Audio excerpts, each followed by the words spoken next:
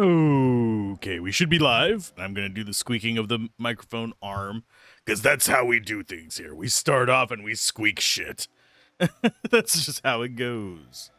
But either way, go ahead and move my drink to that side.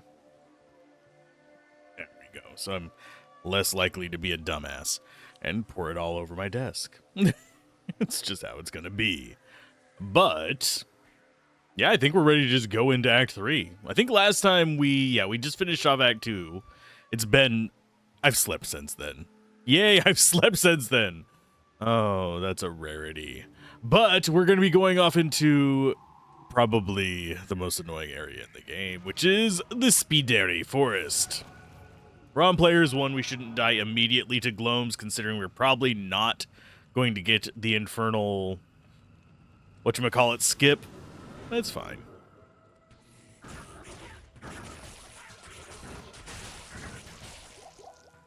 The marsh skip. I can remember words. Very rarely. As far as what we got there, absolutely nothing worthwhile. But we do have some Skelly Bros now. And they don't have to worry about rivers, so I'm extremely happy. But yeah, we're just going to grab the waypoints, we're going to grab the body parts, we're going to just duck on through. We're going to pretend this place doesn't exist otherwise. Because frankly, if I don't do that, I will regret everything. And yes, I did just hit things with a freaking spirit's sword. So we can go up to 14 of these guys if I remember correctly. Yes, we can. I'll grab myself a few mages, as we do. Things such as these should probably be happening. There's our jade figurine already. That's an extra 20 life. I mean, I'm not going to complain about 20 life. It does what it needs to do. It keeps me alive slightly longer. Now, Mephisto, not a terrible boss to fight with a summoner. Not the best one. Duriel's by far the easiest, without a doubt, to actually fight with a summoner, because they literally, their job is charge and smack. Whereas the rest of the bosses, variety of attacks. Bale's probably my least favorite to face, just in general with a summoner. He's not impossible, he's not going to make me cry or anything, he's just annoying. Because most of his functionality, at least, turn the sound down just a little bit. We're already at 5. I don't know why it's peaking up so high, so we're going to go down to 4. That are my little bars that tell me how loud it's getting, or out of whack or something. I don't think they are. I just restarted OBS. But, yeah. He just uses so many spell attacks, basically. And summons a clone. So by then, I hope to have at least a stable army, a durable army, if you will. We'll see how well it works out in the long run, but for the most part, these guys should be relatively strong enough to make it all the way to that, at least. We might have to do some grinding in Act 5. That's about the most that I'm anticipating. I think I saw, yeah, I heard a ring. I thought I saw something else drop. Hey, how's it going? He's gonna call you Zaldar.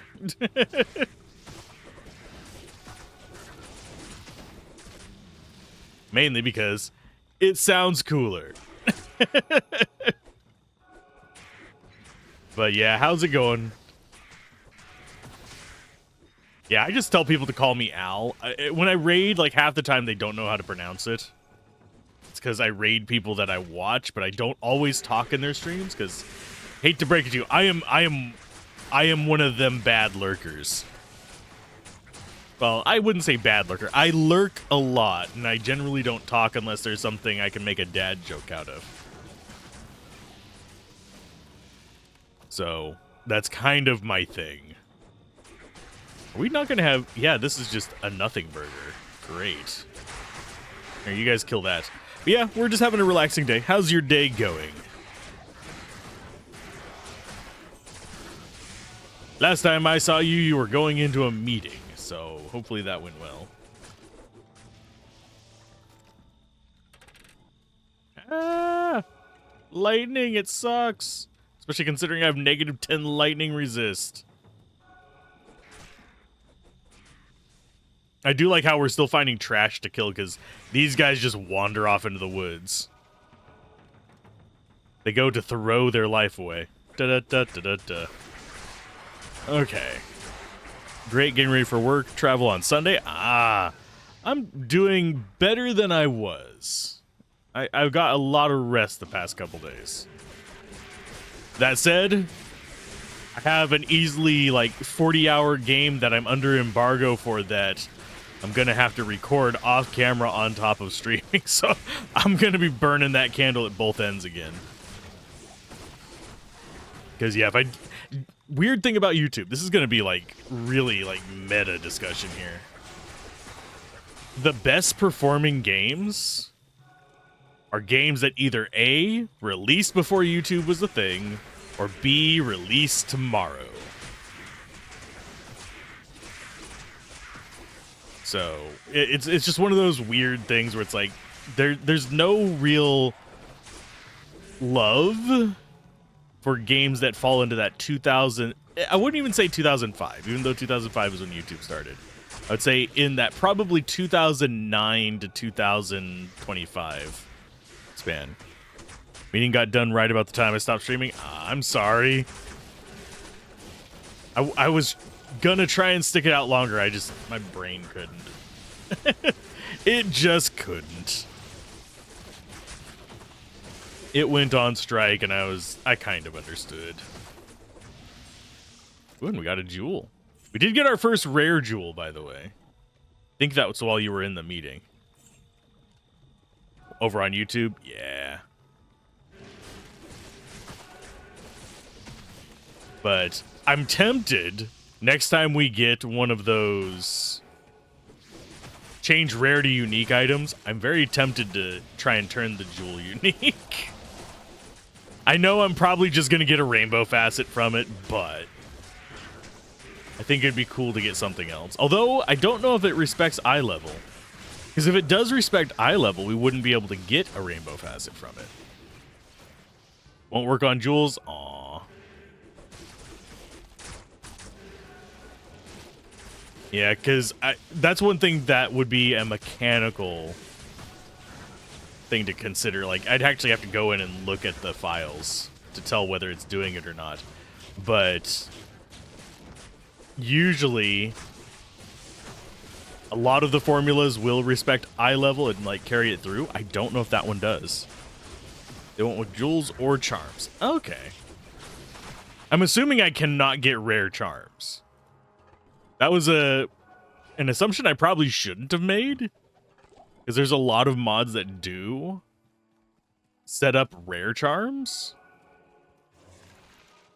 But my brain just went like, oh, I'm just considering this for now kind of thing.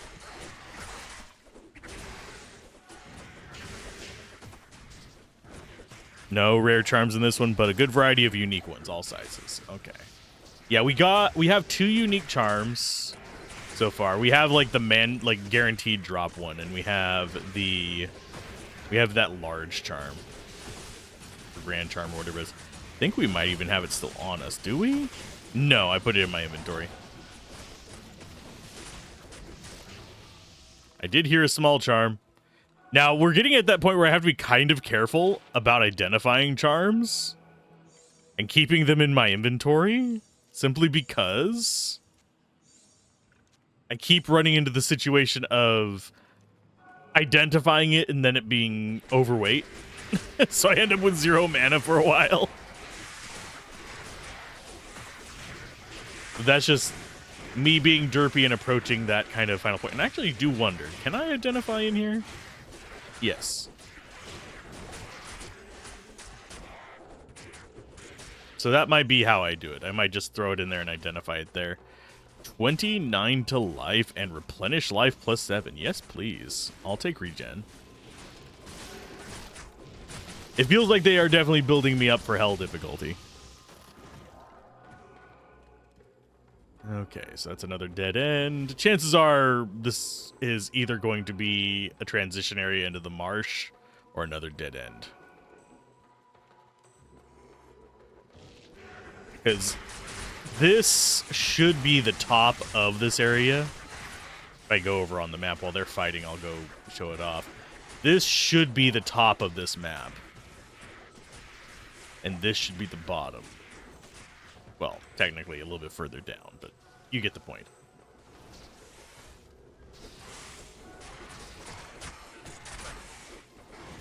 But yeah, we should have a very... Yeah, this is going to be a transition zone. Not to say that this area in here won't be good, though. Okay, we still have room for it. Faster block rate, no. We'll just throw that in there. Yeah, this is going to be Black Marsh. Well, Great Marsh. Same crap, different day. We're hoping we get a skip.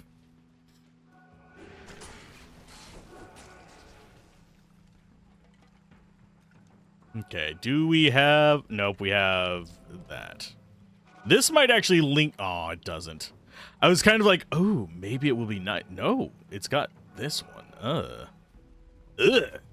That means the river's real snaky.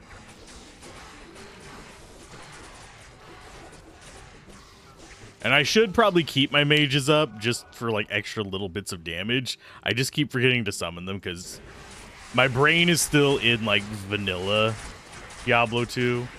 Well, not vanilla Diablo 2. Diablo 2 Resurrected mindset, where you generally... The mages are fun and quirky and weird, and you can do stuff with them, but they're just not good. You can actually beat hell with mages in vanilla. Doesn't generally work great, and it's slow as balls, but you can do it. You want a golem as well. Golem. But they actually can slowly kill their way through stuff. It's kind of like doing a firebolt run. That doesn't even sell well.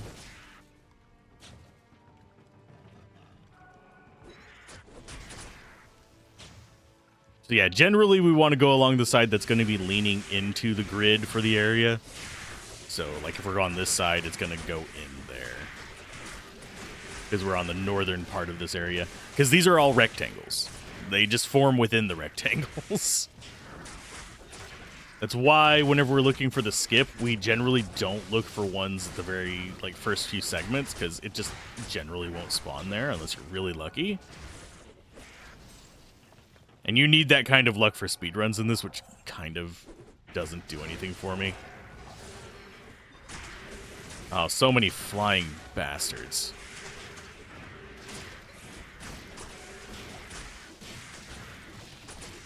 Man, I love having Spirit Sword now. It makes life so much better.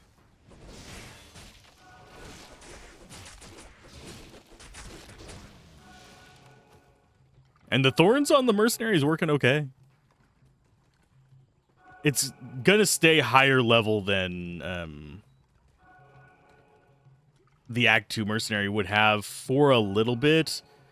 We will eventually reach a point where it doesn't work that way, but fine. Oh, we've got a weird one.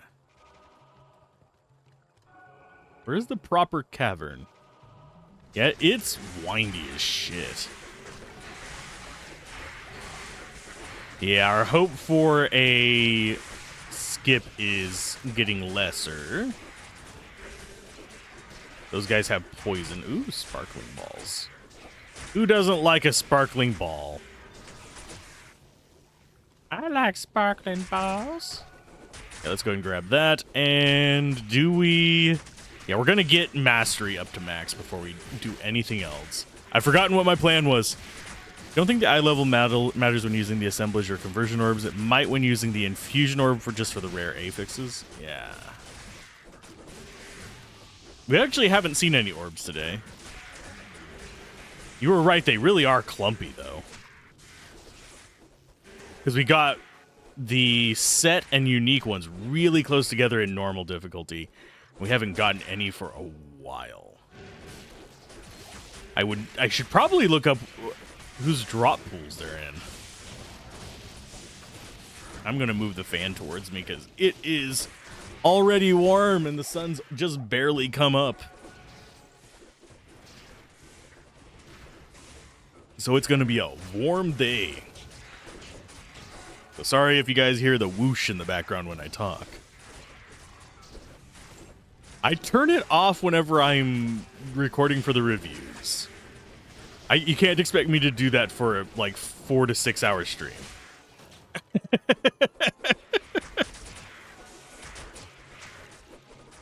Very streaky. You found most of your conversion orbs when playing new characters through Act 1, Act 2 normal? Oh, geez. I did not know they could drop that early. Saigons! I keep that just on principle. Saigons is amazing.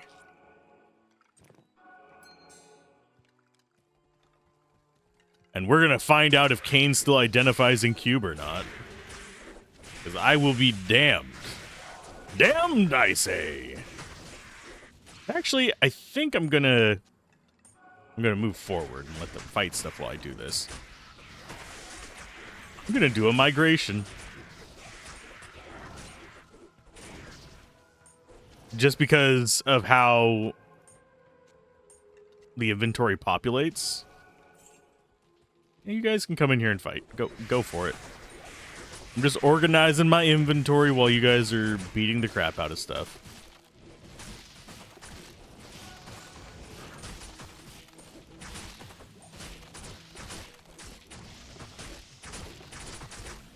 Do do do do do do do do do do do. He does ID in Cube still. Yay! Yeah, I'm always worried whenever I see a Cube size mod whether it's still going to carry over the original functionality. Oh, and we're down a body. There you go. I didn't even notice we were down a normal skeleton. People are going to have to call me out on that. Because that is definitely me just being the derp. I should probably pick up some of these ID scrolls. Yoink. Need to stop off in here, and we're hoping that's a transition zone. Okay, so this one... trying to remember this layout.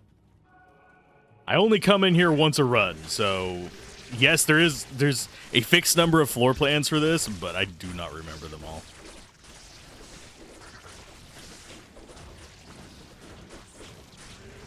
There's a few areas in the game that are like that, where they have just a half dozen floor plans that they can be, and it just picks from them. It's not as procedurally generated as the rest of the game.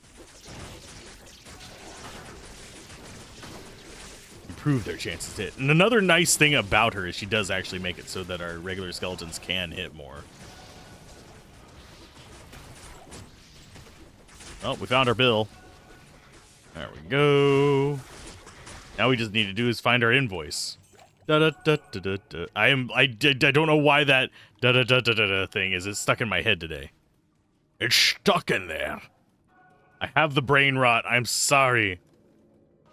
I've also been seeing that the repo memes. So if I start singing I love randomly just smack me with a stick. Oh, and we did get the skip.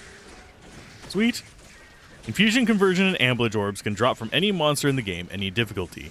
2 of the others are Terror Zone only, and the last one is Hell TZ Unique, Super Unique only. Ooh. So what you're saying is I should go and Terror Zone immediately. I should rush for it. I should ignore all other things in the game. No, that's not what you're saying, I know. Being sarcastic. Aw. I need to train Google, by the way. Snarkastic. Yeah, it ignores the N. We need to teach Google that snarkastic is a real word. It's not, but we need to train it to think it is.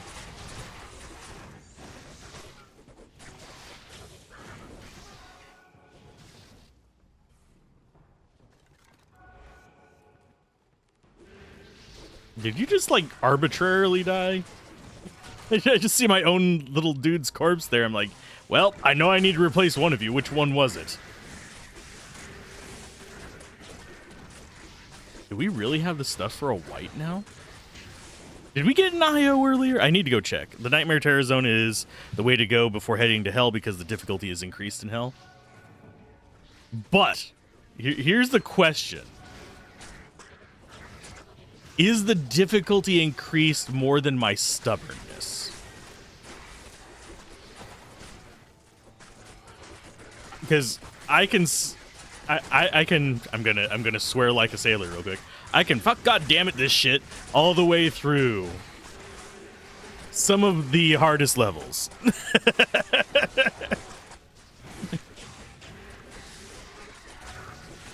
I know that's not necessarily a PG way to phrase it, but that's just it's not me getting mad. The more I swear, the more I process.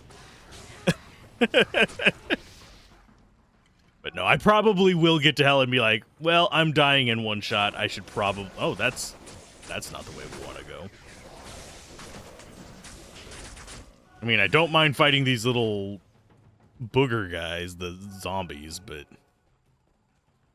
At the same time, I don't want to run into any gloams.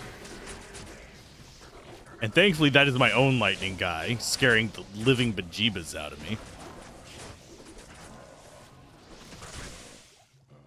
And we're just going to leave that area alone. It doesn't deserve us.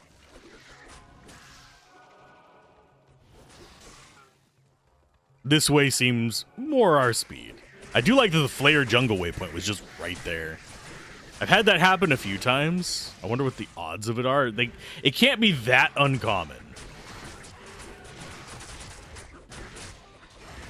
But it is definitely... Now let's go ahead and smack those. It's not every time. But I do love it when we get that one. The other one I love is whenever you come through there and it's immediately into the Gid bin. That's also a nice one. This one, I mean, theoretically we could have something over on the other side, but usually it's just... Yeah. The only time you're going to have something on the other side is if you have the Gid bin up at the top. On this one, it's just Swampy, I believe, is what's called. The grand scheme of things, you can get close to endgame gear to Nightmare Terror Zones in this mod. The way the mods have put it is when you can easily clear P8 Nightmare Terror Zone, you should be good to move on to P1 Hell. Ooh. Now I'm feeling like I have to, like, challenge it.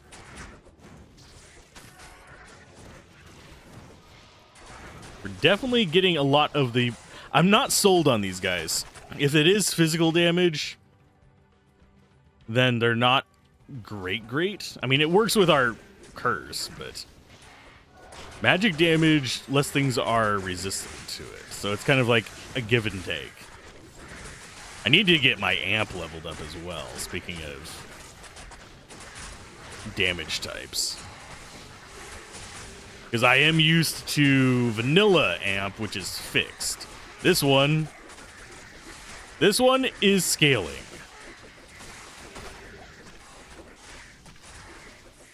Oh, it killed the boss one. Hey, did you guys actually kill? No, you haven't killed him off. Please do. Chance of open wounds.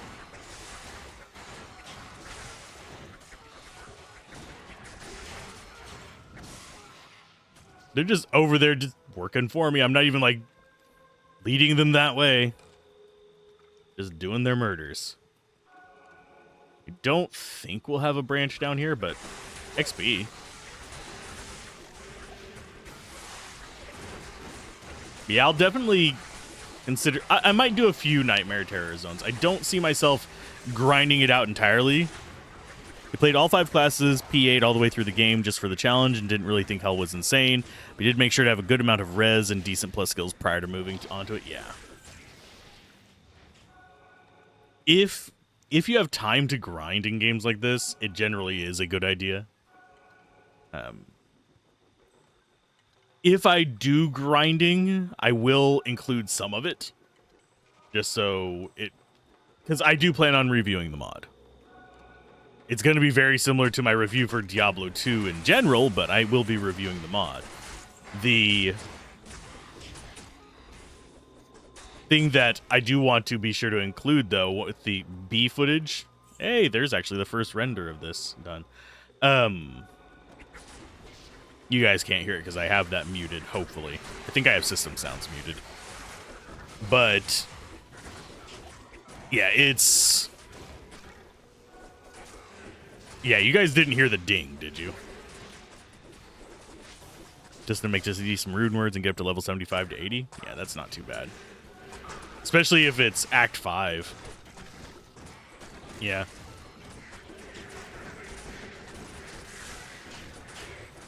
Yeah, if you heard the ding, some of my settings are wrong, which is a possibility because I've been fiddling with shit. But, yeah. Oh no, ads! Don't worry, we won't do anything important while the ads are running. We'll just kill trash.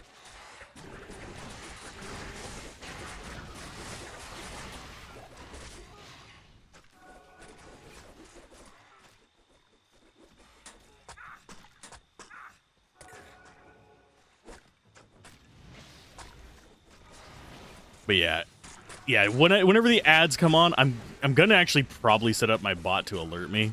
It's not super precise because it's based on Twitch API. I will probably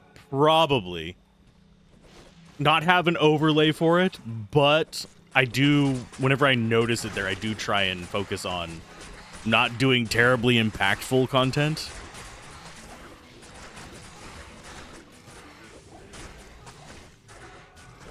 Like, I will try not to start a cinematic. I will try not to do that kind of stuff. If it's in the middle of a cinematic, there's nothing I can do about it because you usually can't pause those. But we can get some XP while it's going. And I will take... for summoning. We have 2 more levels to go in that. Yeah, I need to see just how accurate the bot is for me, because most people I know who use the Twitch API to detect when there's ads running end up with a situation of it's off by like 30 seconds.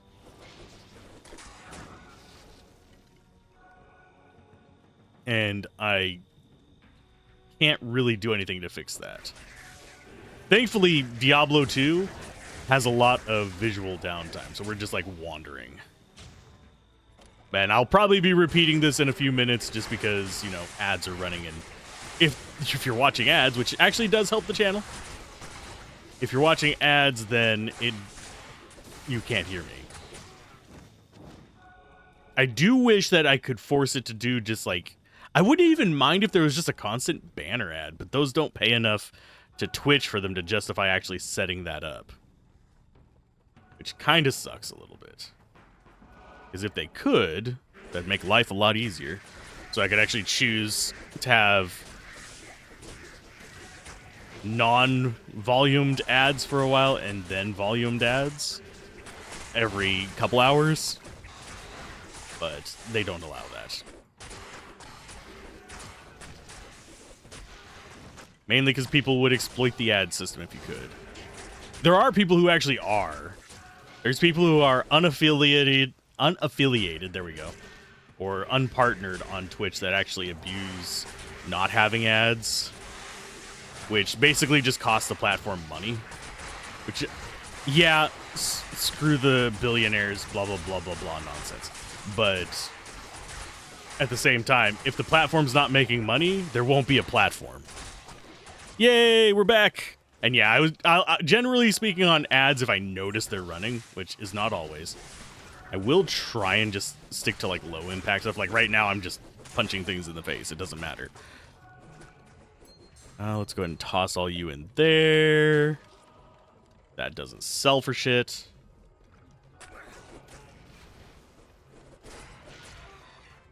But yeah, talking about how I'm going to set up things so I actually get more of an alert with ads, I need to set up and test the bot and see just how accurate it is as far as the times go on that.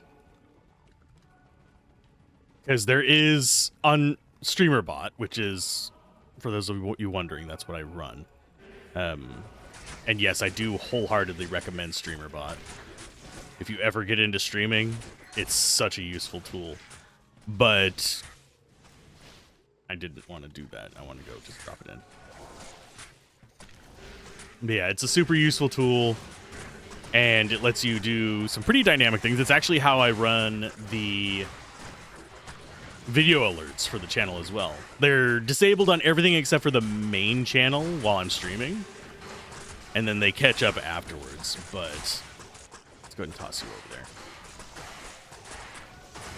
Go check out the loot in just a minute after they've finished fighting. Because chances are this is going to be Flayer Temple.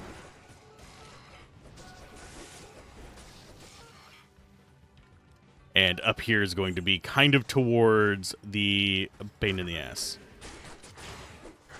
One thing I wish I had would be like the pet from frickin' Torchlight in this. Send him over to get gold. That's another game I kind of want to replay. I hate the final boss of it, though. It's like, I love Torchlight, but I don't want to beat Torchlight. That last boss in it is awful. It is such a weird spike in, not necessarily difficulty, but sponge.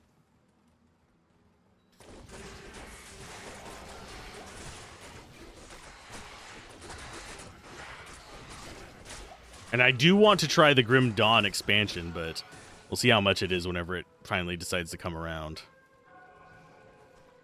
Where did he spawn at?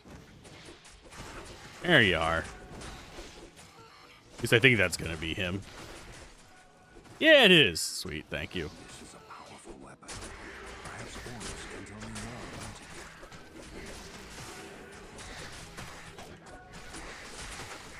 it. Yeah, as far as ads go, I kind of wish... I said this during the ad break, but I'll say it here as well since we're live streaming this, and I can't always cater to the VOD people. Yes, VOD people are important too. VOD people are very important. But as far as the ads, I kind of wish I could set it up where I could have like banner ads or something like that consistently throughout. And I think it does that automatically as well to an extent. Which I should probably check that, Yari. But yeah, I kind of wish I could just have a banner ad or something consistently throughout, and then have the actually overlay video ads set to a more spread out schedule. But unfortunately, Twitch does not allow us to have near that level of control. On the YouTube side, I can. That's on the YouTube side. I do think within the next couple of years, and I wager some people are going to be upset about it when it happens, we are going to see YouTube force just timed ads onto live streams. Because right now, the reason they don't have it is because they are competing with Twitch. They are almost at feature parity. So I wouldn't be surprised if in the near future, when they're able to get live streaming to be a little bit more standard platform, if they end up with a situation where they do force those on, much like Twitch does. Although Twitch doesn't force it on non-partners or affiliates. They force it on anyone who's like making money on the platform. And I do see them actually making it there for non-affiliates as well.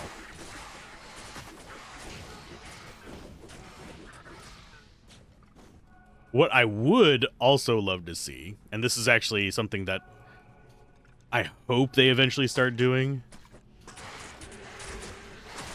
is letting you not necessarily cross partner channels, but set up a secondary channel that's just monetized through your main.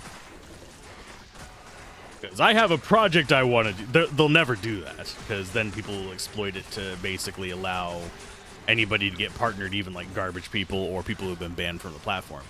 But that last one being probably the most important reason why they would never do it.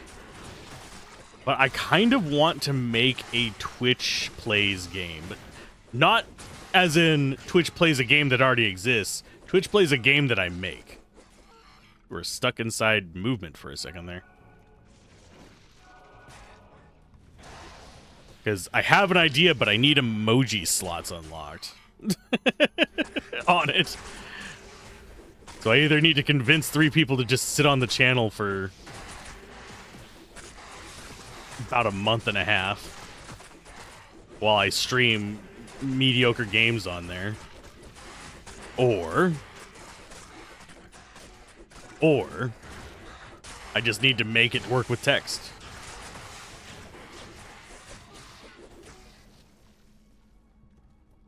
Because the plan is, and this is going to be very weird to kind of think of, but to have controls be the emojis.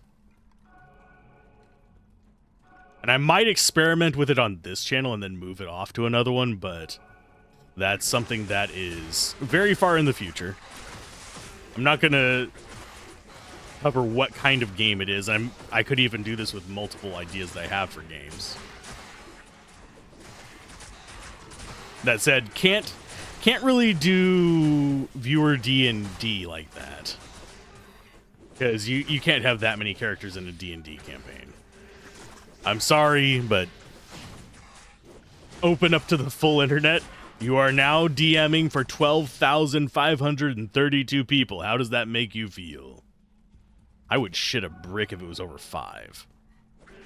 Actually, speaking, let's see how many people we have. It's 1, 2, 3, 4, 5. Yeah, currently the largest game I DM for is 5 people. I have DM for 6 before. And there's advantages and disadvantages to a large group of players. One thing that does work well, and I'm going to go ahead and keep that up. Question is, where do we squeeze it in? I think we squeeze it in over here.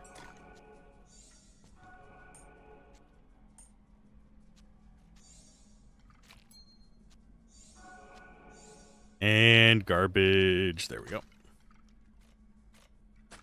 They're just slowly getting picked away at by traps. That's fine. But yeah, my brain just farted. Generally speaking, when I DM, I'm a fairly neurotic person, for those that don't know. It is part of who I am. But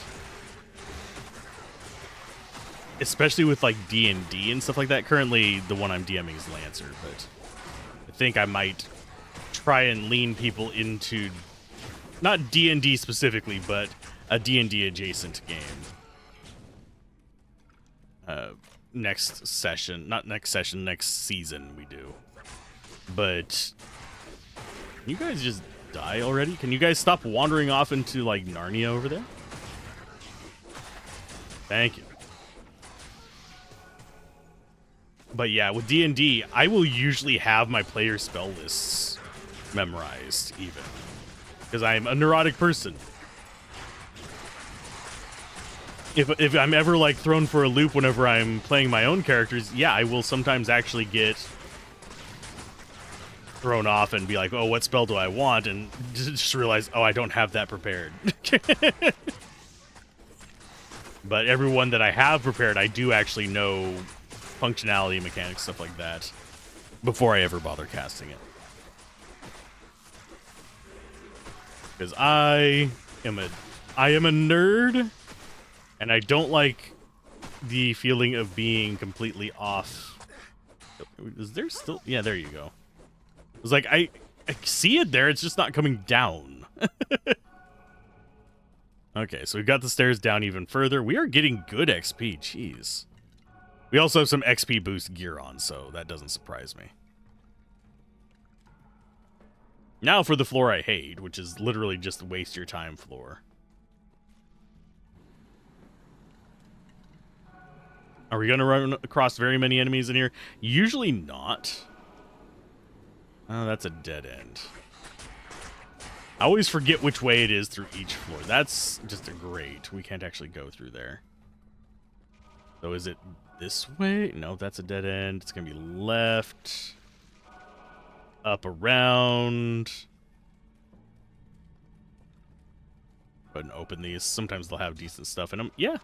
Hey, gems. We will take them. Okay, so that brings us back into this room, which is up this way. I think we go down. Yeah. Just a matter of wandering through the entire level. It looks like we did lose some friends along the way.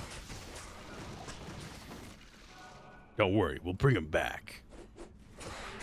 There's the big guy himself. Yeah, this one, usually, in a lot of them, if I remember correctly, he's a lot closer to the chest. I think this is one of the few where he's this far away from it. And Dugu is who I'm talking about, by the way. And I do wish they had a guaranteed at least one drop. Because it does feel weird to have, like, nothing drop from a boss. I didn't want to pick that up. Thank you.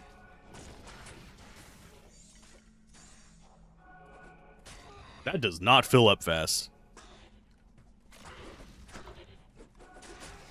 HP is health potions. They basically... Here, I think we had some back here. Yeah, there we go. HP 5 is a super healing potion. But... you can actually, yeah. Basically, they've turned these into different items for the item filter kind of thing. At least that's how I'm guessing they did it. They might have just made it an item filter.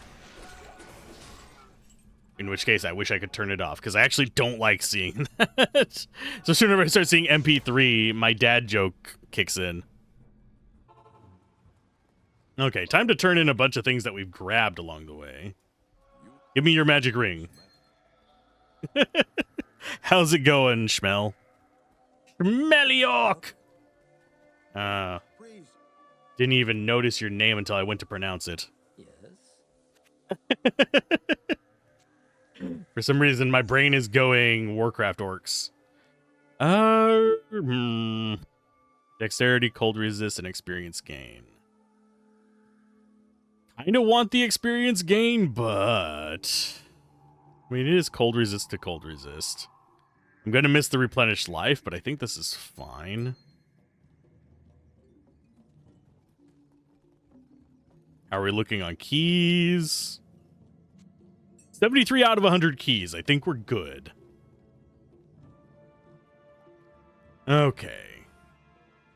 That needs to come out. That needs to come out. That needs to come out. That needs to come out.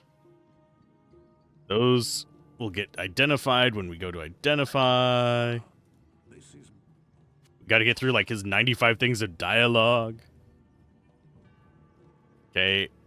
The golden bird of Quile is going to get us some stuff. I'm going to go ahead and just stick this there for now. We might switch back to it. Now to stack up all of our garbage. Okay, 14. Still don't know why hell is green. It seems really arbitrary in the middle of the blues. Welcome back. Oh, I had to make a quick breakfast. I'll be having breakfast after stream today. But I am looking forward to it. Well, technically, I already had breakfast. I've been up for a few hours, but breakfast as in the meal of the morning. My breakfast was a salad at like 2 a.m. or 3 a.m., something like that.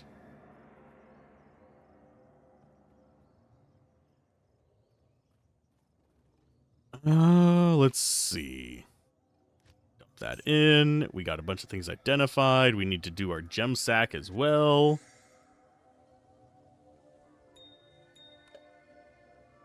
Okay, do we have anything we care about in these jewels? jewels.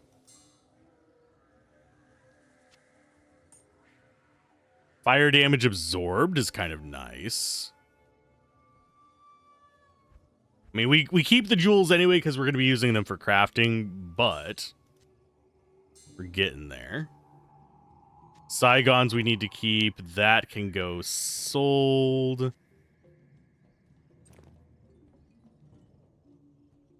Have the gems there.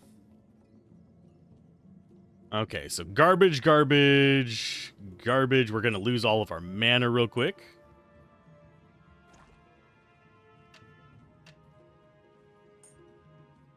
And lower resist can go away as well. We got a lot of crap to sell. Yes. Because I picked up a bunch of crap. Faster block rate we don't care about. Could use it on some things, but they made a hella different color just so it stands out. It's used in a couple frequent cube recipes later on. Okay.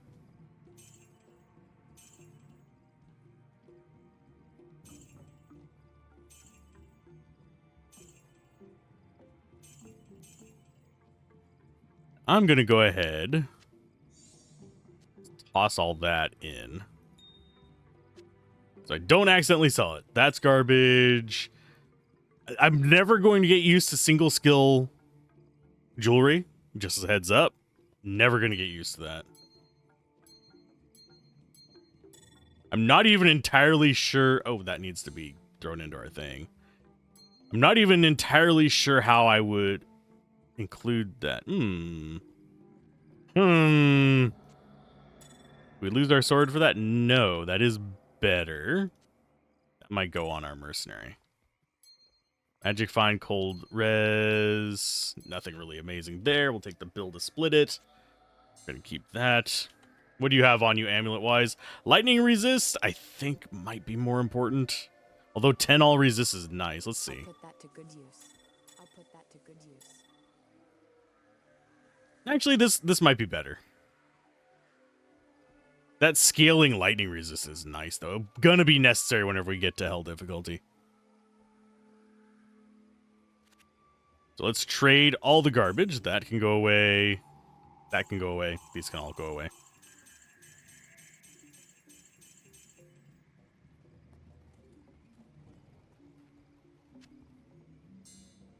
I should organize them by color, but that's something I'll do off camera.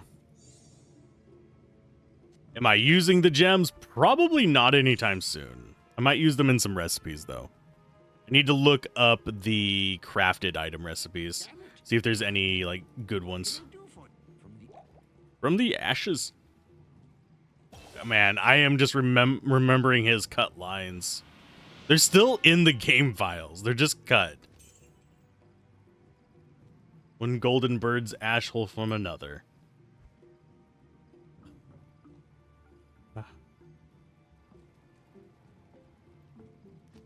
Now we have to do the long walk.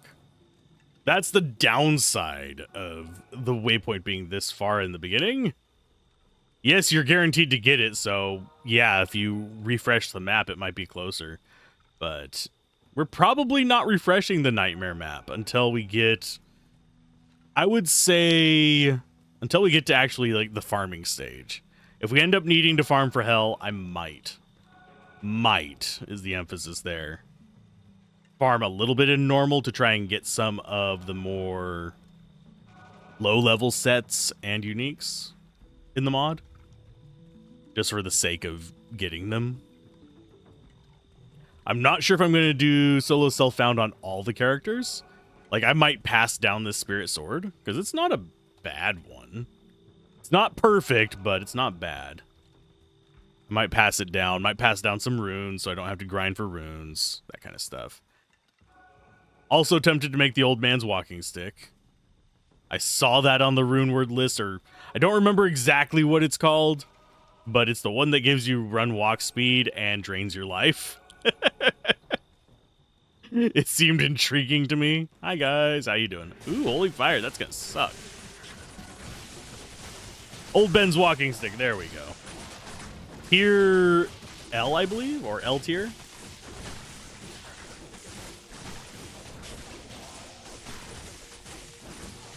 Looks like off-brand leaf to me. Oh, we almost lost our mercenary to that. And yes, I am still hoarding gold because I do want to eventually do some more gambling. And I might, if we get to Act 3, before I get pushed back to not doing anything, we might do some lower Kuras runs. Or the runes.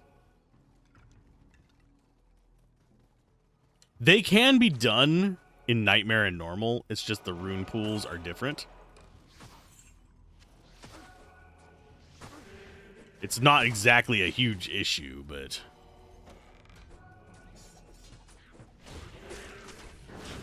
That's going to be Eisenhart's helm. We've gotten 3 parts that we... Oh, no, it's not. It's Greyhawk's visor. Okay.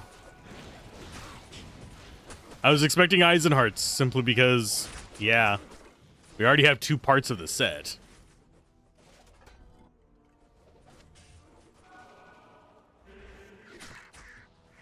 L tier? Yeah. My brain just went like off-brand freaking whatchamacallit leaf. I haven't fully checked all of the staff rune words. Wouldn't be surprised if there's more variety in them, though. It's a kind of a sad thing that they never made the lightning or ice counterparts 2-leaf. That would have been such low-hanging fruit for the D2R devs. They could have just grabbed it and made them. But no.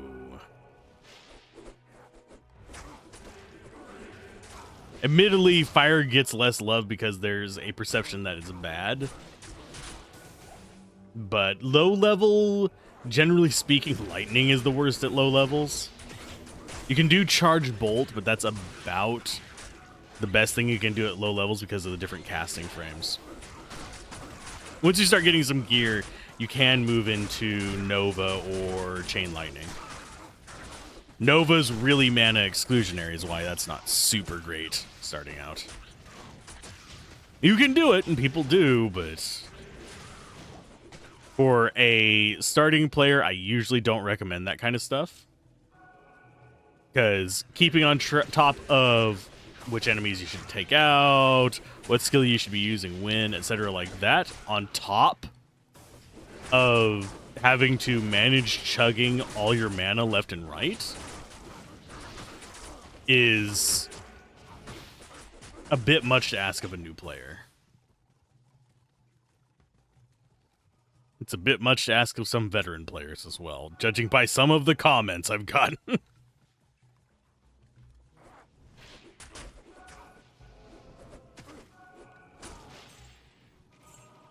Now, if I do go through on Players 8, just a heads up, with a character from like beginning to end, I might, maybe, we'll see.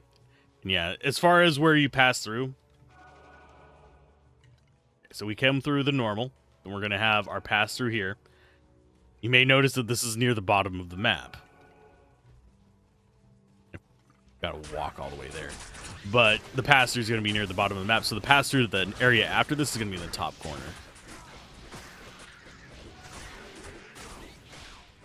I might even beeline there just to show it.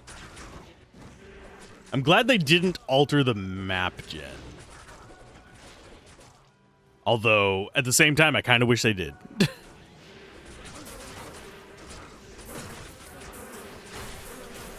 And I will... This is just... I always forget just how much this does for our mana. That little extra bit of mana there. And we also have decent mana regen over here. And... we don't... yeah, we do have it there. There we go.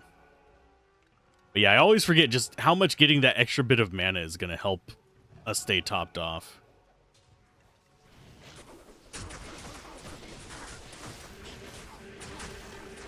I'm used to just running Insight builds. Insight keeps me from ever having to use a mana potion.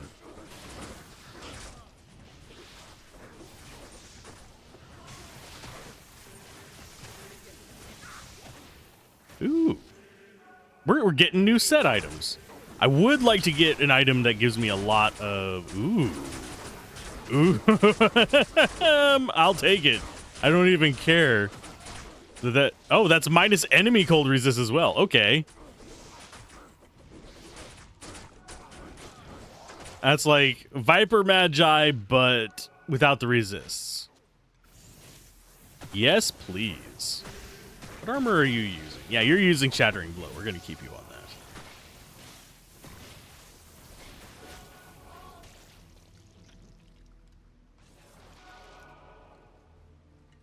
that. Extra plus skills? Yes, please.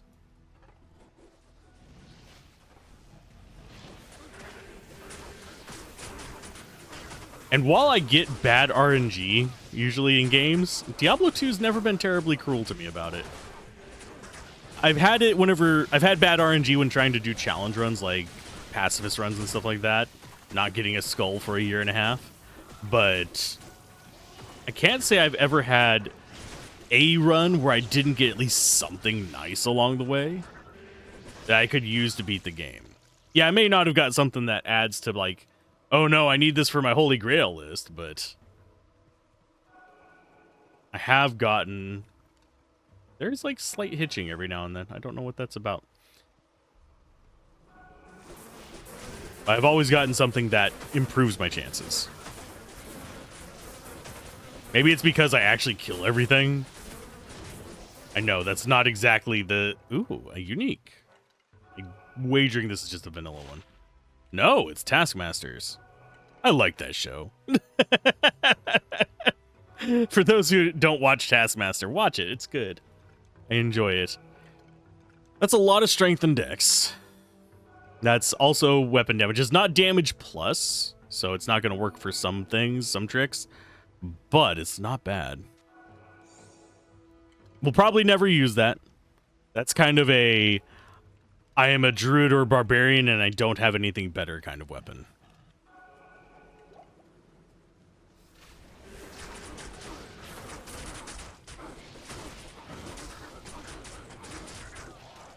Speaking of which, I'm not sure what our second character is going to be. Yes, we are going to be playing through multiple characters. What they're going to be, I have no blasted idea.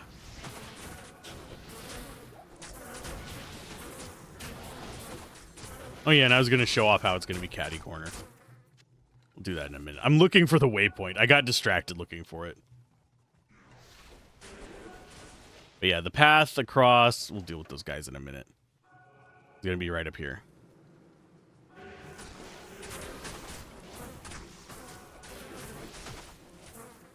Ba-da-ba-ba. See?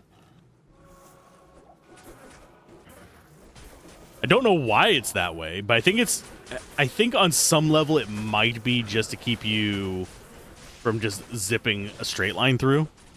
I think having it randomized would have been better, though.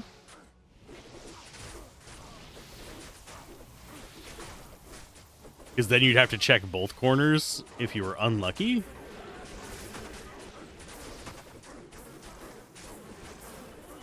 And I hate that they put walls to rushing people. That always felt kind of strange to me, because those walls, generally speaking, aren't going to stop people who actually know how the mechanics work, because you can G-rush. But it's going to stop people who actually push ahead of the expected level curve, which is never a great thing, in my opinion. You should be rewarding people who are pushing the limits. But they, even in D2R, they added more things to kind of stop people from rushing.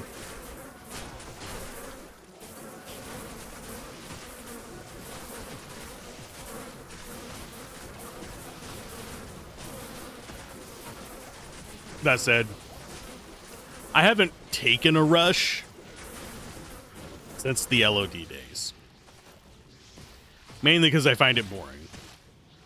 Oh no, I'm standing around in Bale or Cow games, getting XP. I can't actually do anything. Woo. It's not fun to me.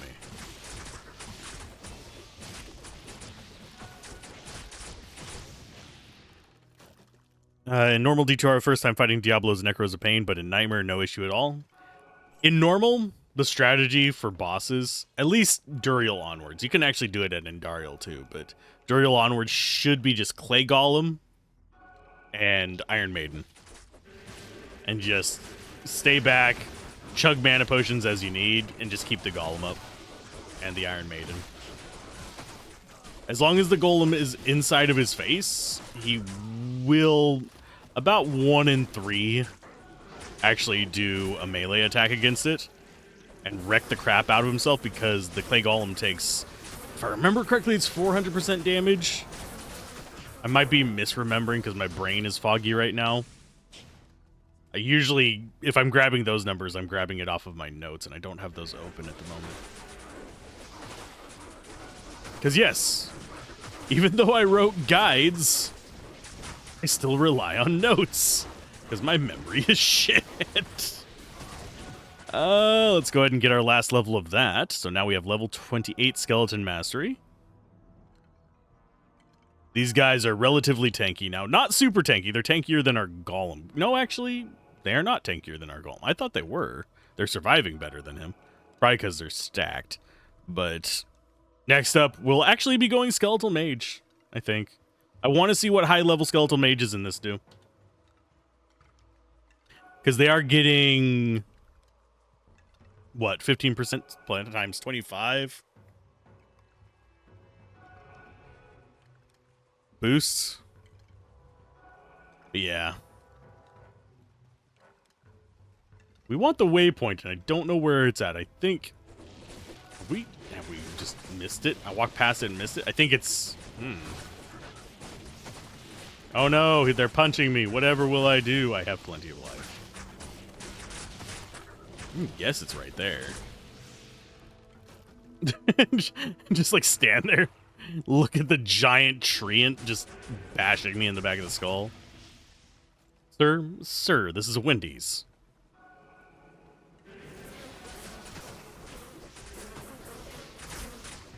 Yeah, I miss playing Diablo 2 as much as I did for the guides.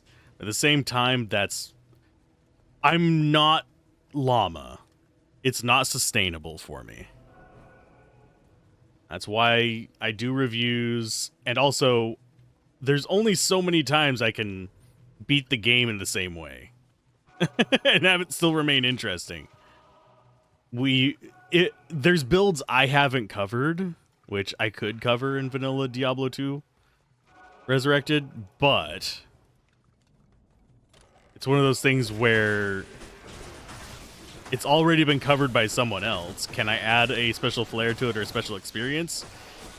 I can make it more succinct. That's about it for some of the guides.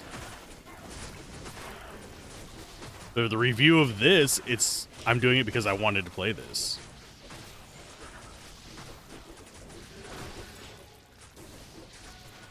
I like myself some good retro games.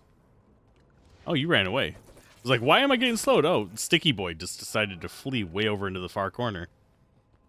Hi.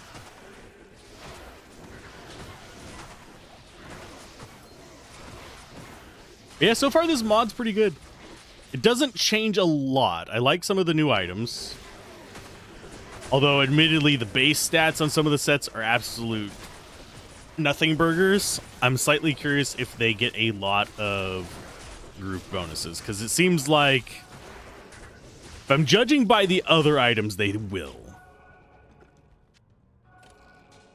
Mainly because it feels like the devs in the mod for this, in this mod, were more focused on exploring the mechanics that weren't really utilized as much by... I'm so surprised that didn't hit me. That were not utilized as much by the actual D2 devs.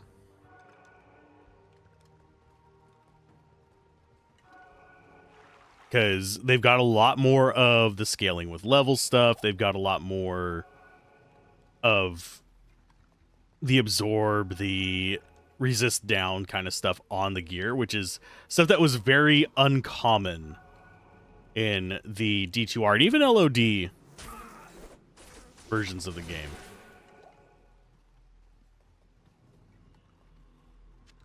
So the fact that it's in here is a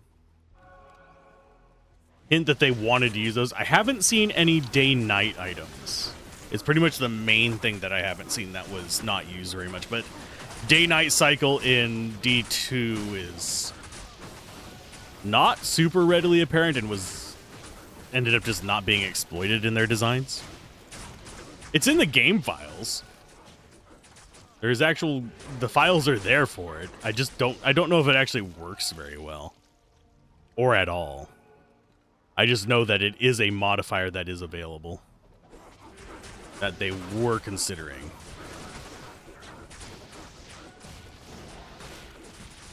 One thing I would like to see, but this would be like a full overhaul, would be this, but basically CRPG this. The way I would probably design it would not be a normal CRPG, though. I'm not a big fan of Real Time with Pause, despite the fact that I love the original two Baldur's Gates. I like I almost called it Path of Eternity. Pillars of Eternity.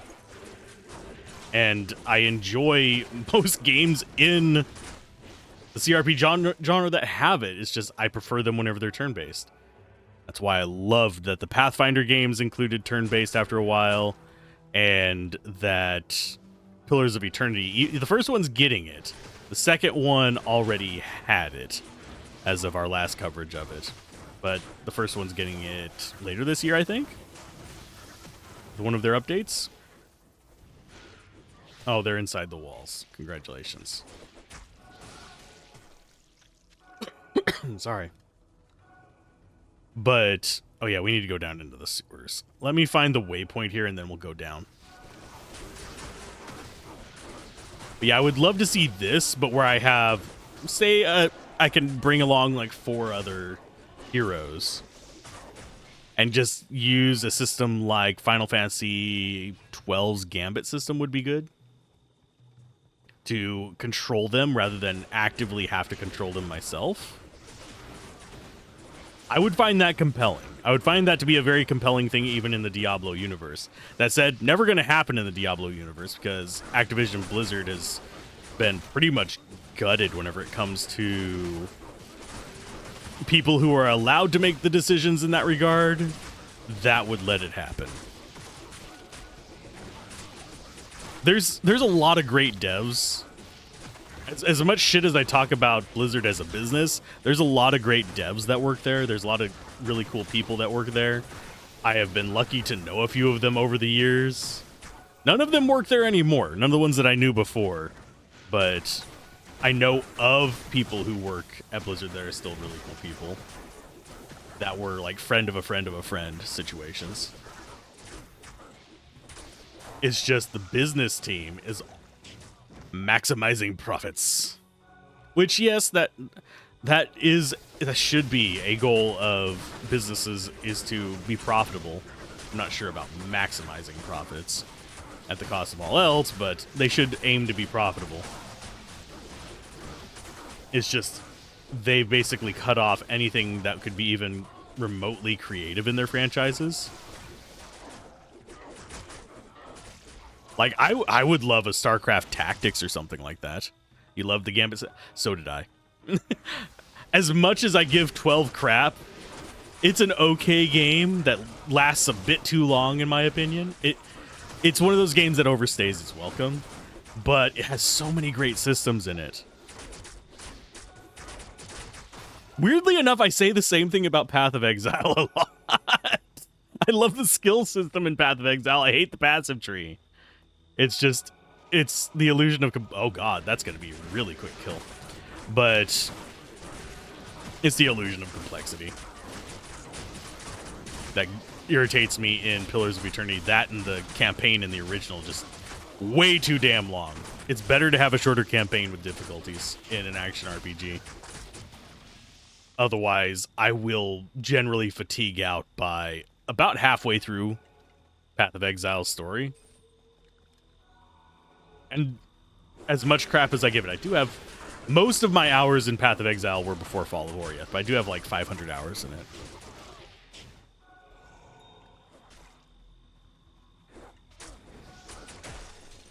So one of your favorite Final Fantasy for sure. Story might be a little lacking, but the combat systems, the hunts, the world, environments, yeah. There's a lot of good things there.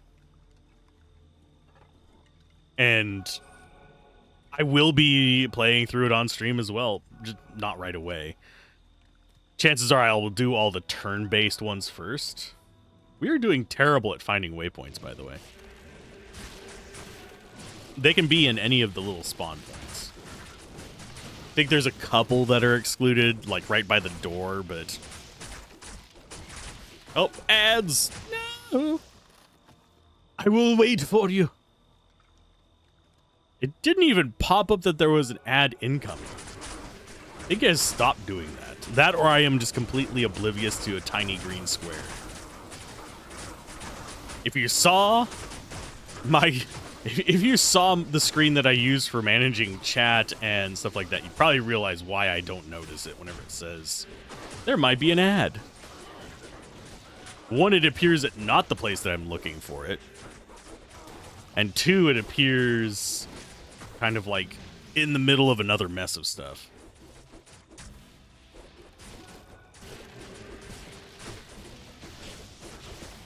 But yeah, it's another reason I dual stream.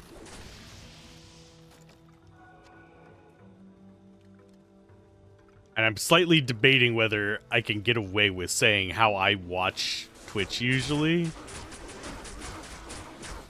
Half the people I watch on Twitch dual stream. There is a very specific way I watch those people. I'm not going to say how.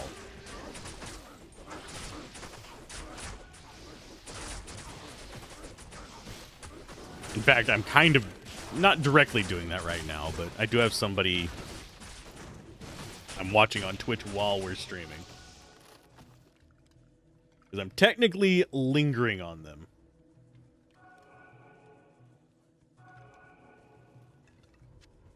I am a lurk.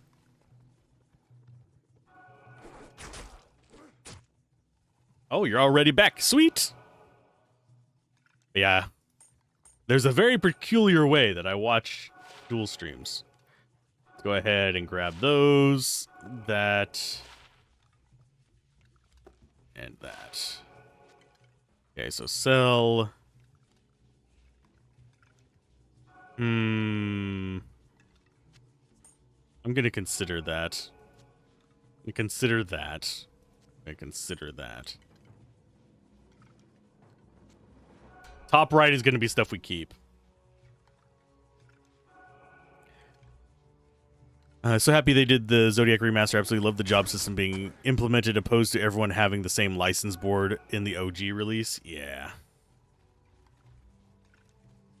I need to go play through the Zodiac Age one. Most of my experience is with the OG version. Maybe I'll like it better. You know what?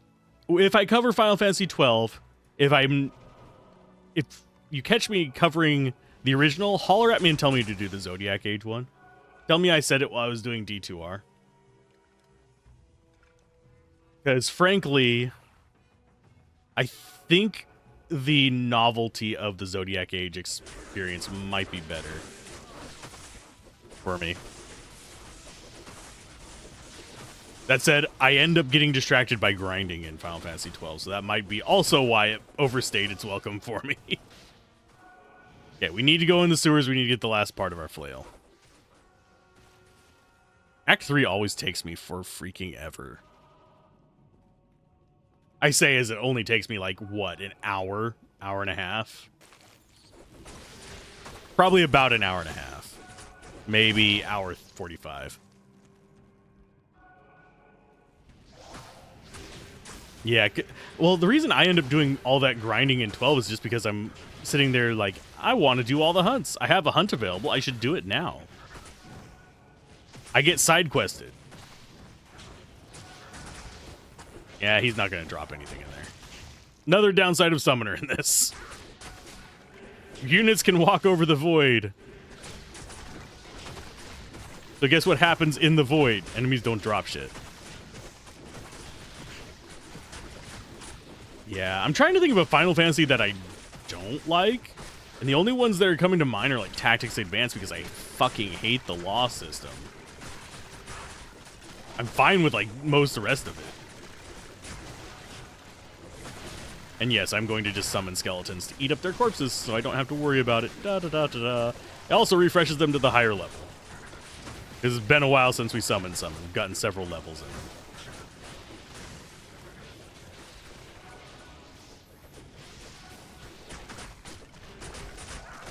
I still have like a severe nostalgia for Final Fantasy VI. I do have the notes for that one finally done. I'm kind of hesitant to review it because it is one of those that I don't think I can really objectively do for the Nostalgia Bait series.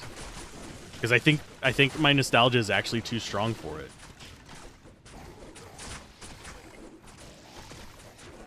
I preferred the original Final Fantasy Tactics. I wish we got a Final Fantasy Tactics 2. I would love a Final Fantasy Tactics in either the... Oh, actually, no, Final Fantasy VI, I don't want a tactics game. I want a Monster Collector game. I think anybody who knows Final Fantasy VI will kind of realize why I want a Monster Collector game, but... That's... And it immediately goes dark whenever I say that. Because, yes, I want to be monster capturing sentient beings.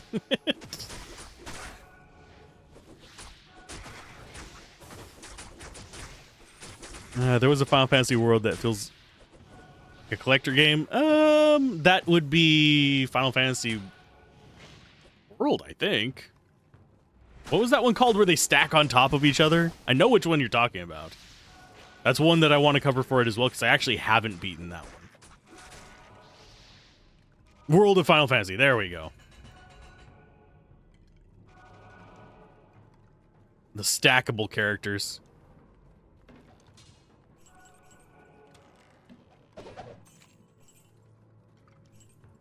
Okay, so we got that. We also got to level up. I'm going to go ahead and open all the chests. You know, they probably have Jack Squad in them. I should, if I wanted to be really optimal here, I should just drop Rise to Player 8 before opening those chests, but bleh.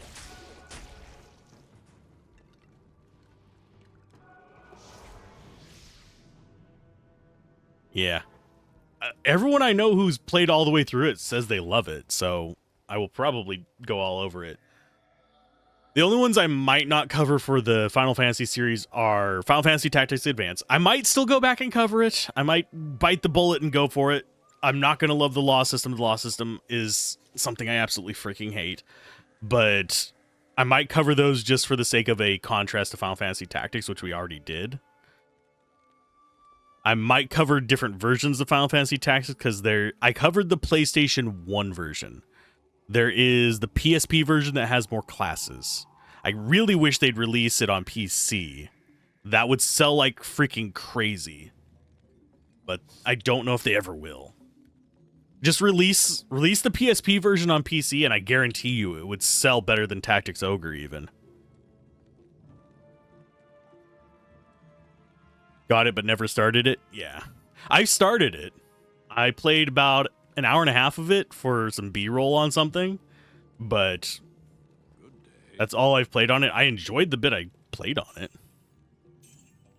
Go ahead and sell that. Amazon skills? We might keep that. I have contraband!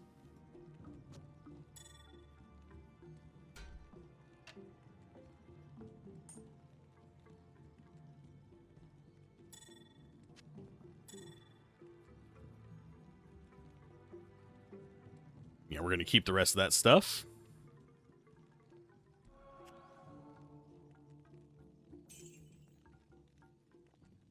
No.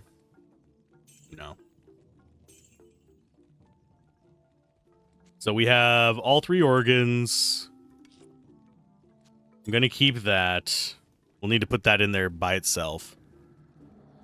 Yeah, there's so many like interesting and good games out there. It's hard to kind of keep them all squared away. I do believe that as far as streams go, while I would like to cover newer games on stream, I think my goal for now is going to be streaming the stuff that I'm going to be covering for Nostalgia Bait, and then recording just by itself the stuff that I'm going to do for like first impressions and for the standalone videos on the YouTube channel that I do for gameplay. Because the goal for that one is going to be stream archives and standalone games. The goal for the main channel is reviews and first impressions, and then we have the no commentary channel that's for B-roll and archiving, and I might do a news channel, but I don't know for sure. The main channel might add back guides in the future, but for now, we're sticking with what we've got. Skeleton mages. Okay. They might actually get to okay damage. That can get sold. I'm going to move the stuff that I might use on other characters into another tab. So this is going to be the, like, might use somewhere else tab. And for crafting.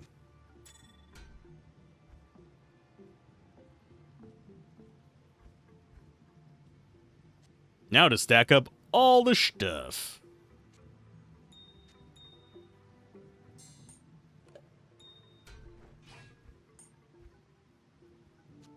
Actually,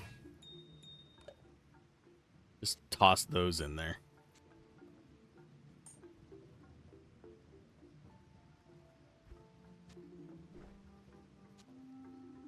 Oh, and that actually goes over here. Organizing inventory. No.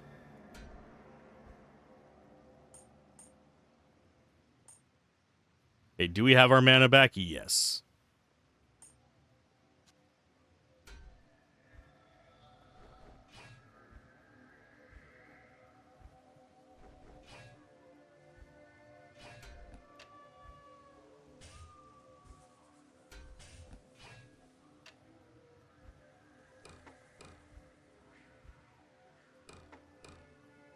Yes, I am just dumping stuff in there real quick. We could do a throw barb as well, because we actually have both those ethereals.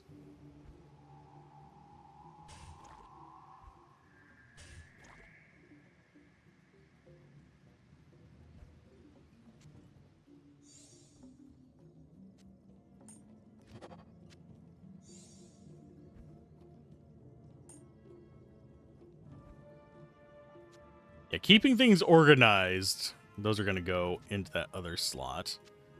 That's for shop prices.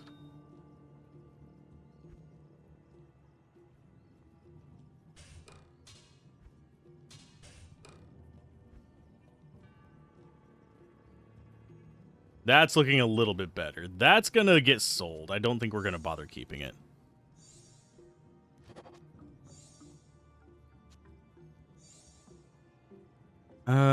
Inventory management, I guess putting your charms into the cube temporarily would be more efficient. To an extent. The thing is, I kind of have to have room in here to pull the runes out. Because they're stacked. So if I want to pull them out, I'm going to have to empty out all of this into my normal inventory. And if we're out in the wild, I'm not going to have room for it. That's the main reason I don't do that.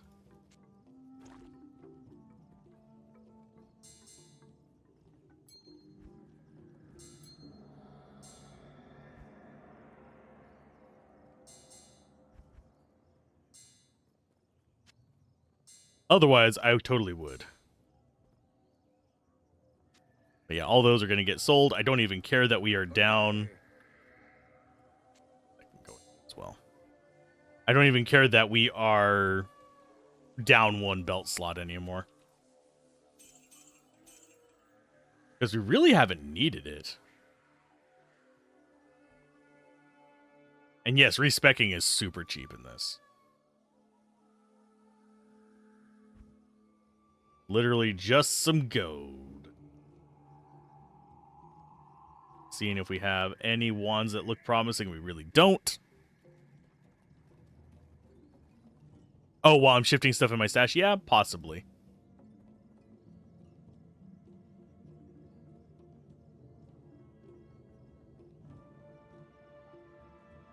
And for some reason, my brain thought you said runes, not charms. But yeah, you are 100% correct. Putting the charms in there would actually make sense. I am a dumbs.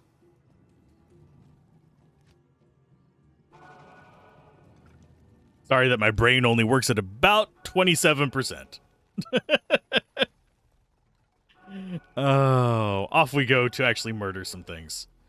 I wouldn't mind getting more plus skills. Next soul rune we get, we probably will. I'll probably make a lore helmet, even though I'm going to miss the mods on this for, like, movement speed. I think the plus skill will help us more at this point.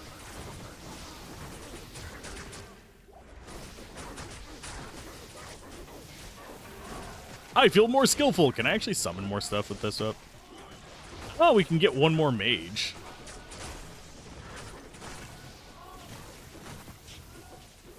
I love that I don't have to worry about telestomping. They do just stack up. Sometimes they'll get distracted and have to go against like a bunch of different enemies, but they stack up on their own, which makes life about 1,000,000 times easier.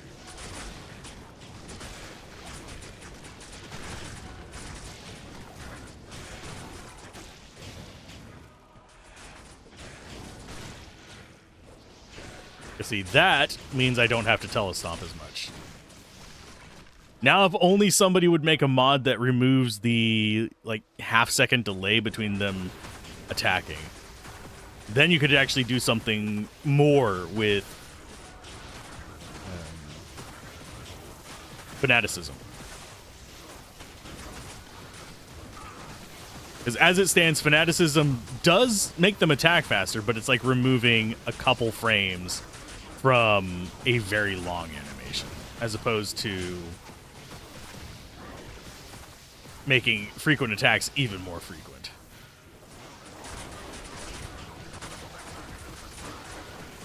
Ay, ay, ay. Go, minions, go! I am surprised those skeletons are not dying. Although now we do actually have 50% resist all on them, so...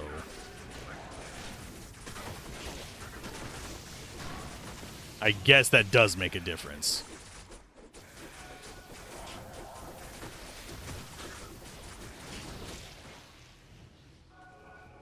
Okay, back into here to get ourselves the save point. We still have that skill shrine, surprisingly. We have a second skill shrine. Reset the timer on it.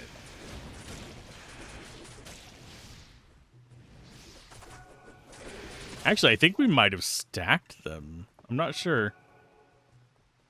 Don't think we did. Let's see, what's that? +5? No, we didn't.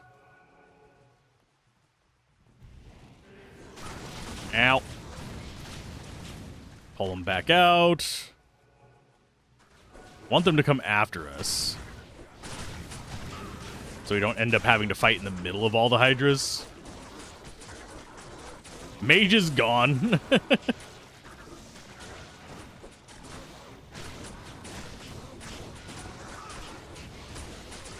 Oh, we got another... that's probably just going to be another freaking... whatchamacallit? Plague laws.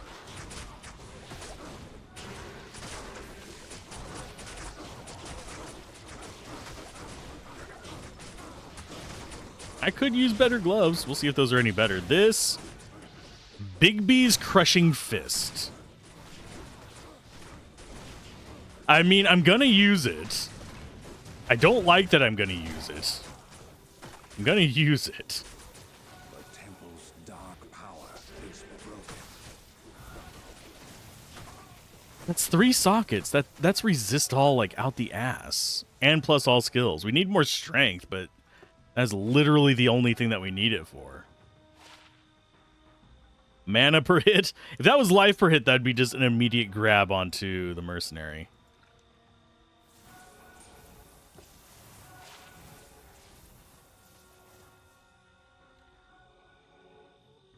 Why didn't you tell me? You can get plus skills on large charms. This changes everything. It changes nothing. It changes everything, though. What do we get rid of?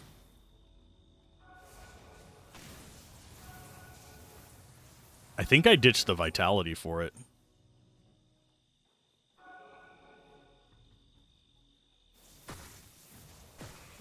Physical damage reduction isn't doing much for us, so if we have another small charm we can ditch, it might be worth it to do that. There's a... Yeah, he's just down there. That's why we're seeing things fly. The Skeletal Mage. There's number 4. So there's number 5.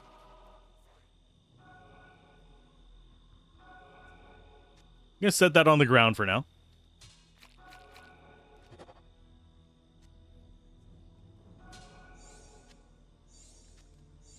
And fun fact, I can put 3 diamonds in there. Shine bright like a diamond. We're at 0 mana for now. It's fine.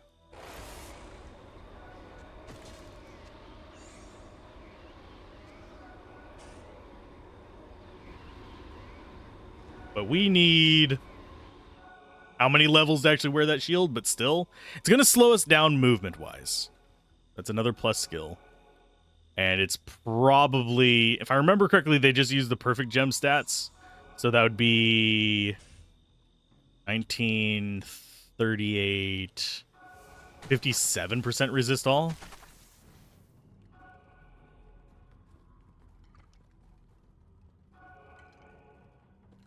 Well, I know I'm going to need to farm for charms now.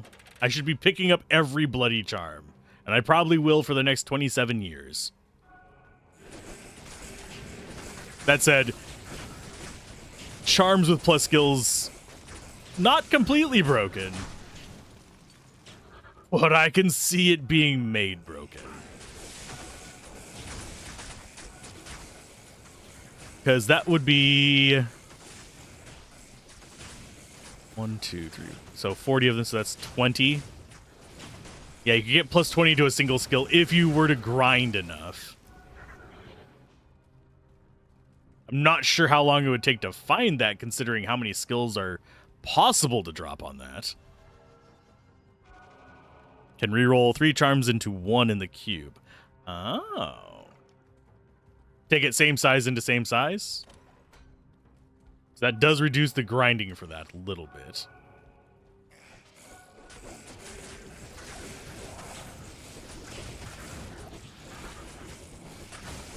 Let me grind... let me roll a grand charm with an axe to make 3 small charms. Desecrate the charms. We're just going to be forever poisoned. It's fine. We're actually starting to take damage from stuff at least. Yeah, I was not... I did not have 3 open socket plus 1 skill shield on my bingo card. And that's actually not a bad shield for a few things. That'd be good for a zealot as well, like really good.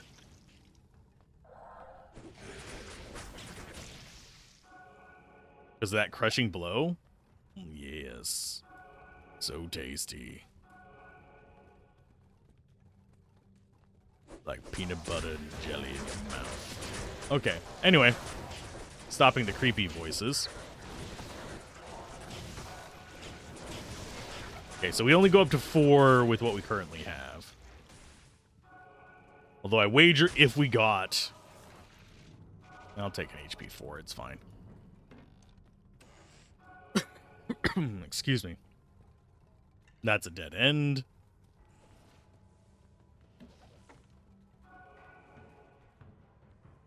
It'd be decent for Smite as well, yeah. For Smite, generally speaking, I would still rather have a Paladin shield. Because I can make that into some more interesting stuff. But it would be fine for it.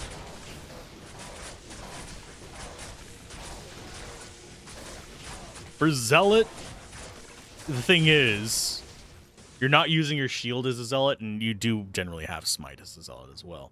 But this has enhanced weapon damage as well. So I'm guessing that that's going to work with your Zeal as well. I don't... Well, don't remember whether it works with Smite or not. I don't think it does. I might be misremembering, though. Remembering everything that interacts with Smite is a challenge in and of itself.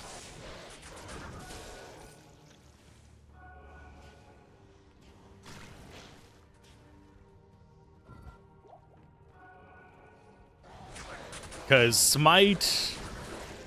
I'm trying to remember. It's Smite, Berserk, Vengeance, and there's an assassin skill that I'm forgetting. All have, like, quirky behavior, if that makes sense. Where, yes, they work with a lot of stuff, but there's also, like, this list of things they don't work with. The assassin blade traps, in particular, are really funky with that, but that's not the one I was thinking of. I think I was thinking of Dragon Tail. I could be misremembering. I know Dragon Tail only works with the physical damage, and then the actual physical damage you deal determines the fire damage. So that gets really weird really fast.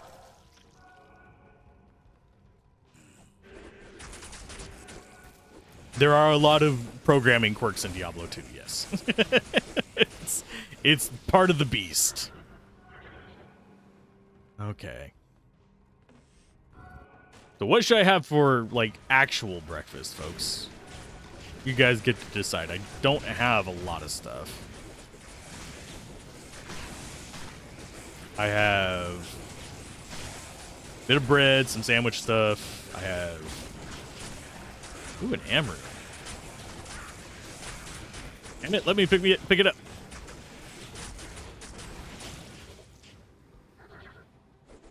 There's another dead end, but I'm determined to pick up the runes. So we're just engaging more stuff. Olem, can you stop dying? Not that we particularly need you right now. I only need you for the bosses, but can you stop dying? Doubt that's gonna be the waypoint, but it might be. Ow. Bacon and eggs? I think I actually have that. It'd be the leftover bacon from kids' breakfast, though.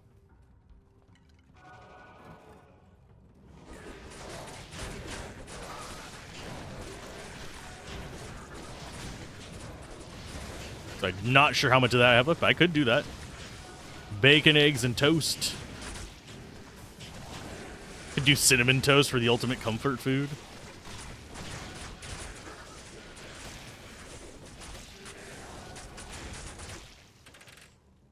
I could turn the bacon into jerky eventually. If I cook it long enough.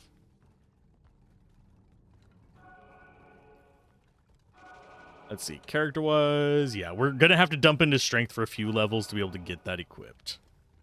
I need to keep that in mind, just straight into strength. I will forget, and I'm just randomly dump stuff into freaking vitality again.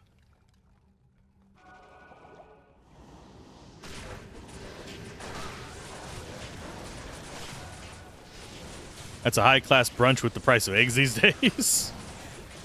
Thankfully, my sister has chickens. And she brought eggs for my niece and nephew.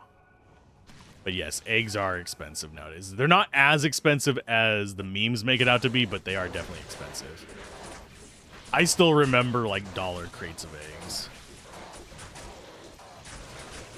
So it does feel weird whenever they're like $4 or $5.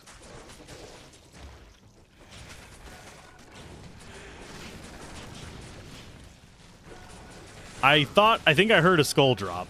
Where did I hear a skull drop? I guess I didn't hear a skull drop. Guess I'll just take the potion then. Wonder who winds up those chests so they keep spinning. Or is this an electrified floor and we don't realize it? I also have stuff to make homemade pizza. Not good pizza, but homemade pizza.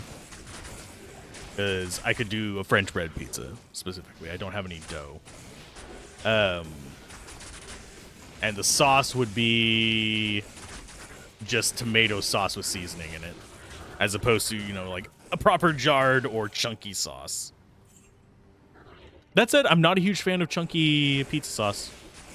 It's good on the more fresh style pizzas, like Mediterranean style. But whenever I'm doing stuff like pepperoni, sausage, salami, black olive, stuff like that, the more traditional U.S. toppings. Generally speaking, I prefer a smooth sauce. Okay, now now it's just, you should have known this before. It's pulling nonsense on me. It's making me get skill ones every single time now. Surprise! We're giving you supplies. Kaya spread? No, I have not heard of that. Is it like, what is it? Tell me what it is. An extra 20 damage. Although I didn't look at it after we got the other plus skill, I don't think.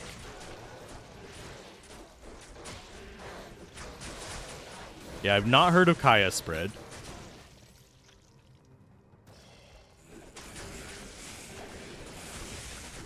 It does feel partially like a setup for a D's Nuts joke, but I don't think it is.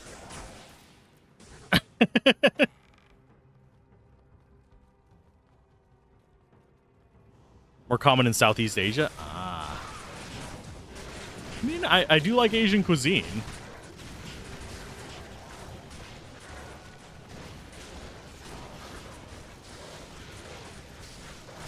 There's a pho place about 2 towns over that does to die for Korean barbecue chicken. And yes, it is fried chicken wings, but they're double fried. So basically, they fry the chicken and coat it in the sauce. And then they add a batter. It's a heart attack, yes. But they add a batter on top of that and then fry it again and dip it again. It's just the right amount of spicy, and it's got like this fluffy outside that works. You got double crisps. That's not traditional Asian cuisine, I know, but it's good. Kaya's made of coconut. I like coconut. I am not as big of a fan of the actual texture. I like coconut whenever just the flavoring. Like pina coladas, I'm fine with that. Coconut yogurt, I'm fine with that. Give me an almond joy or a Mounds, though, and I'm going to look at you like you're trying to poison me.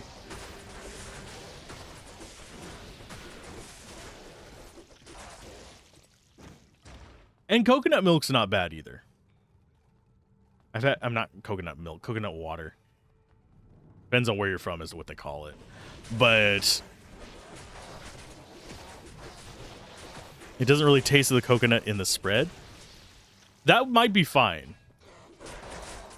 The main reason I'm not a huge fan of like coconut texture is because most of my experiences with coconut, and yes, I shouldn't blame all of coconut for it, but my brain just kind of combines it, is a lot of my experiences with coconut were the little dehydrated shavings, and it reminds me of just the awful McDonald's dehydrated onions. And it shouldn't, but it does. Yeah.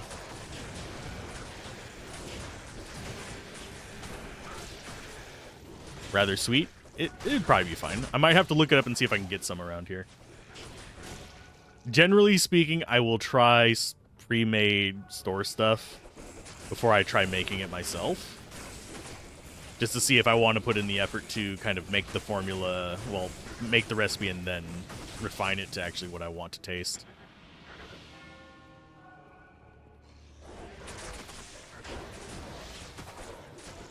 Coconut jam. Haven't tried that, but I will probably look it up after stream.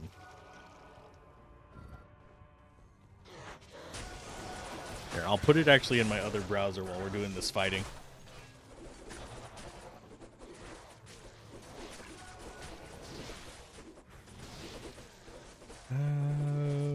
And it's called Kaya.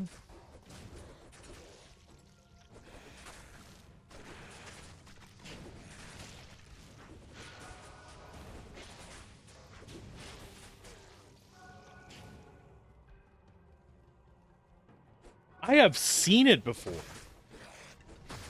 Like, I just searched Kaya spread. And I actually know somewhere where I can buy the first one that popped up. Not for the $57 they're asking for online, but I know where I can get it for like $8. Still not cheap for the size of the jar, but forget how many ounces it is.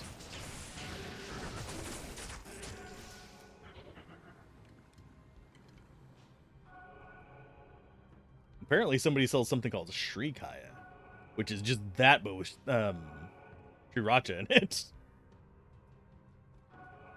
Oh wait, never mind. No, that's not. Hold up. Let me go see what that actually is.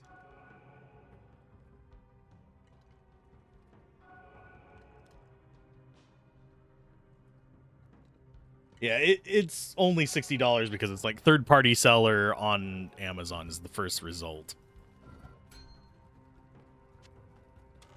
Which generally is just jacked up prices because they think people can't actually, you know, go to order it from places that are reasonable.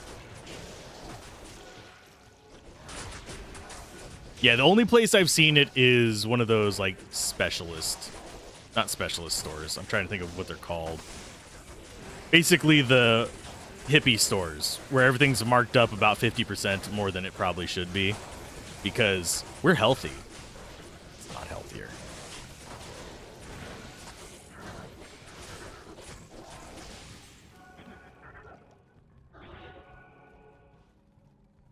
I think we're going to check this way first.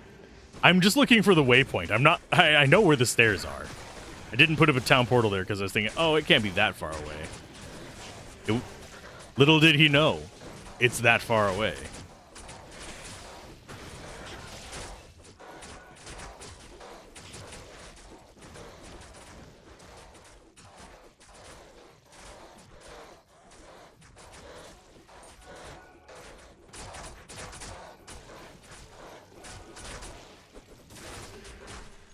You're in Singapore, so it's like $4 Singapore dollars a jar? Okay. Yeah, here we'd have to pay like the import taxes and stuff like, well, import tariffs now. Because economic advisor of a potato.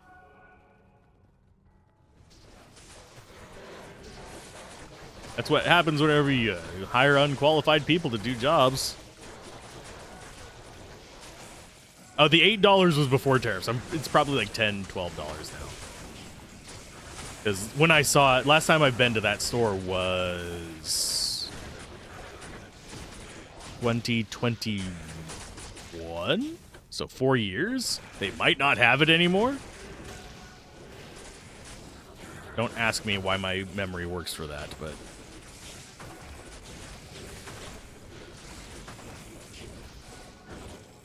I'm very tempted. I am resisting the urge to go on one of my rants.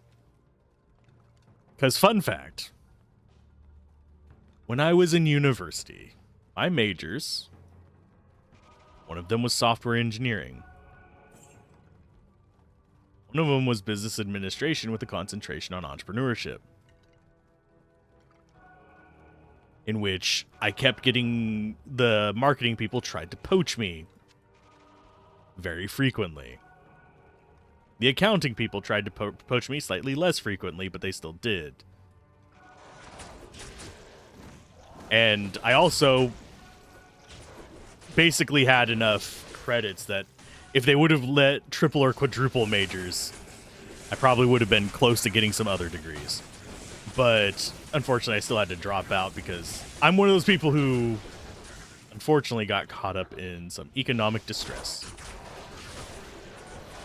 Well, yeah, that's how it goes. Korean fried chicken is next on your list. You make spicy barbecue chicken last night. Yeah, Korean barbecue. American viewers are going to hate me for saying this. I prefer Korean barbecue over traditional U.S. barbecue.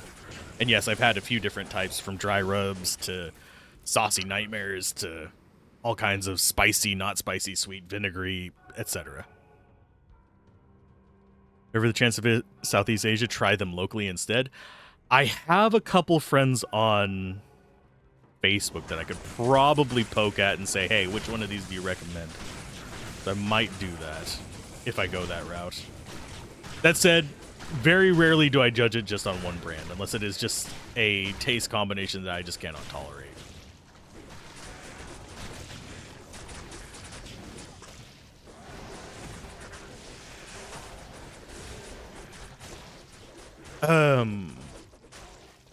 But yeah, that's something for future Alzorath to worry about, I think. Did we pick up enough extra potions? Yes, we did. There we go. Trying to think what else. Hey, and there's our waypoint. It's very, very close, yet as far as you can get while being very, very close. I like most different types of barbecue sauce. The only time that I've actually not liked barbecue at all was there was this, and it's a really popular place around here. I'm not going to say the name because it's regional, but I went there and everybody was hyping it up. Best barbecue you could have. It's so tender. It's so juicy. This is going to sound racist. Note, I am white, but it is the whitest barbecue place I have ever been to. The meat, they said it was moist. It's dry as shit. It's not even heavily seasoned. Oh, and we're actually at an ad.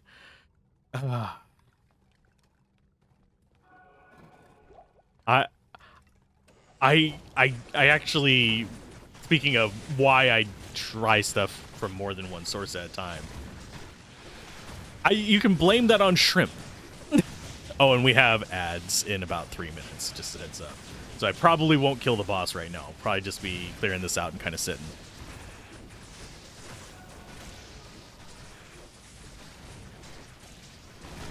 If you do it right, barbecue can be like moist. But just nice juicy meat and all that kind of stuff, it can be done right. It's just a lot of places don't. They just throw it in the smoker and assume just because it's cooking slow, it's doing it right. It's not true.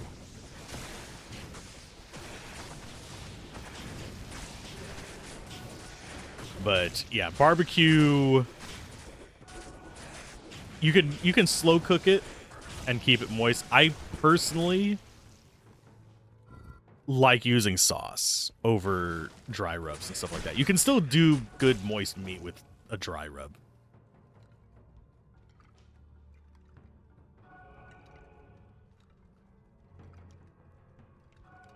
Well, some people, that's also a regional thing.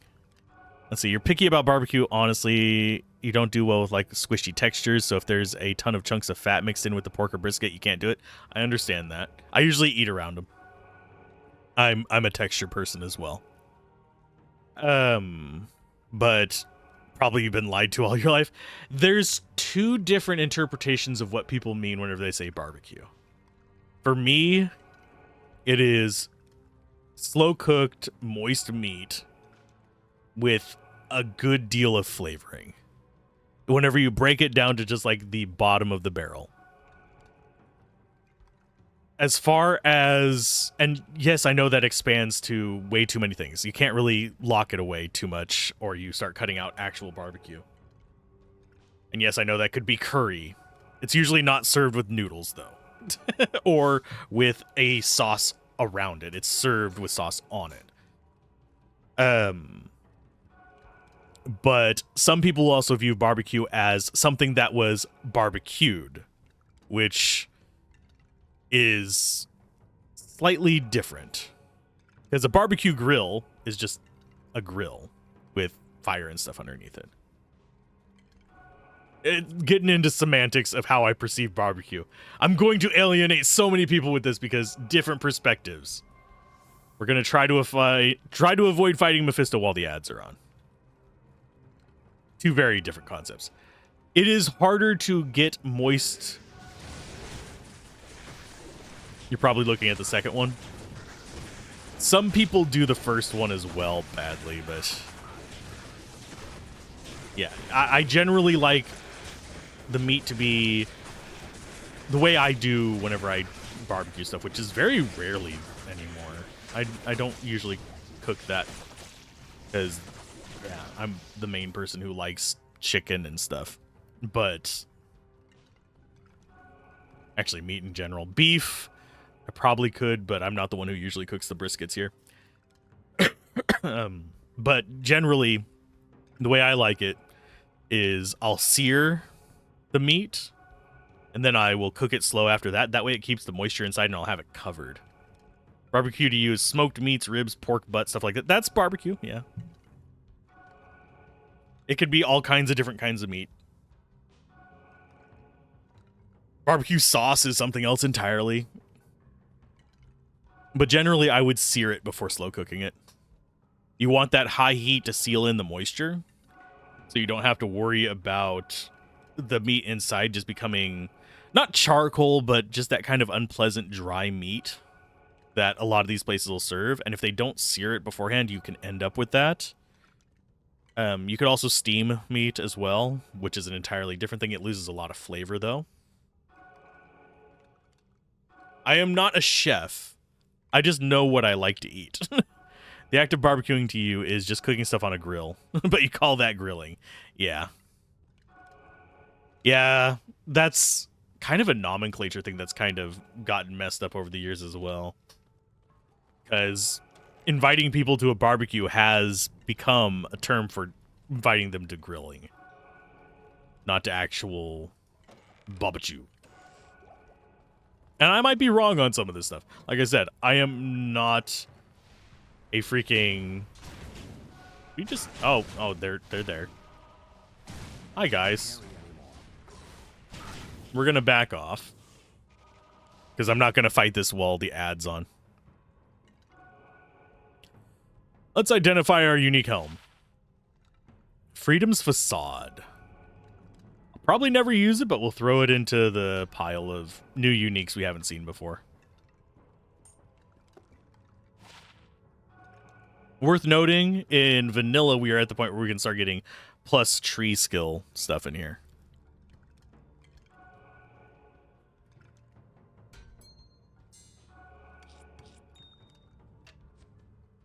Okay, the ads should be almost over. So we're going the rest of the way in. Grabbing myself some healing potions, because we're going to need it.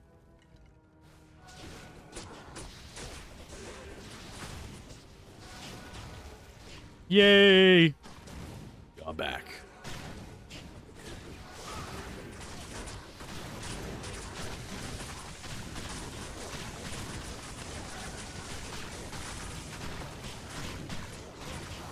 I'm not summoning the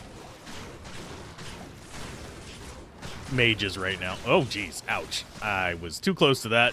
Go ahead and take him out.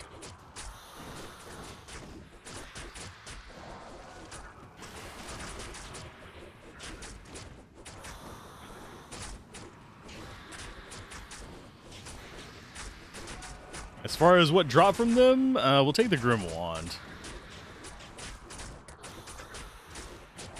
Yep, just took it straight to the face. Yeah, I am not... Ooh, Death Mask. That is hopefully Tal's. Good journey, Mephisto. Give my regards to the Abyss. I say hopefully. I'm gonna take that for money.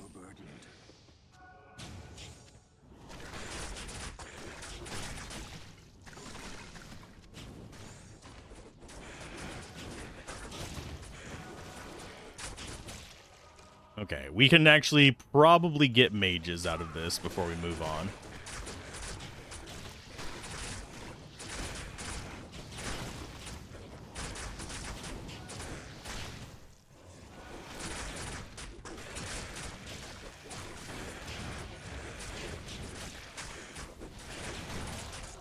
And if I remember correctly, I think it's an ice orb. But I could be misremembering. Okay, so in we go. Act 4.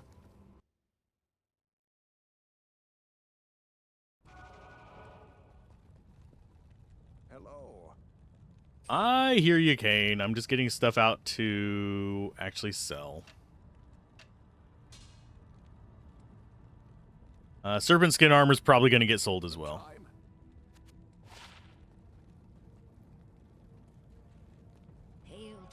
Yeah, my brain just farted on what we were talking about before the fight with Mephisto.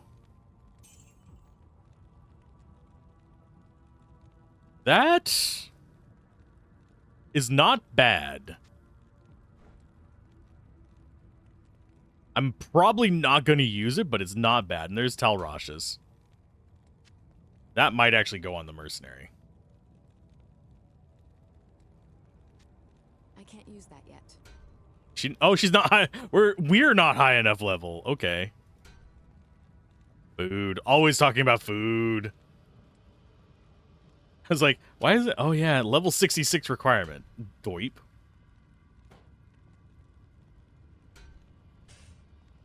Actually, I don't want to take those out just yet. That I do. Keep that for mercenary. Not mercenary, for assassin run. 10 out of 10, it's good.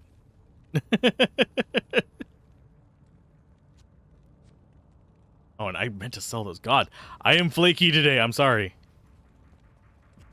Trade. Sell and sell.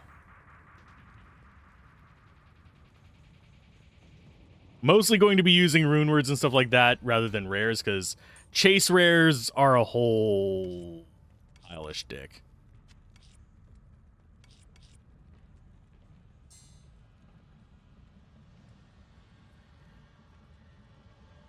That we want to keep on us because we're actually going to be using. So we'll toss that there. That goes in. That can be sold. That goes in. Cleglaws. I don't know if we... Yeah, we already have one, so we can sell that.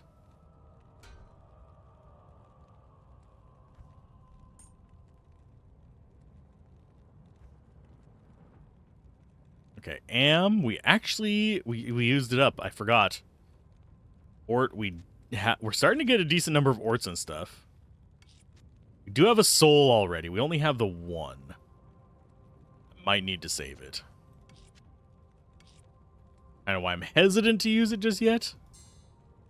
Keep putting that down there. I need this just up there so it stops siphoning to that bottom corner.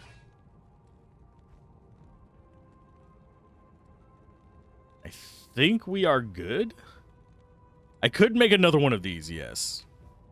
And the crystal sword, so it's less requirements, so we wouldn't need the dex. Speaking of which, I think I might just respec. We're going to lose all our skeletons, but then we'll be able to immediately equip that shield. Somewhat of a home chef, you just enjoy cooking, but you've gotten pretty handy in the kitchen over the years. Kind of a similar-ish situation.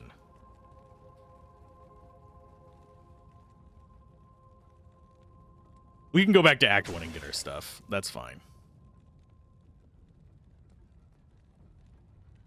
We need that.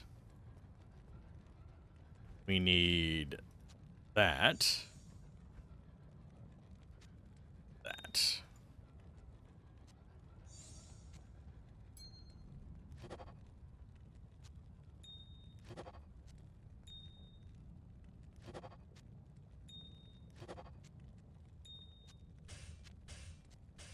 There we go. 57 all resists. If I had runes, I would probably use those instead. I'm going to actually move these over.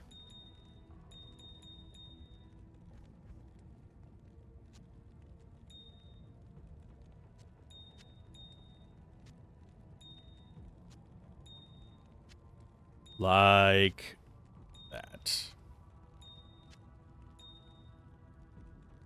Made a point of digging through all the cookbooks you've gotten as Christmas birthday gifts to find recipes you want to make.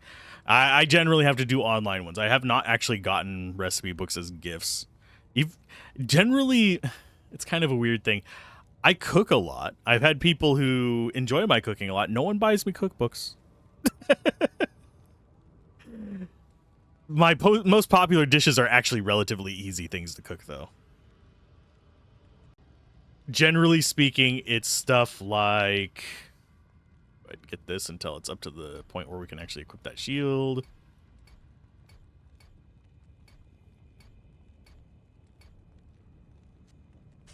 There we go, and we need enough to actually wear this as well. So I need dexterity over... Yeah, we'll go... That's 30, 35, 40. Everything else in there.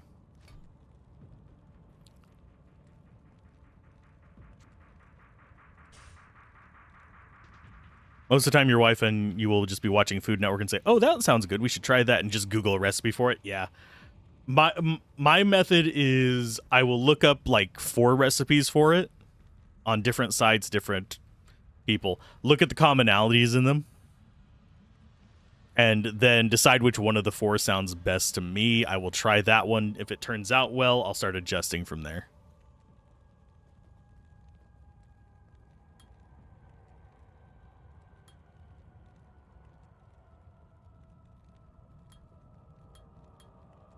Okay, so we have enough there. I do need my curse up. I think I might grab Iron Maiden just because. Because if she dies, we lose our thorns against Diablo. So I'm going to go ahead and grab that just in case she dies. It is super cheap to respec in this. So we got 3 skill points remaining. Grab that. And our resists are not absolute ass. Our run speed isn't even that bad. That's nice.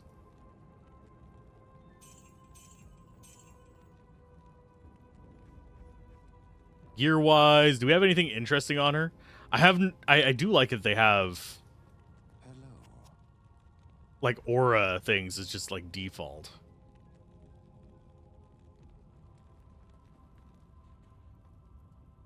Yes, Amplify only adds 30%. It is toned down, which I understand why. Generally speaking, Amplify damage is one of those, like, super overpowered 1-point wonders. But the Necromancer is such a point-dense one that they end up in a situation where they don't have those spare points, so 1-point wonder is fine.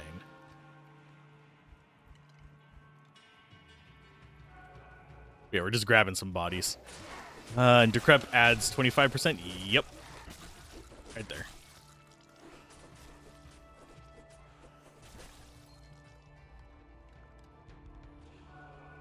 I forget what the default on Decrepify is. I mean, not on Decrepify, on Amplify damage is. It goes up with each level.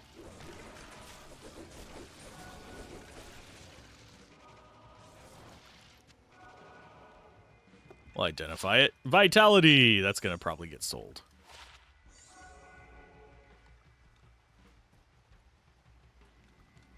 Our mana's coming back really fast. I'm not entirely sure why. Gotta fold some laundry. I almost went into that damn song. I forget all the lyrics, but it's like something something. It folds. It's about your money, but my money don't jingle jingle. It folds. My laundry don't jingle jingle. It folds. My laundry does jingle jingle because I forget shit in my pockets all the time. Okay.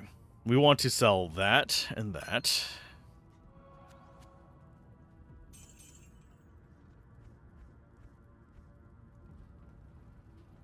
I think we're good to go out into the most annoying area in the game.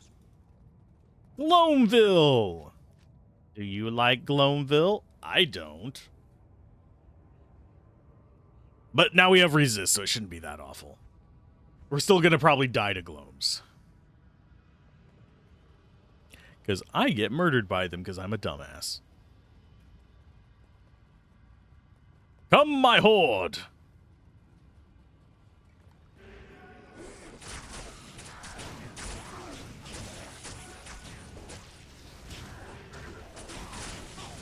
That is a well-hung skeleton. To socket.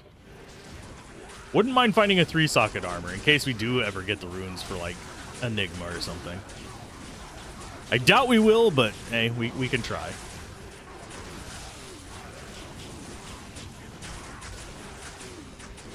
But yeah, there's a few things that I really want to learn how to cook, but it's a pretty big investment to do it here because of either the type of seasonings used or just the fact that it's not used in other recipes. Like anything with like rice I'm perfectly fine with because I have rice a lot.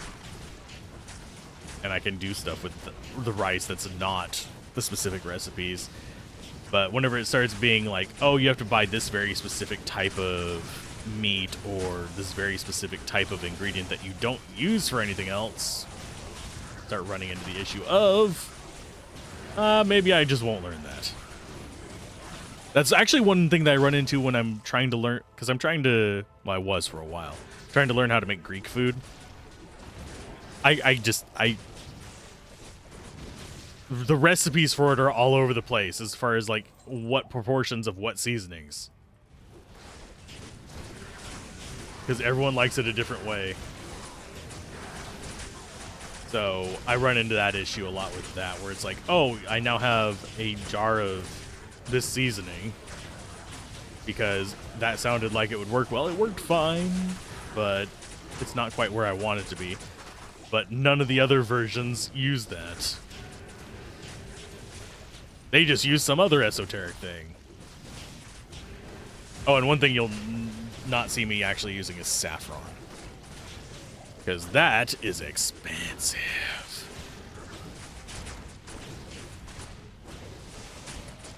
To justify that, you have to make such large batches of stuff with it that... yeah, at least around here. I don't know about globally or not. Yeah, seasonings should be versatile. I mean, I have... my basic library of seasonings is garlic, of course, pepper, salt, onion powder. We have cayenne powder. We have paprika. There's basil, thyme. I'm trying to remember what all's in there. I can't remember everything, but I use it for different things. Like I will do rotisserie chicken, which I actually really like. It's literally just chicken cooked with rotisserie seasonings, not just rotated. But I'll pan cook it with the lid on, let it kind of just get all nice and steamy in there.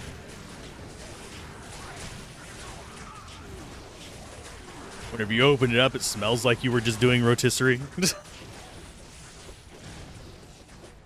And I have, like, my seasoning mixes written down. I don't have them memorized. And that's mostly just if I don't cook it for a long time. If I'm cooking it regularly, I can just go into the cabinet and I'll have, like, muscle memory of where it's at. Anytime you bake or roast chicken, you use so much butter. I use butter a lot. I use it more than oils. As that kind of stuff, because it adds a flavor that I appreciate more. Because I like a little bit of a saltiness to it. Adds a savoriness to it. It's also one of the reasons why it's a garbage dish. It's literally just beef and rice with some sauce in it. But it's one of the reasons why everyone likes my cooking of the beef and rice better than the rest of my family's. Learn Chinese dishes you can play around with the seasonings. Yeah. Chinese food is pretty good. Greek is hard to get right. That's one reason why I wanted to learn. And it's also really expensive around here. You're diving deep into Asian culture as of late. Oh, Asian cuisine. Partially because you love it and partially because of the cookbooks you've been gifted. Yeah. That's one nice thing about a cookbook. At least if it's a single author one, is there's some consistency in the flavor usually. Like if it's a chef that you know likes things on the salty side, If you're following the recipes and you're not wanting salty stuff, you just reduce the salt a little bit, unless it's something essential to, like, the chemical reactions. Yeah. One of my favorite things is gyros. But I will never be able to get gyros that are as good. There was a... This is a different state than I live in now, even. But there was a guy that was from Greece that had his own Greek restaurant in town. I stopped taking people to it after a guy was a jackass and ordered grape leaves and acted like it should taste like a hamburger. But I would go there myself and actually... Yes, the U.S. is full of uncultured idiots. As someone who lives there, I can say this. It is true. A lot of people here are just like the culinary palate of a 5-year-old, and don't want to change. But either way, this guy was from Greece. He cooked Greek food that was so amazingly good.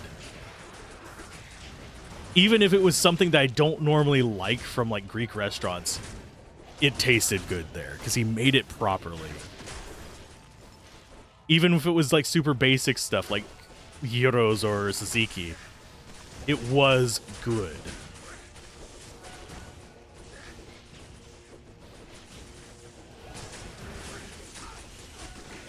Well, fast food doesn't necessarily mean it has to be crap food. It's just the culinary palate of people here leads it to be crap food. They don't like spice. They don't like... Well, I like spice. I know plenty of people who do like spice, but a lot of people don't like spice here. They want it... They want to claim it's spicy. Like, hot mode is just spicy mayo in a lot of places. So whenever you get, like, an actual Indian restaurant that has, you know, actual spice, people act all offended, like, oh, you should have warned us it was actually spicy. That's what the thing on the menu's for, the peppers. Yeah, read them. Junk food does destroy your palate to an extent. You can reclaim it. One reason why I have actually cut back on certain things, like, and once you know your palate is correcting off of the American, and side note, I think this is a theory of mine. I don't have, and it's not even a scientific theory. It's a just like not even a hypothesis. It is a concept. There we go. Let's be technical here. I would not be surprised if seasoning in general does actually do that, regardless of whether it's sugar, whether it's spicy stuff, whatever. The more you're used to something, the less you'll notice it.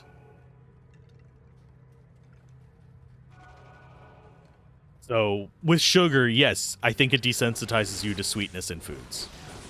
And that's one of the major problems with the American palate.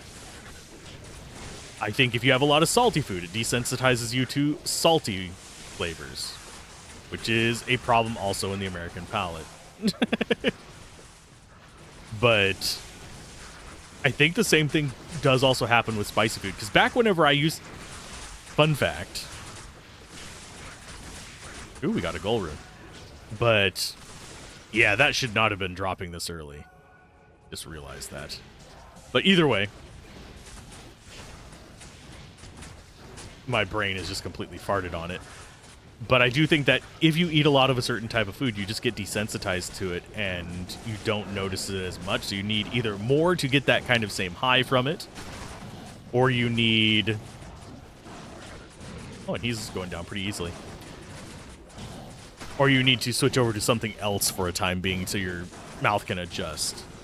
One big thing that you can tell if you are desensitized, if you are clearing away that sweet thing from American cuisine, is if you eat cucumbers.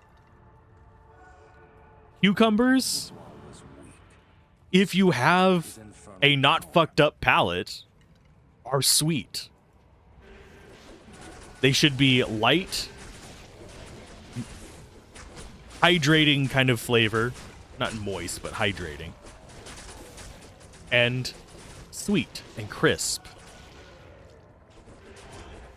If you don't taste sweet whenever you eat a cucumber, your palate has been desensitized to sugar. And that is usually the litmus test I give people. That said, I've actually gotten to the point where, yes, I do sweet drinks, but I don't do sugar-free sweet drinks. That really fucks it up. Because that's just hyper sweet. But I've gotten to the point where I can almost taste like, it's not sweet, but there is a flavor to lettuces and stuff like that. Various leafy greens. Some of them are more savory, but for like iceberg and stuff like that, there is a little bit of sweetness to it. It's not good lettuce, but it makes it a little bit more enjoyable to eat whenever you're not just completely desensitized to it. It makes it taste fresher, even if it's not actually fresher. Arugula is peppery, yep. If you have it constantly in your diet, you're going to stop noticing it.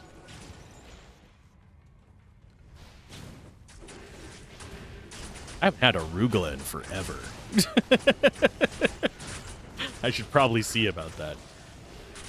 But yeah, now that I'm getting older, I can't do spicy stuff as much. So the stuff that I used to be able to just down constantly, I notice the heat more as well.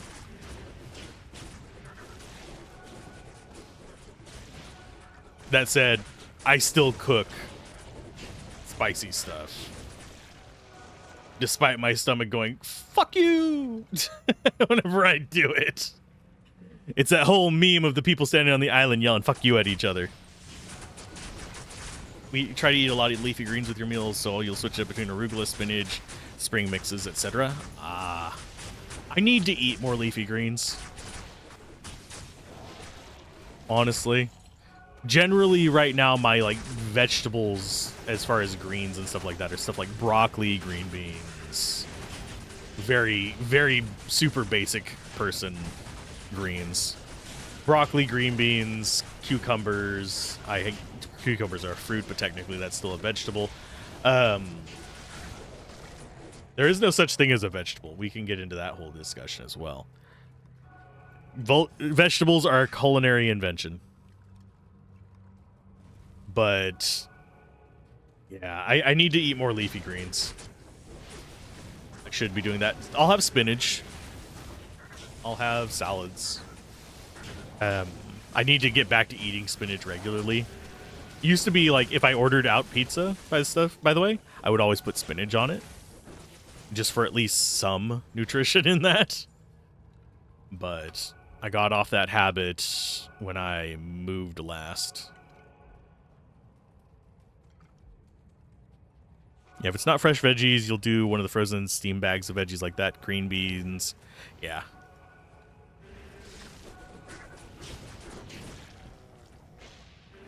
One that's been just like weirdly addicting lately is green beans and corn. I know that's like the childhood special, but not terrible for you. Corn is just sugar, but still, it's better than sucking down half the stuff that's available here in the US.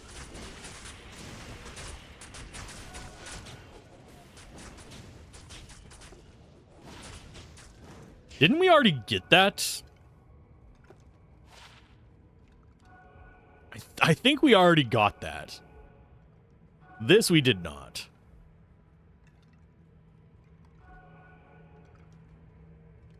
It's interesting. Maybe that does actually influence. Pick it up. Please. There we go. Yeah, I wager it's going to be expensive to repair, but I'll look at that whenever we get to town next.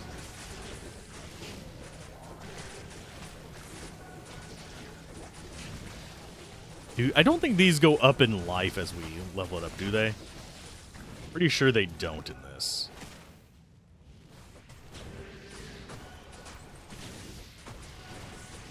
I think they are just going to be stuck at, like, garbage tier life forever.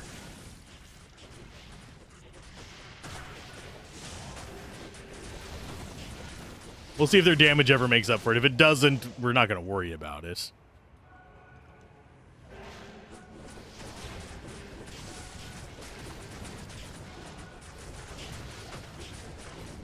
Oh, there's our first full rejuve.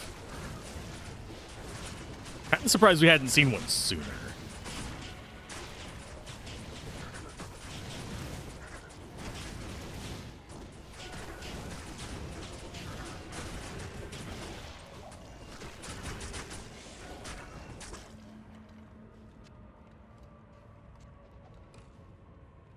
Okay, goal rune, definitely go in there. That's gonna get sold. Actually, no, it's not even gonna get sold. We'll throw these in there, though.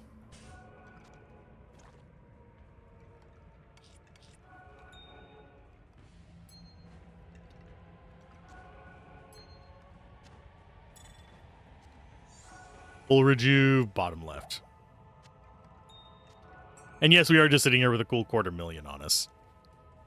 But yeah, I do like the greater accessibility to what used to be the top tier rune word effects that people would go after. I've been seeing those more and more often as well. There's even some low level teleport charge items that you can make. The aforementioned Old Man Staff. And yes, I will forever call it the Old Man Staff. Mainly because phrasing is probably a necessary thing. Because I am very mature.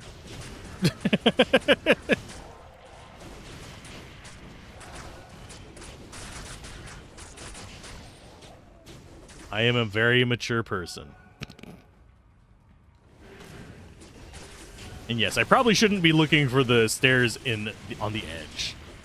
I just went into, like, brain mode of, oh, we're still looking for progression in Act 4. Go to the edge. No. There's a pole arm rune word that does +1 teleport. You think it's level 37 requirement? Ooh. That would be handy. Now, I do wonder, and this is something that I probably won't be able to test anytime soon, did they make it where you can cast teleport as a shape-shifted druid? I'm doubting they did, but you can do it? Sweet.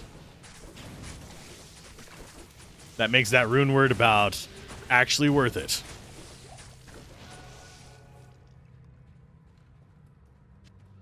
Give me the Lith rune.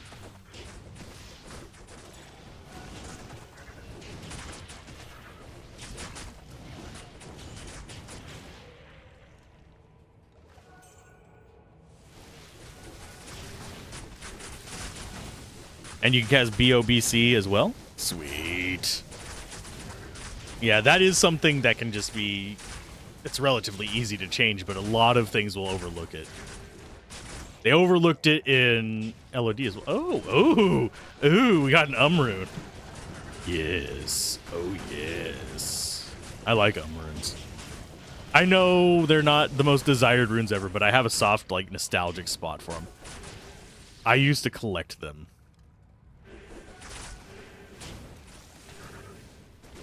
Not for any particular reason. I just loved resists.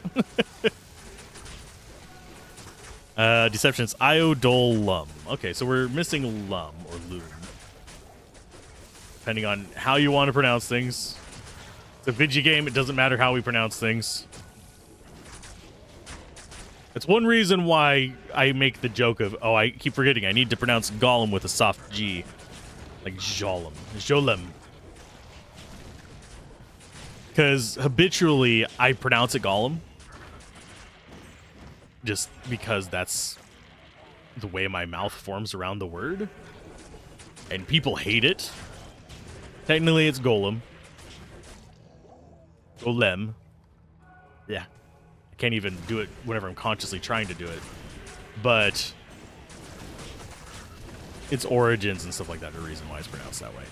But my brain just pronounces it. Your favorite shield was before Spirit was Moser's Bless. Oh, I loved Moser's. Moser's is still good. It's a good resist shield. A good intermediary shield as well.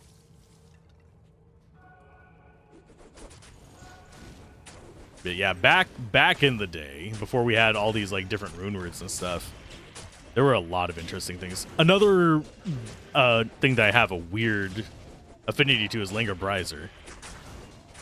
I'm not sure how many people know that unique item, but that was back before I knew how Magic Find and stuff worked.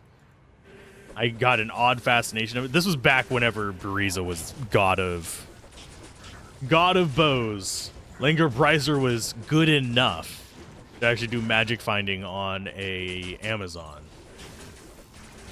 One of the reasons why my Amazon was level 97, I believe, back in the day. Which I know, not as impressive as 99, but Jesus Christ, that scared the crap out of me. I will be right back. I need to go back to town on here while I do that, because I don't know if this is going to be just a momentary thing or a long thing, so... Okay, I'm back. Oh, and I cast up the town portal and didn't even go back to town. Sorry about that. I'm glad I didn't die. Thankfully, I have minions out the wazoo, but... Okay, so we need those out. We need that out. So let's grab these. He said he had to go to town, open TP, and didn't use it. Yep. If I died, it would have been fine. It's not the end of the world. It's just, okay, 19, 20, 21, 22, 23, 24, 25.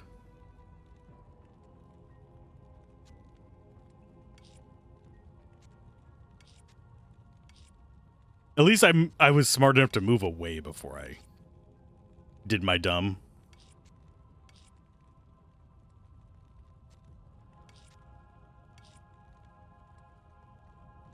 Yep. I do this whenever I'm making mules and stuff like that too. I'll actually have a row of L, a row of L, then tiered, Nef, etc. like that. If it's limited inventory like on BattleNet, I'll actually have them a low rune one that has a certain number of rows of each, and then I'll have a mid rune one, then I'll have a high rune one. Okay, did we already get that? No. I think I'm going to sell that, because we're not going to bother upgrading it, because I think... No, we don't have an Ericantarge, or Carantarge. I can never remember what that one is. We did get one of you.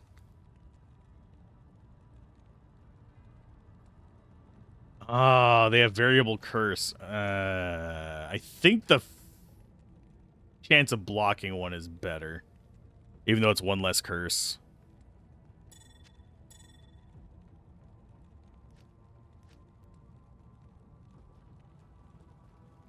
It's just, it keeps it organized so you can actually find the stuff you need whenever you need it. I don't understand how people can actually do the whole, like, completely unorganized inventory. Hello. That drives me nuts.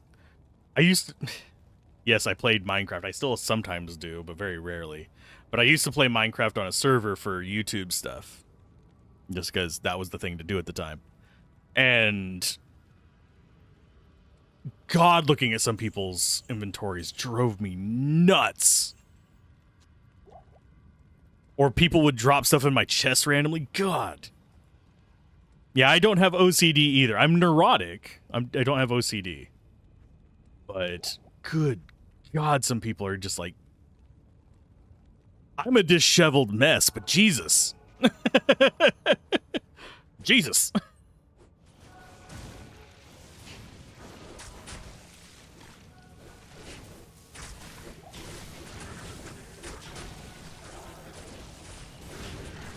I'm one of those people that I am neurotic about it enough that I'll make sorters for it, but I'll also have just the clusterfuck chest That's just like, I don't feel like organizing right now, so I'll just dump it in there, and then I'll organize it later. But I do 99% of my stuff is organized usually.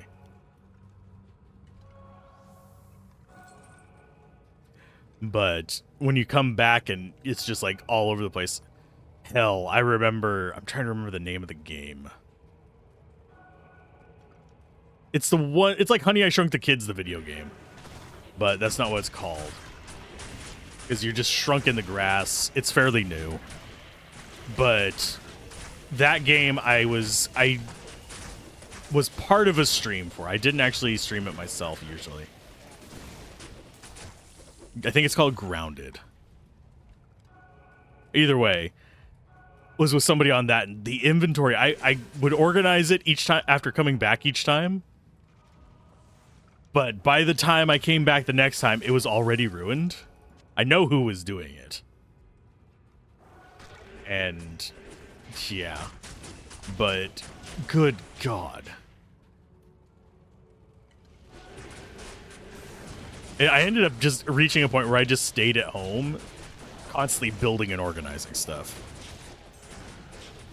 It's a fun little game. I haven't played the full release. I only played it during early access. I'm not sure I would play it by myself. I'm not sure I would go out of my way to host a session with people playing it. It's not a bad game. And we literally just walked past this, didn't we? Yeah, we did. It's not a bad game. It's actually quite a good game. It's just one of those games where it's not just better with friends. It's really only enjoyable with friends. At least for me.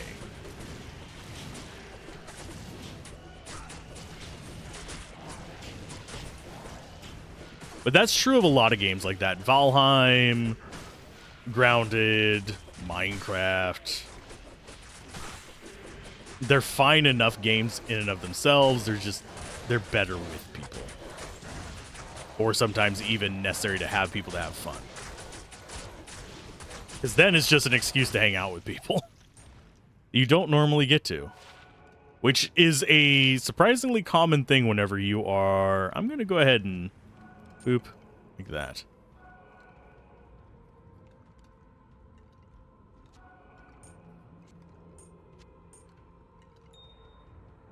I want to see what you are. We could upgrade that to an elite, to a phase blade, and that would be kind of fun. We got another ad coming in. Why couldn't the chime have gone off when there was an ad going? Then I would have had an excuse to go to town. But that's not terrible. It's not great. It's not terrible. I could see that being combined with some other things that could be kind of useful. But yeah, if I ever do anything like that on stream, it'll probably either be with other streamers or it'll be community night kind of stuff. And if we do community night kind of stuff, that's probably going to be over on the Discord rather than on public stream. That way I don't have to worry about getting banned whenever somebody comes in and decides to go full racist or something like that. Which, despite the fact that most of the community is actually really awesome people, I've already had to deal with those kind of issues twice. Thankfully, only in comments. But it makes me hesitant to do community nights for like a large group of people. If that makes sense. Because if you have it on your stream, you are responsible for it. It's also one reason why I do sort of understand the don't have a crossover chat. Because you can't just ban people on another platform and have Twitch actually acknowledge it.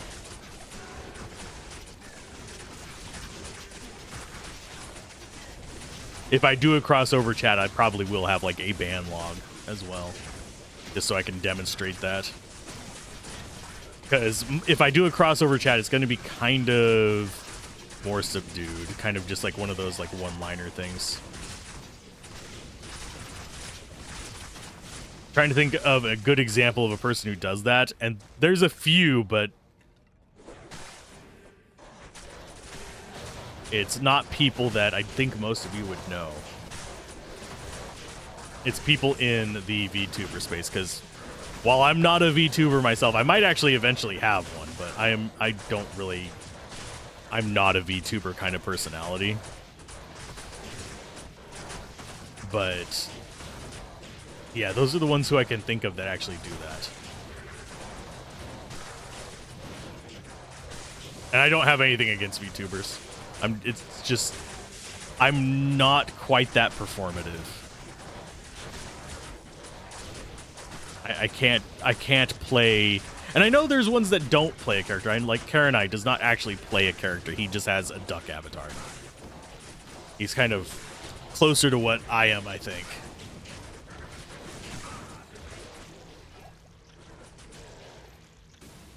Okay, time to do the Hellforge.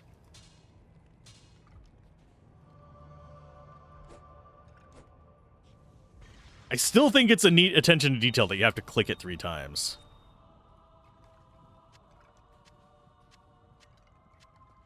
We get a freaking soul rune out of it? God. I mean, we wanted one. We want to be able to make a helmet, but googly moogly. It's not bad.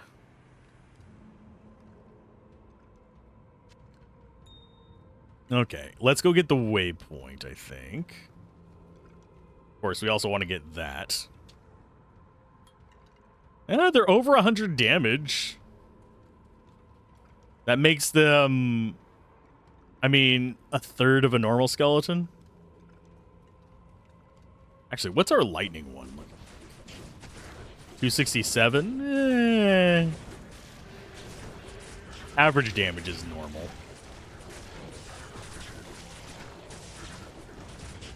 Yeah, I'll probably be going either PNG tuber or what's called a toon tuber. Depends on how much time I want to invest in making the thing. And also what I want the thing to do. Because if I do the doodle ball thing where you can actually redeem doodles on the tuber part rather than just the background, I'm going to probably have to just go PNG.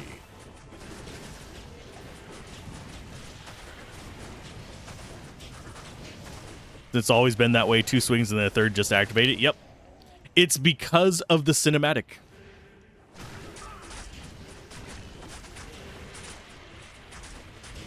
At least that's my brainworm about it.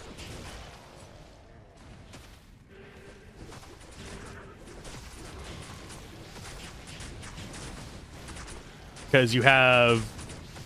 Because in the cinematic, if I remember correctly, it shows you smashing Mephistos and then Diablos. And then on the third swing, it doesn't do anything. Because, well, you don't actually see a third swing. Because Bale's crystal got away. Because that's on Marius.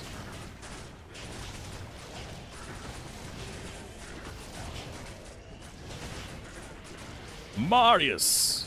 You fool! What have you done?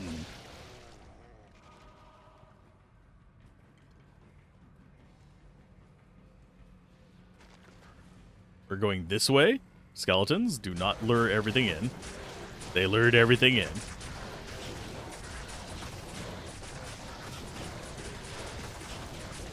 Yeah, Marius was basically being expected to do Nephilim things without Nephilim resources.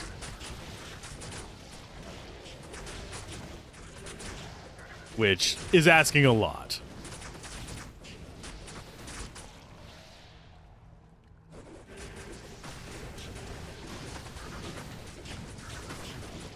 Because he is not Nephilim. At least I don't think he is, lore-wise. He was just Farnham, but less drunk.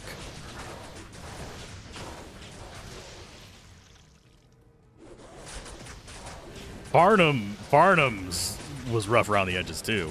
When D2R first launched and you played it through, you watched all the cutscenes so your wife could see them, she's like, this is dark as fuck. Don't introduce her to Diablo 1. Diablo 1 is even worse. If you've ever listened to frickin' Farnham have his meltdown, Normally he's drunk and just distraught. He has one, I forget the quest that's from, but one where he just completely breaks. And it is, you can tell he is just beyond a broken man. I'm pretty sure we got it on the rogue playthrough of Diablo 1.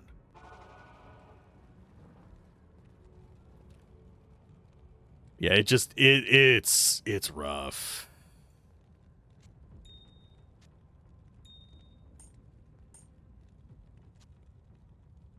Okay, so that needs to go here.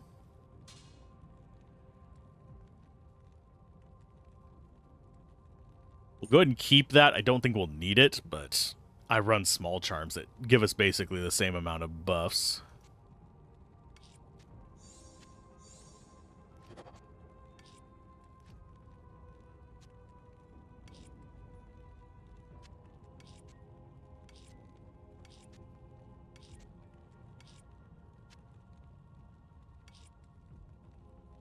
Oh, there's another soul.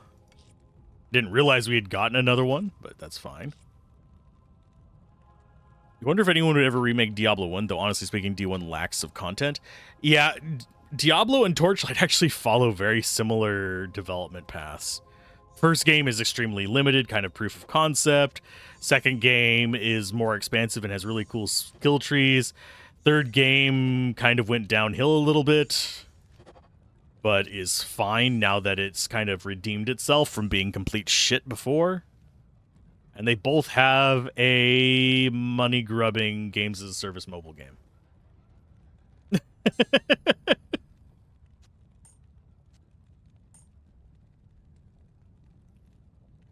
There isn't a Torchlight 4 yet. But if that is a live service game, I think someone's giving everyone the shit. What do you need?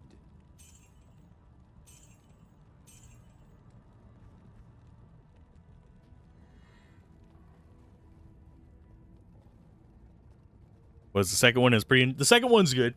First one is actually good as well, but the final boss is absolute horse crap. Like, the game is so good all the way through. Like, Torchlight 1 is just... It's an amazing game, beginning until the end. And then the end ruins the entire game. They've added post-game stuff to it that makes it redeem itself a little bit, but it only goes so far.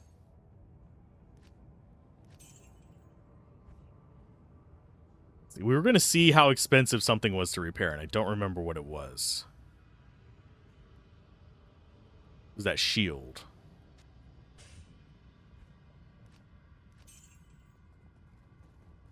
Yes, I know I can use Ort runes. Yeah, we want to repair ourselves, and then we repair this. 82 grand.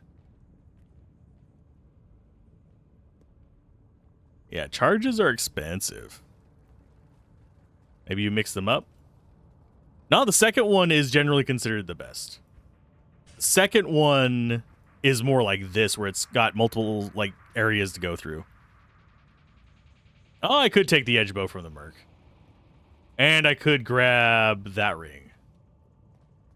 I'm not going to repair it right now anyway, though. If I use it on a paladin, I will. I was thinking about repairing it, but... The chances of me using it are small enough that we'll probably never actually see a use for that.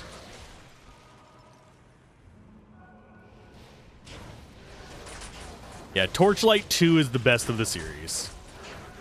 Torchlight 3, whenever it was first being developed, was awful. Like, I got press access to it, and I refused to cover it. It was that bad. Which is pretty rare.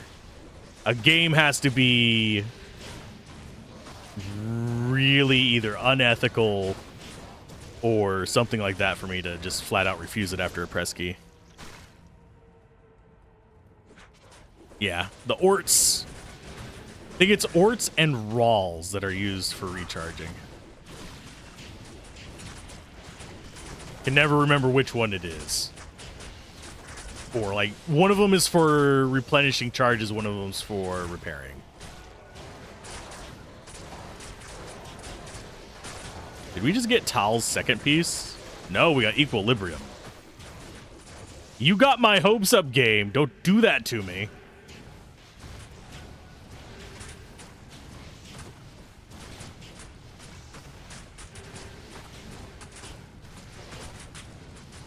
It got my hopes up. I thought we got second piece of Tal's already, just like in one session. That would have made me so happy. I would have been making a sorceress like right away. But no. Actually, I don't even remember if Tal's belt can drop this early. But they've changed the drop table, so... I don't know. Took you so long to find Tal's belt in the mod. Yeah, whenever you have multiple set items in a slot, if the weighting starts to become really important. So if the new set has like a weight of 5 and Tal's has a weight of 1, it's gonna start getting exceptionally rare.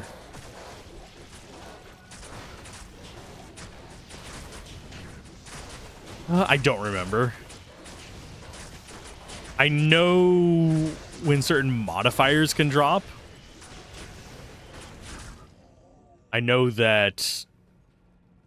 Let's go ahead and just murk them.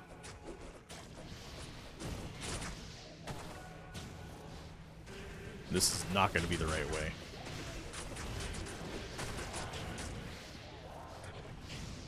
But yeah, I know when certain modifiers can drop, and I know for some key items where it is, but I don't have the tables memorized for stuff that I generally have more than one copy of. I could be. I'm not thinking I'll get the runes for Enigma, but I suppose I could start doing that. I think I might have walked past one.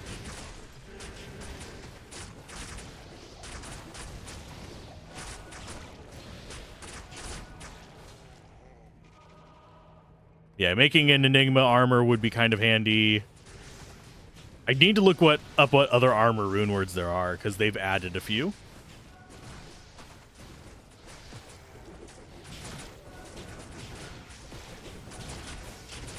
But yeah, Act 4, by the way, as far as like why some things are a bit weird in it, is because it was intentionally cut short. Like, they were running out of time and they had to release. There's voice lines for old Jaheira, so I'm guessing there's supposed to be like a time gap in it somewhere where you come back, that or she ages for some reason.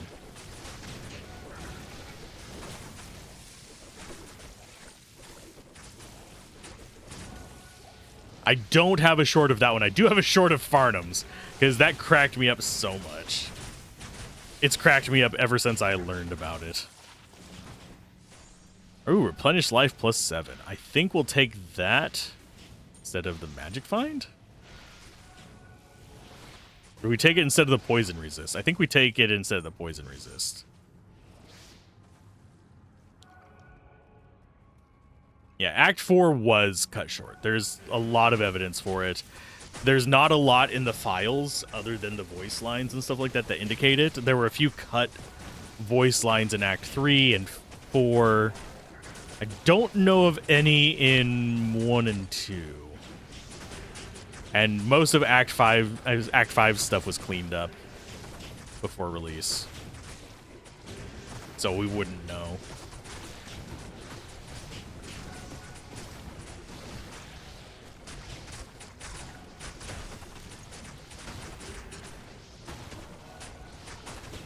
Da, da, da. Very relaxing to go through here as a summoner now. What would crack me up is if in Hell difficulty they gave Oblivion Knights back their Iron Maiden. That would be so cruel. Add it back to their skill set just to make it a nightmare.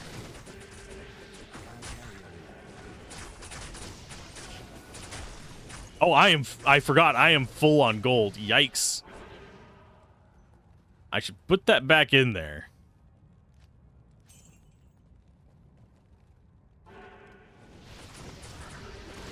I still remember those days. Made it kind of pointless to have an Act 2 mercenary in here.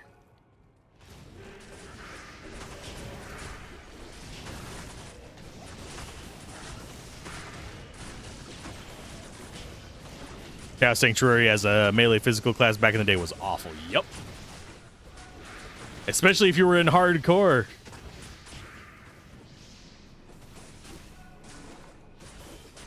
It was such a risky area to fight through.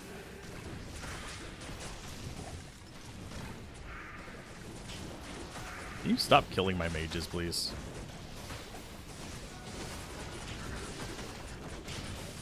You've never played hardcore, you don't have the gumption?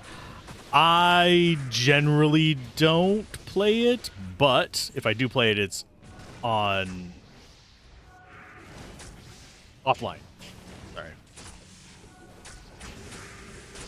And I do play differently whenever I do play it. I have a handful of hardcore characters that are decent level. I'm competent enough at it that I'm not afraid I'm gonna die most of the time unless I'm just being a dumbass.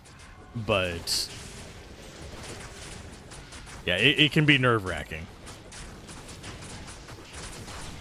Is he doing hardcore challenge runs or something like that? Yeah. Do a hardcore pacifist run. See how that one works out. I wouldn't be surprised if somebody's done it at this point. Probably play Summon Necro on hardcore. Definitely not any other characters. Not. Oh, I'm sure you'd be fine on them. I think a lot of people underestimate their skill or overestimate how hard this game is whenever you're being cautious.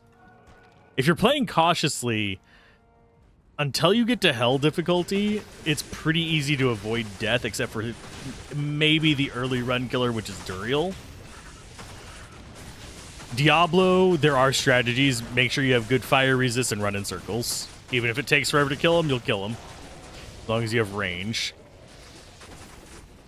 And most of the non-range classes have ways to get those resists up. Or at least get tankier.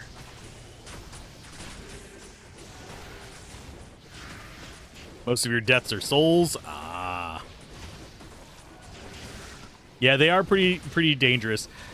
That is, weirdly enough, one area where a bone necro is better than a summoner.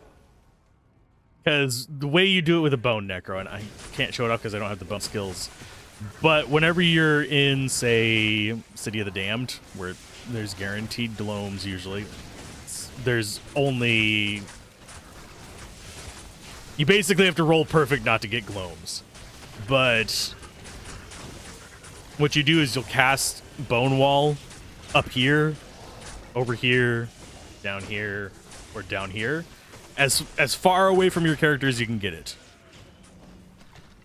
As far away from you as you can get it. And just cast it, then take about like 2 steps away from it. A bit more than 2 steps. Just make the screen move. That will lure in things from so far away. And then what you do is you move down and you start picking them off from this side, casting new Bone Wall up. And then you just kind of like move up them like a corn cob. They'll focus in on the wall for most of it. Because the wall pulls aggro. Which is super nice.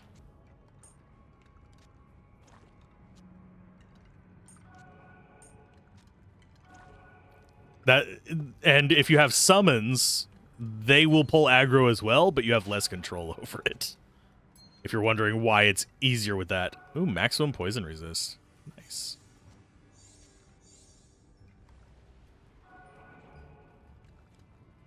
Hi, Deceasy.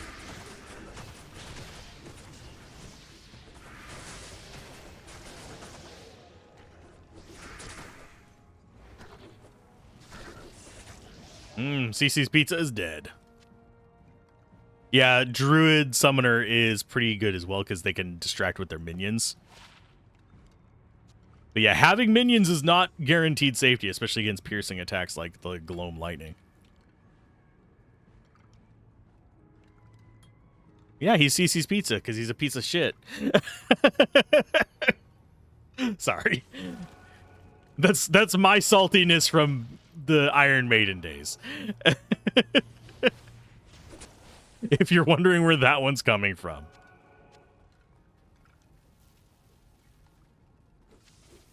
But yeah. You haven't seen a CC's Pizza in about 20 years? Fun fact, I've worked at CC's before. For all of like 2 weeks. And within those 2 weeks, they had already started trusting me by letting me carry money to a nearby store to buy stuff. And it's like, what? Your standards, they are low. You haven't even, you don't even remember my last name and you're trusting me with money. Cool.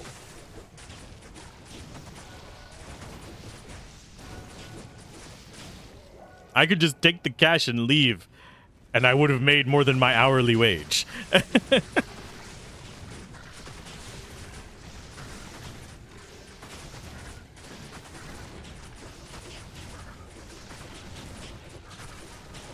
But this was decades ago.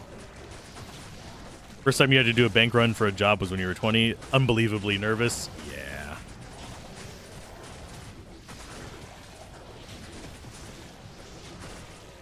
You want to know what's real nerve-wracking?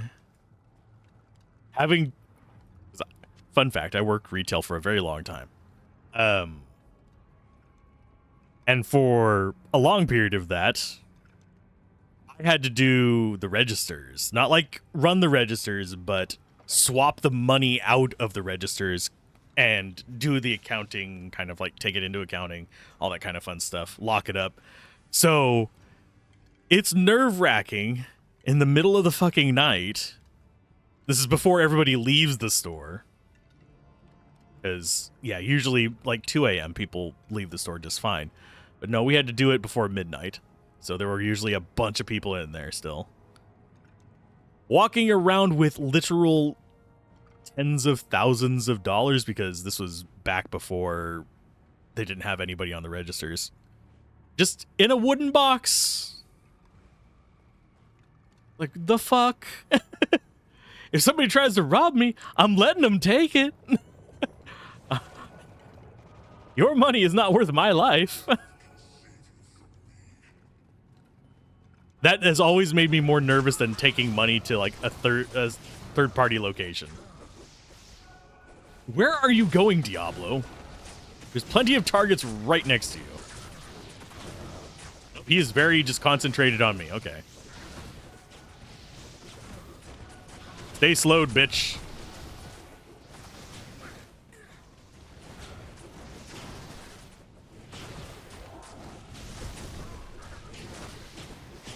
Yeah, I want him aiming towards me. If he's going to be focusing on me, let the minions do their job.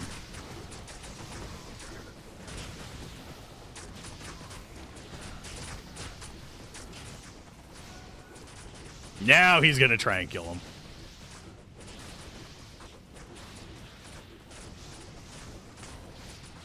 And his lightning generally won't hit them. Okay, I'll take antlers. Lord, What are those? I have bested you. Druid skills and defense. And only level 15 wreck. That's actually not bad. I'll take the Sacred Globe as well.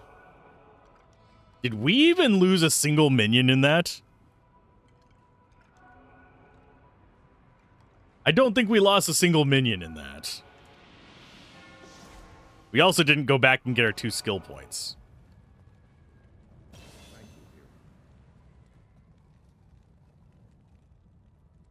They do go up in life. Very slightly.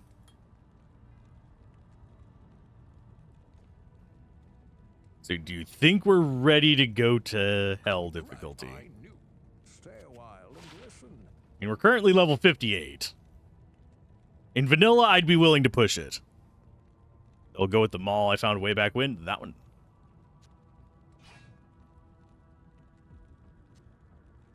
We might be making a Fury Druid. Yeah, we've actually got a few parts of a few sets. We don't have any full sets.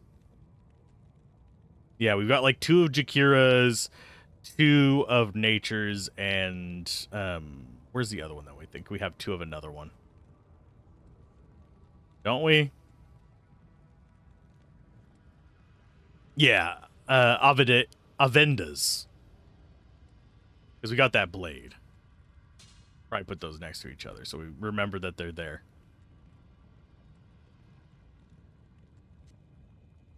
Then Jakira's is... Oh, and we have 2 of Corgina's. Yeah, there's Jakira's.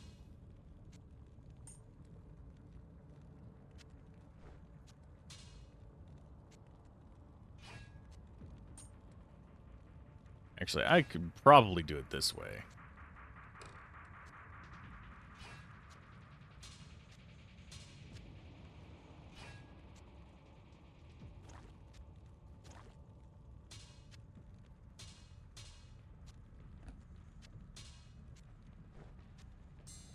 There we go. Get it organized. Those can go into our first stash, because I'll probably just use them in... What's it called?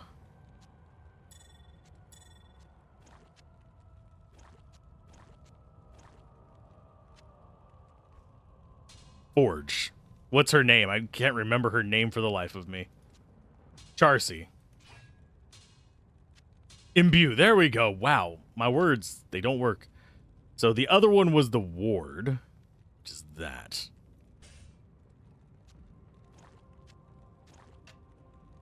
That's not what I wanted to do, but that'll work.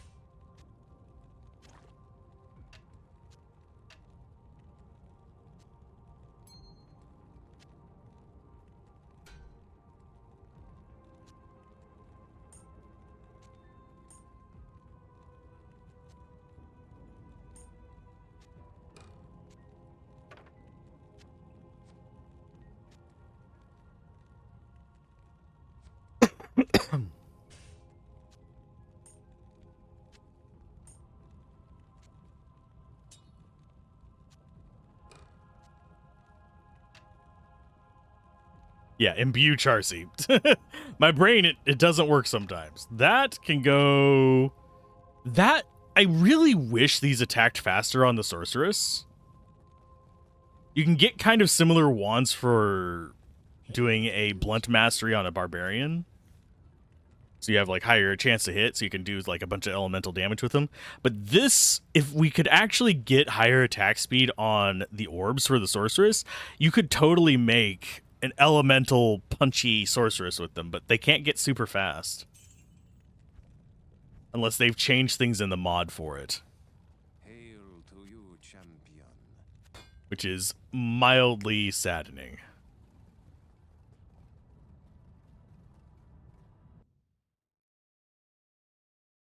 Almost time to get mules, yep.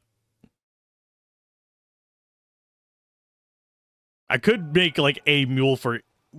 One of the things I sometimes do whenever I'm playing online, like, this is not something I do on stream, but what I'll do is I'll actually set up a mule for each class and just dump that stuff onto that specific mule so I'll be able to use it later, and if I find upgrades, I can just dump the old stuff off of it.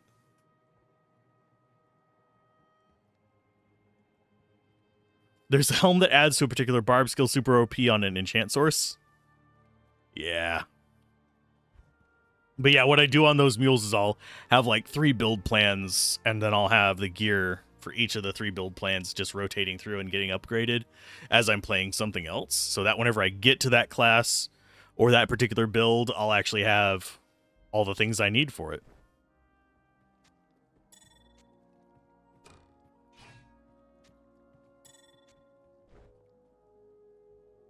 Enchant is kind of broken OP right now in the mod. I think they're working to balance it out. I'm kind of afraid to ask what they changed about it. I mean, it was already super freaking strong in the original. But I'm not entirely sure what they changed with it in this. Because, I mean, the splash alone will improve the damage on it quite a bit. Especially if they were to reintroduce the freaking fire radius bug, but yeah.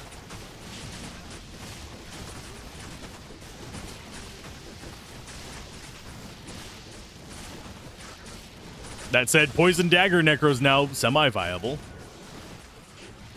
Though why you wouldn't just use Nova instead, I still don't know. The only reason to do Poison Dagger is literally for the challenge of it. Don't know what they've changed. You haven't played, but you've seen some folks with like 120k tectonic slam on the swords. Yikes.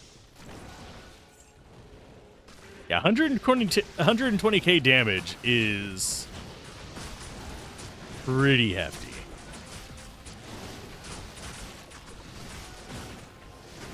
I forget what the theoretical maximum is, but I think it might actually be a little bit higher than that on an assassin. The theoretical maximum. But it's like you have to build up to that damage, not just every hit.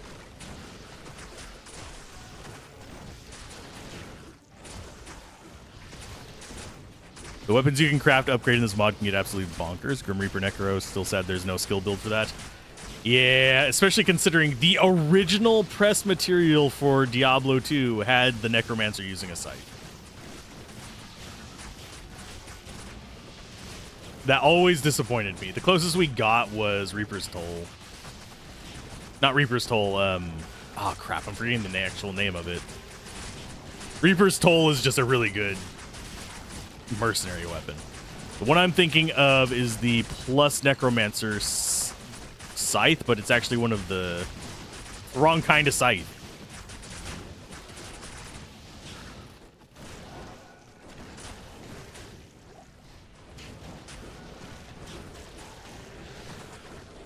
I do think it was a missed opportunity to have the Necromancer be a scythe wielder.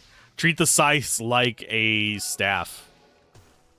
Give them some stats like it. You can make them good for the paladin, not the paladin, the barbarian or the druid. Although the druid wasn't in the game yet. You could make them good for that, but make them better for necro. Make them have more caster stats. And it would have been just fine.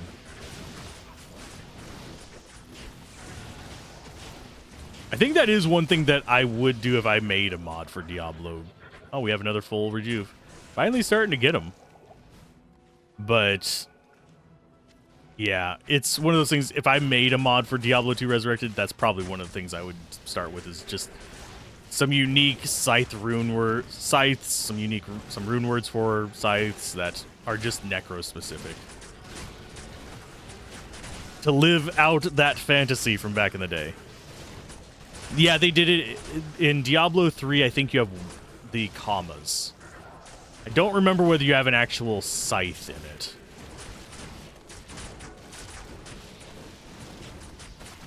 But I know that you had hand scythes, aka commas,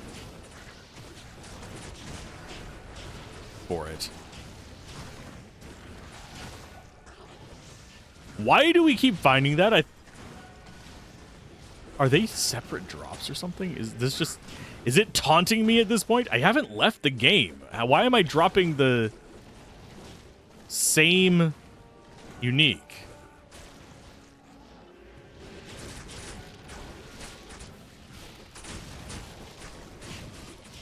That said, I did enjoy my time with the Necromancer in Diablo 3. We've gone through Diablo 3 on Wizard, Necromancer, and Barbarian. On streams.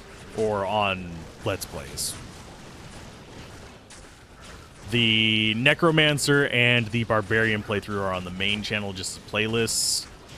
You can also, if I remember correctly, I made the playlists over on the Let's Play Everything channel as well. But they just link back to the main channel.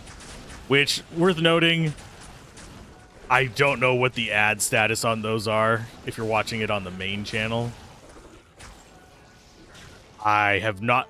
there's literally thousands of unlisted videos on the main channel. I'm not going through all those and fixing the ads on them. I fixed the public ones.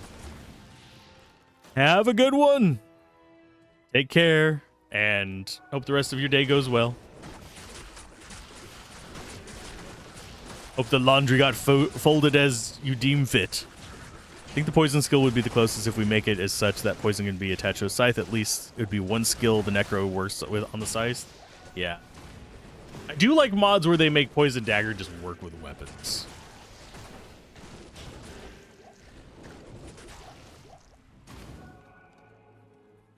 And if you could have it have weapon-specific modifiers, that would be even better. I don't know if you can, though. At least not in D2R. In Diablo 2 LOD, you can do pretty much anything you can dream of. You can use the game as an engine. There's just a few like mechanical things that they haven't quite gotten stable for breaking, but that's a reason why you have, say, Project Diablo 2 able to do as much as they are, because you do actually have quite a bit of freedom whenever you know what you're doing in modding.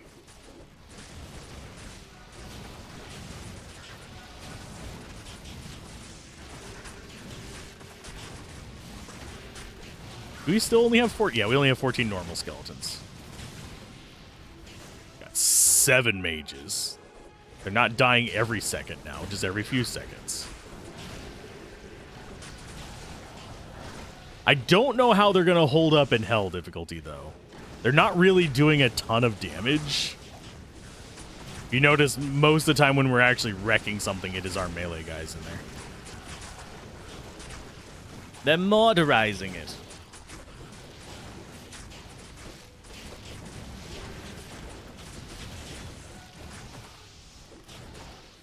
More Vite. More of them.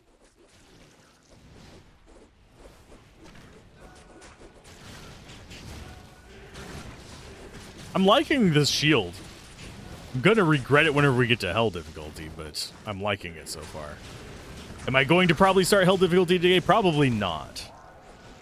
My goal was to do 4 hours today without my voice giving out or getting too exhausted. I think I'm doing okay. But I still have to do at least 3 hours on an embargo project that comes out later this month. But I don't know if I'm going to get all the way through it because I want to actually do full review on it. I don't want to do a first impression.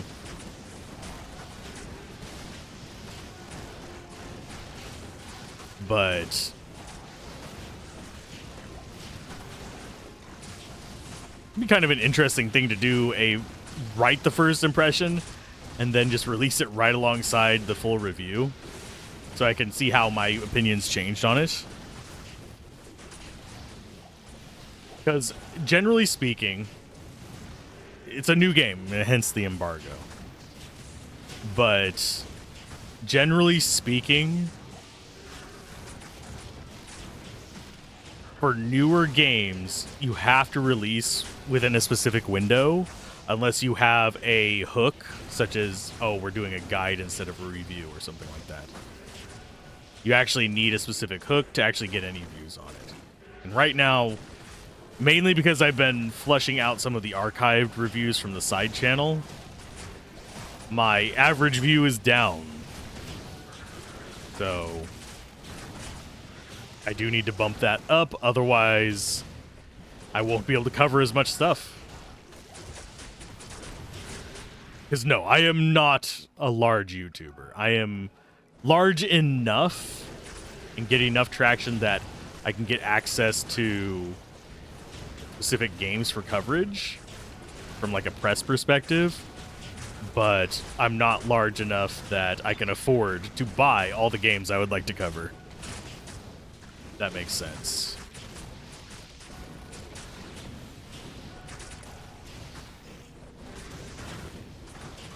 Take out the Shanks Lieutenants. Generally speaking, I know people with 500,000 subscribers and actually decent views who are not making a living wage on YouTube. Just to put things in perspective. If you... And they mostly make up the gap by doing sponsorships. I can't do sponsorships because of the review thing. The only time I'll do a sponsorship is if it's a game that I specifically tell the publisher, in this case it would probably be the publisher that I'd be interacting with. Oh, Fernandez is played. Sweet. That I won't be able to review it if I take the sponsorship. And I'm also not big enough to get sponsorships. Not on streams, at least. And I will never take a sponsorship for a review. I'll never take a sponsorship for any of that kind of stuff. Guides, I'm on the fence about. I've gone back and forth about the concept of doing sponsored guides.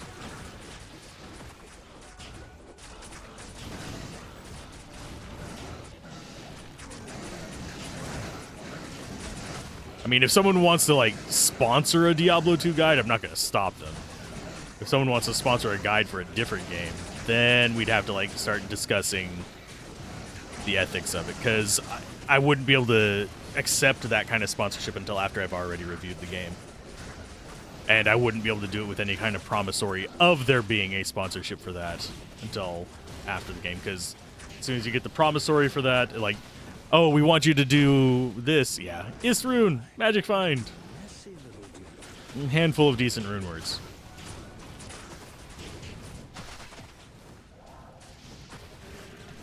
But, yeah, as soon as you got that done.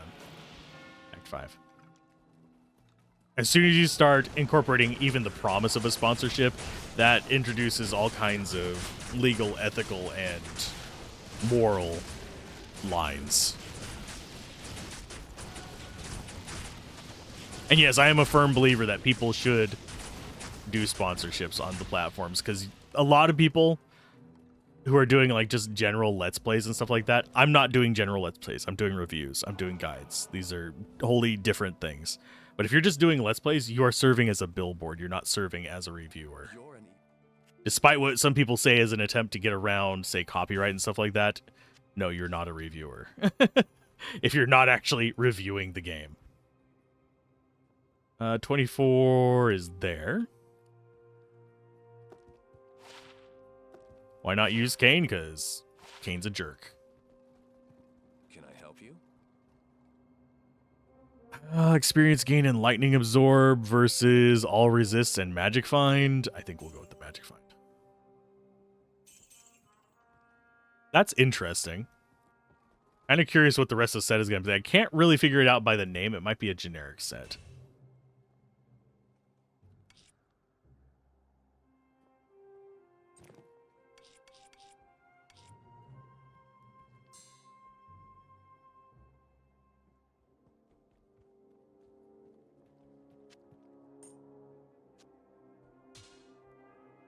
I think we're in an age where most believe sponsorships are acceptable. It feeds the content creator. Yes, in most situations where it is literally just you're playing a game in front of your audience, that is fine. My stance, though, is mostly for people who explicitly do reviews and people who do any kind of critical things where an opinion can be manipulated. I know personally for a fact, if I were to take sponsored reviews, I personally would be more critical of the game. That's just how my brain works. I know other people who would gush over a game because they got paid to review it because they're getting money for it. It goes both ways. It's just I'd rather not have that sway. And most of the people who have worked with me in terms of like people who have contacted me as press know my stance on stuff like that and how I would treat it if they ever tried to offer me a sponsorship in that capacity.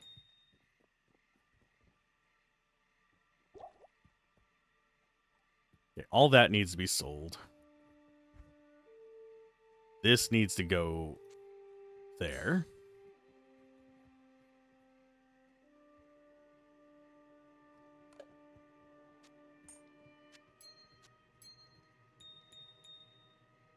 God.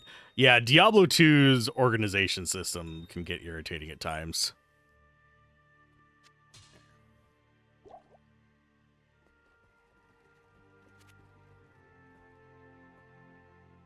We've got an ad break, so I'm going to do mostly just buying and selling crap.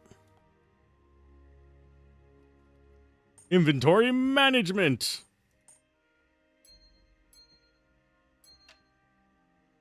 Yeah, entropy band, not really interested in that. I do think we just got another, yeah, Unraveler heads. We've gotten 3 of these now. You've seen a fair share of sponsorship reviews. Most people work around it by just talking about the game function, leaving personal opinion behind. Like, you will never see the content creator play the game again after the sponsorship, and that tells a lot of the content creator's opinion of the game. Yes and no. I don't think it's ethical to do a sponsored review. The most contact I ever want with a company when I am doing a review, send me the product. Period. Stop. Nothing beyond that. You can send me a press kit as well that says, like, hey, these are the things we plan on fix on day one. These are some of the assets you can use. Here's where you can find our press kit for doing various graphics and stuff like that. Here's what we'd rather not have you feature in the video is even also fine. Like, I will do a review if they say, could you please not show the ending to the game? Sure. I will not include footage of the ending of the game in the review. I might talk about my opinion on it, but I won't spoil it, because that's like anti-spoiler kind of stuff. I understand that. The issue comes in as soon as you start doing sponsorship, certain contractual obligations start popping up. One of the big ones is, and there's been companies trying to get this for free for a while as well. They're like, we'll send you a press key, but you've got to do blah, blah, blah. No, that I just cut them off and I don't respond to their emails. But sponsorships, generally speaking, if you are getting sponsored, you have a talking point list. These are the things we want you to mention. These are the things you need to put in your description sometimes, or you need to have it like streaming. If you're doing it in a streaming service, you need to have it announced in chat every X amount of minutes. That kind of stuff is fairly normal. There are other criteria. There's pre-approvals, all kinds of stuff that can come with it as well on top of those, but those are the standard ones for just like a baseline. The pre-approval thing is more for stuff like what you'd see on, say, like Linus Tech Tips, where they have the mid-roll kind of thing, and this is how we're presenting your product, blah, blah, blah, how do you approve, etc. And that's usually a back and forth. But for me, I don't want that extra bit of content. I feel it taints the actual review. What was I looking for in here? Oh yeah, we need our gem thing. That's what I was remembering. I know that's kind of like getting down into the weeds of the business end of things. And I know that a lot of other creators, especially ones in like specific game spaces, like say the Diablo game space, don't like talking about it.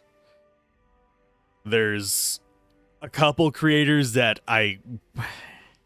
if I was a more vindictive bastard, I would have pointed out some of the places where they cross the ethical line.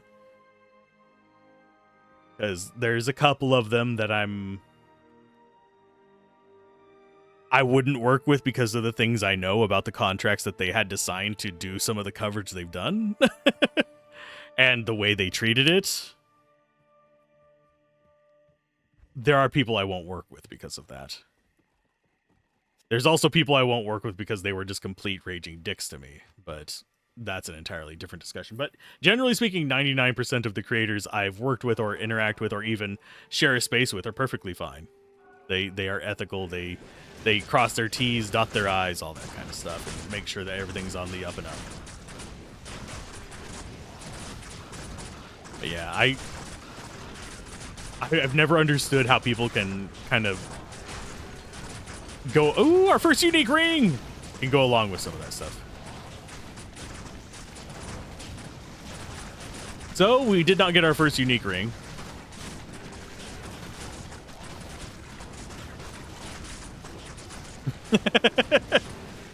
I would have rather had Mantled, to be honest.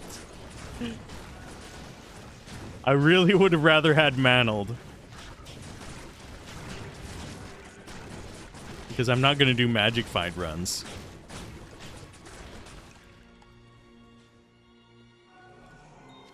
There's another chippy.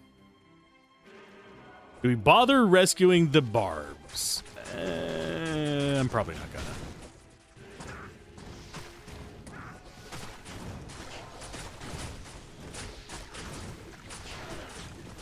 Yeah, that could have been anything up to...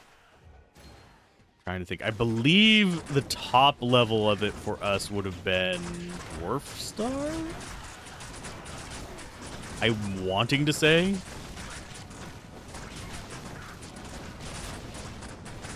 Been hit by something.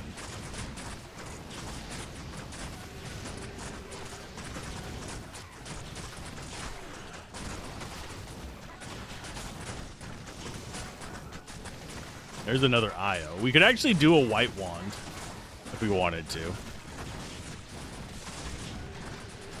Because we have Dole and IO.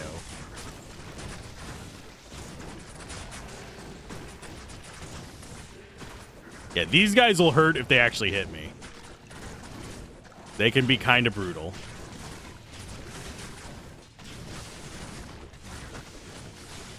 Hit by the earthquake.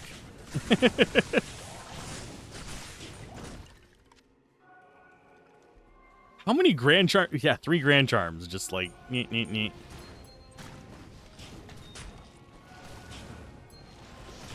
Oh, I didn't mean to do the town portal. I meant to do the ID. Garbage, well, that's actually not garbage. That replenish life is really handy. We do need to keep our strength one on us. I probably should get a little bit more strength just so I can take those charms off eventually.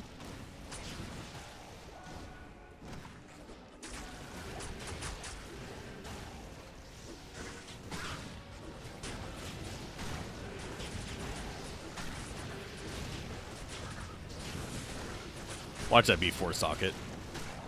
Nope. I was kind of hoping it was. Because the 4 socket ethereal flail would be kind of fun to just save for a certain rune word later that I think you all know. Often gets confused with a druid skill.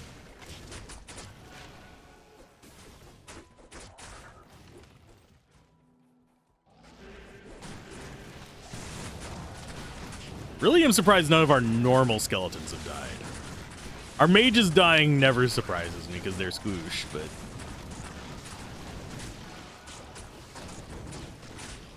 And we're about to lose that one that's down there at the bottom. He's not going to be able to do too much.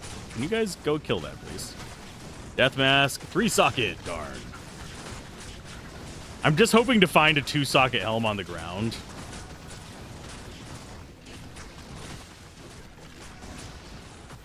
Actually, we can sell that. 3-socket helms. I could go see what, like, other helmet rune words we have. I don't think there's any other plus skills ones.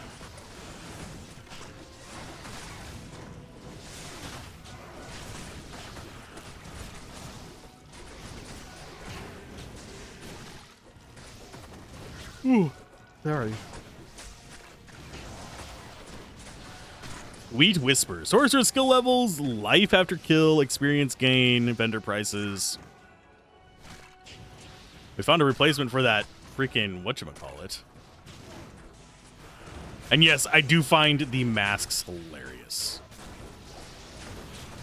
That's one reason why I like using them.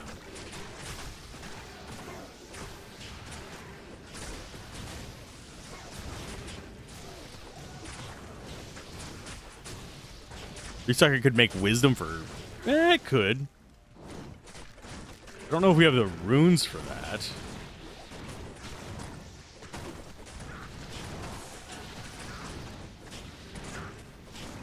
That is... ooh. You're making me decide between things, game, and I don't like it.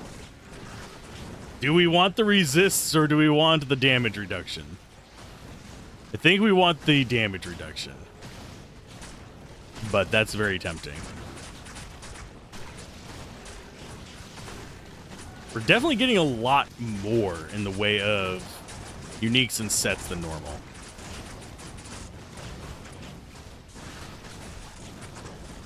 Is there an upgrade recipe in this mod? I don't know about in this mod. In vanilla there is, so I'm wagering there is, but they might not have carried it over.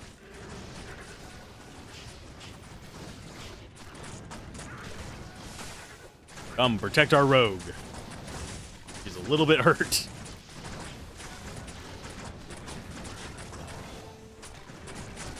There's another level up. Let's go. More vitality. Can I not see them? There you go. Oh, we're almost at 200 minimum damage, which is a nice start.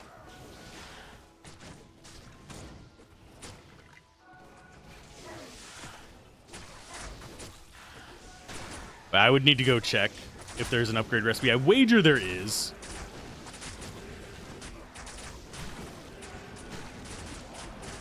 Which would be handy for both our belt and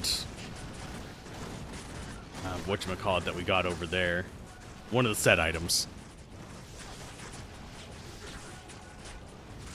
That sword that we got. The dimensional blade. Upgrading that usually does feel pretty good.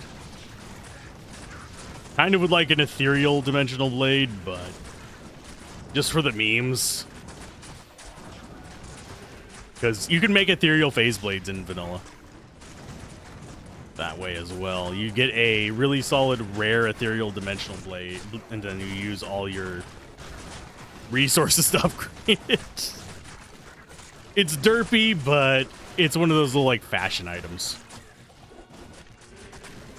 You generally are going to be better off with a grief, yes.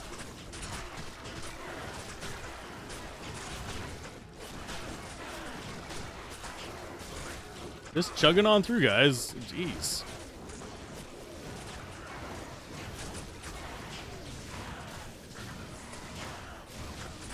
We are starting to get more runes fairly frequently as well. I am noticing that drop rate increasing too. Maybe we're just getting lucky though.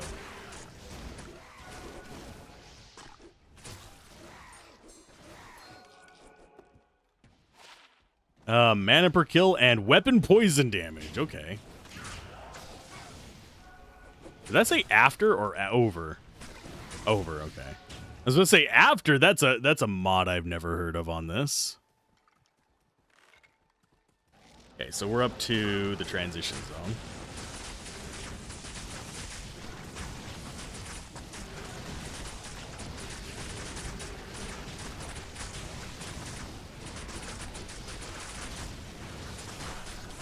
The mages are actually taking care of stuff that gets behind our front line. They're dying because they keep wandering up to the front, but I mean, they're easy enough to recast. Our army can get kills. Your name is Eyeback. You're a beholder. Skeleton Warrior's corpse plate. That smells like a necro set. that is 100% a necro set.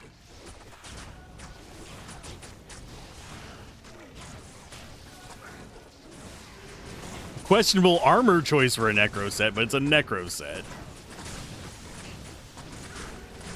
I suppose you don't really have to move that fast as a necro, I guess.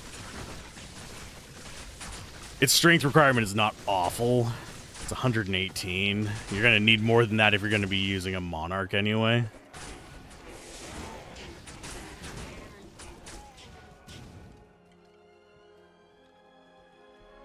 Go. Come on, die, you fools.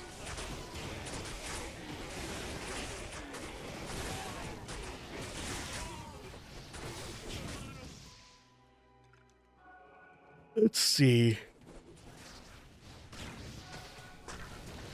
Okay, not too scary. Socket of Hell rune in it. I mean, we could. I want to see what its full set mods would be if we did that. Right now, we are actually using a set armor anyway. We're using off-brand Vampire Magi. That's not what it's called, but that's what it feels like.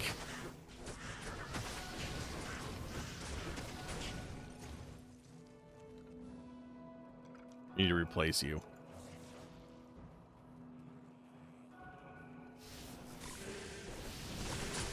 Yeah, we're currently using Winter's Embrace. Between Fire Ice and Baptism by Fire. I'm feeling this is supposed to be a sorceress set, judging by the names on it. But +1 skills, I'm not going to argue with that, especially considering it makes our Ice Mages stronger. Although we only have one Ice Mage. No, we have two. No, we only have one. Never mind.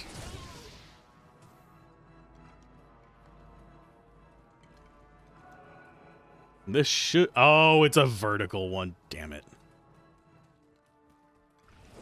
Vertical, horizontal.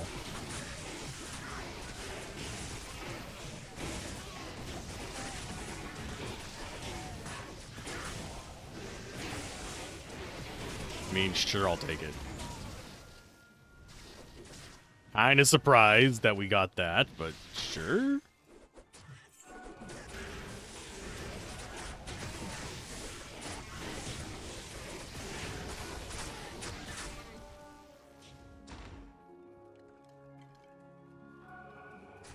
Hi ho, it's up the east we go. Almost no enemies for ages then.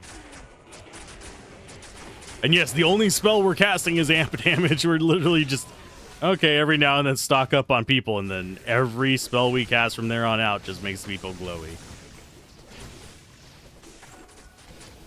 Oh, that's a boss mob. Why am I going out of my way for boss mobs? They don't even have special drops. It's old habits die hard.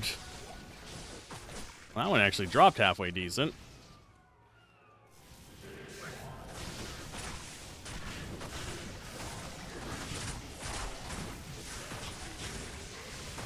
Worth noting, in this situation, running around is probably a bad idea, by the way, because we lose our block, but we're also not block build.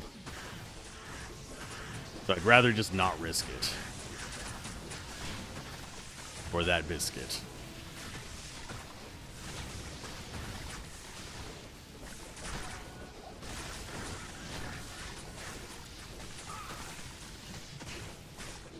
Yeah, definitely getting a lot more set items. Seems like drop quality is raised by the mod. Just drop rates are down. We got Grimlock. And a Paladin Scepter, Wrath of Brother Laz. And a Paladin Amulet that's actually good. Jesus. Look at them resists.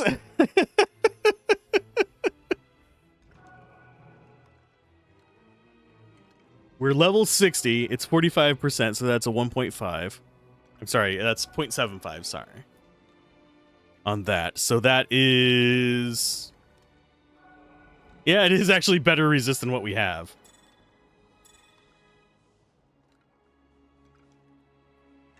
I didn't even think about that. I was too focused on the Paladin skill. Yeah, it's flat out just better than what we have.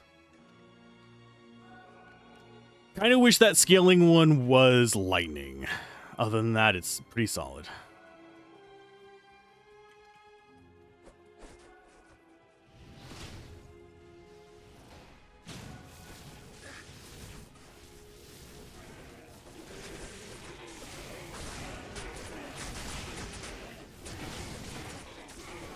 That said, we are closing in on the 4-hour mark. I don't know if I'm going to have time to actually beat the game and still get all the other work I need to do done today. We might tomorrow. I don't know for sure. I need to actually talk to him. But we might be doing... I might be asking Gablin if he wants to do DOS 2 tomorrow to make up for Tuesday. If not, it's fine. But I just still need to ask him about that. Probably DM him after the stream.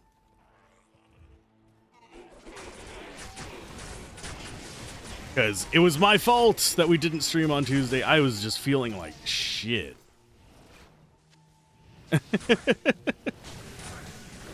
Not even the warmed over kind.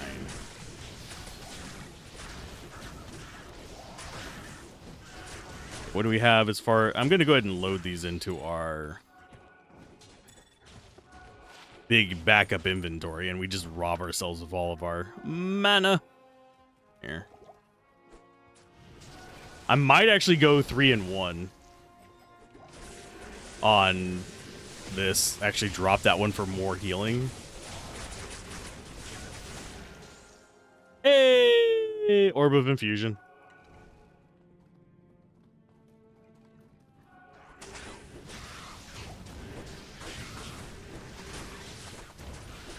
Here, let's go ahead and swap it over to it. There we go. And yes, I did just chug all my mana potions wastefully. It tastes like blueberry. This one, if I remember correctly, turns things rare. It's the weakest of the orbs. There's an orb that turns rares into set items and one that turns them into uniques. And there's supposedly more orbs that I have yet to hear about. But that is stuff that we haven't gotten to yet.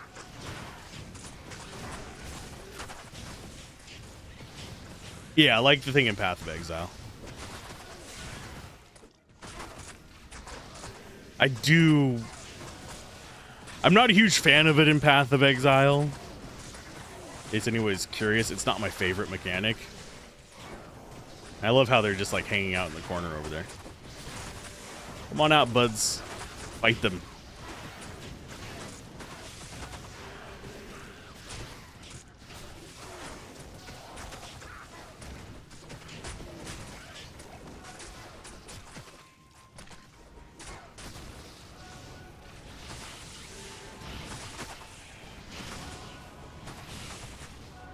Yeah, we're going to need to have more amp damage to actually break physical immunes as well. Yeah, I'm not a huge fan of it in Path of Exile because it just adds to, like, unnecessary complexity at times. It's fine in this, because we're not sitting there trying to get, like, specific sockets and all that shit. Because that's not how we run!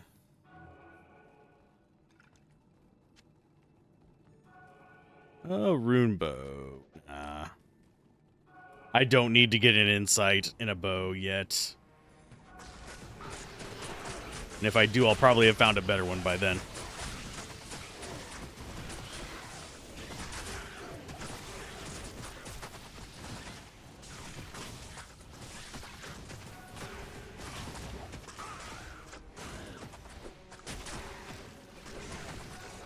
Moiderizer. We're almost another level, finally, thankfully. I will see if that is a 2-socket. It is! Make ourselves a lore. What's one more skill point between friends?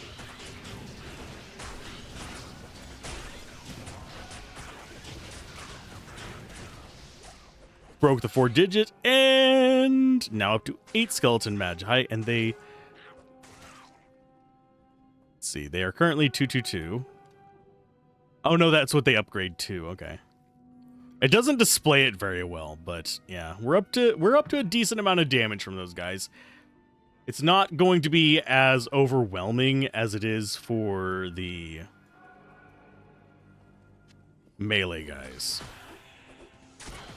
because they're all able to stack on the same damage type, so we can kind of lean into that. Whereas these, it's just random damage type. We actually do kind of want the ice guys, though.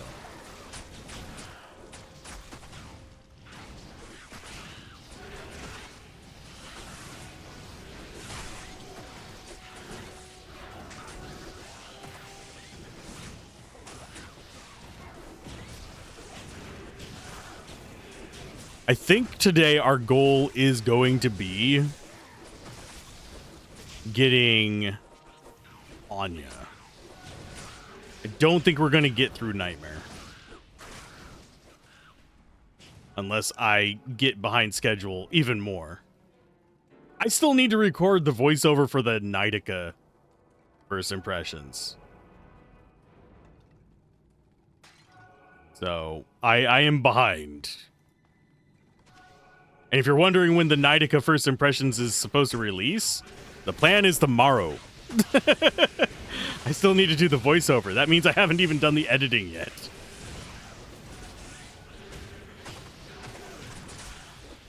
For those wondering what Nightica is, there's a demo on Steam that is It's an auto battler slash backpack hero kind of thing. Did that make sense? It's pretty fun. There's things I would do differently if I made it myself, but it's still a good game. My personal preferences do not impact the quality of the game, just what I'd like to see. Hey, Bad Eye, how's it going?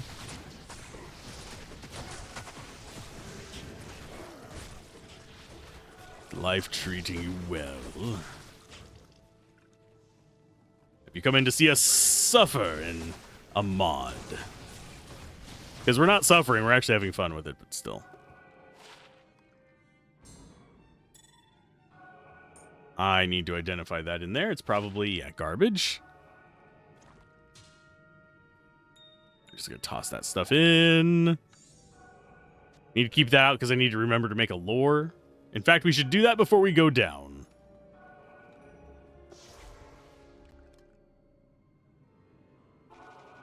But yeah, hopefully things are going well for you. Welcome to the Abyss. And I'm going to have you identify everything I missed. Hello.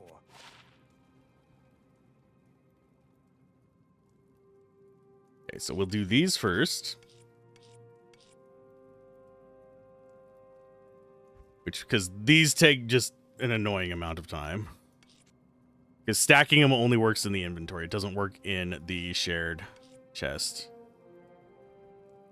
L.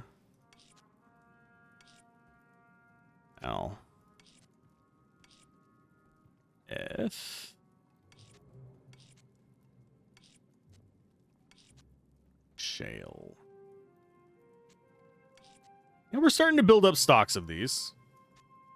I need to probably set this over here so I don't accidentally stick stuff in it. You're a D2 mod creator too, so you like when you get to see modded streams? Ah.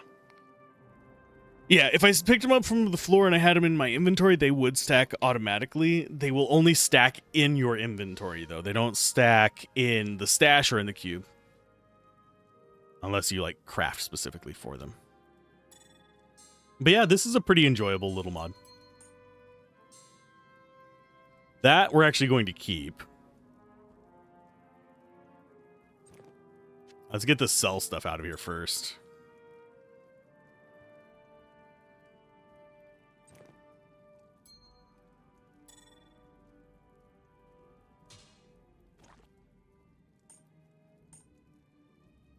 I'm going to keep the death mask for now, just because we might be able to do some stuff with it. Evening.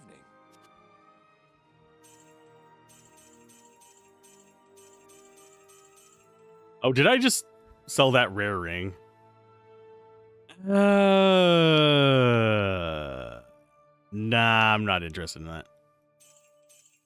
It's kind of neat, but nah. So from stash, if you drop them to the floor first and pick them up, that would be a much easier way to stack them. It'd be about the same amount of time, but I guess you could. We're trying to keep each of the new items. I might have to make a mule after today. Okay, so that needs to come over here to this, just in case we want to use it. You go into that set one, because we actually have one other... Did we not? I thought we had Saigon's belt. I guess we didn't. I could have sworn we got another piece of Saigon's, but I might be thinking of something else. Oh yeah, we did. It's just in the different thing. I keep forgetting I have it in a different tab.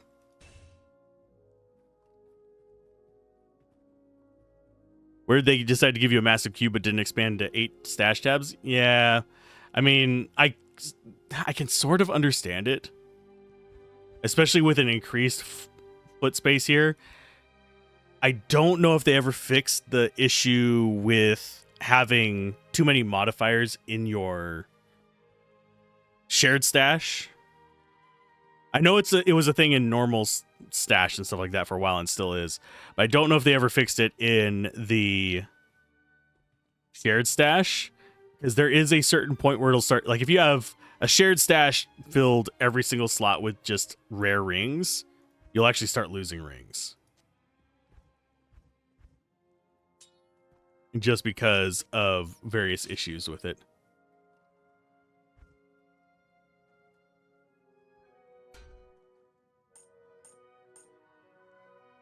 We're going to keep that one. I'm just questioning what we'd actually want to... I mean, it is better than this one.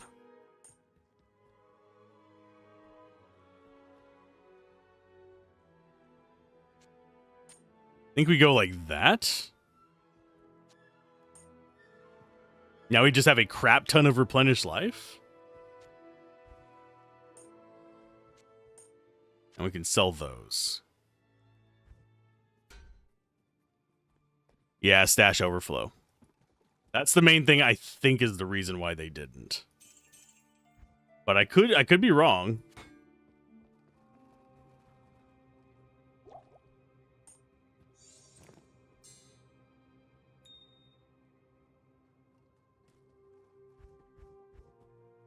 Yoink.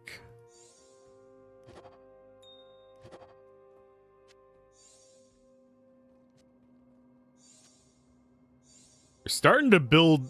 We'll eventually start to really build up a stack of those orbs, I think. Because the make them into a rare thing, I very rarely, actually think to use. And I will need to make mules just for each of the sets, I think.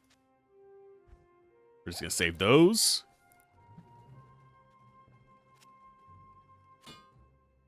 But I think that's our inventory managed. So we are ready to go rescue Anya. Not that this is going to be particularly difficult. Stash overflow is fixed. Ah. It's still... I'm pretty sure it still exists for character overflow.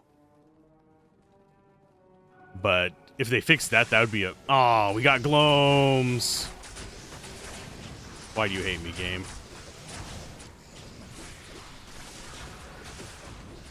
Yeah, we got Gloams, so we're gonna have to be careful. Meh.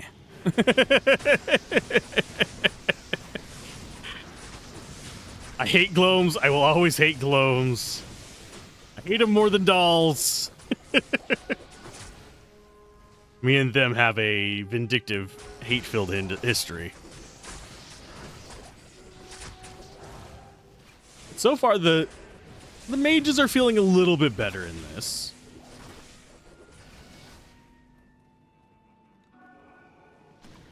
I'm still not sold on them being on par or better than the normal skeletons, but...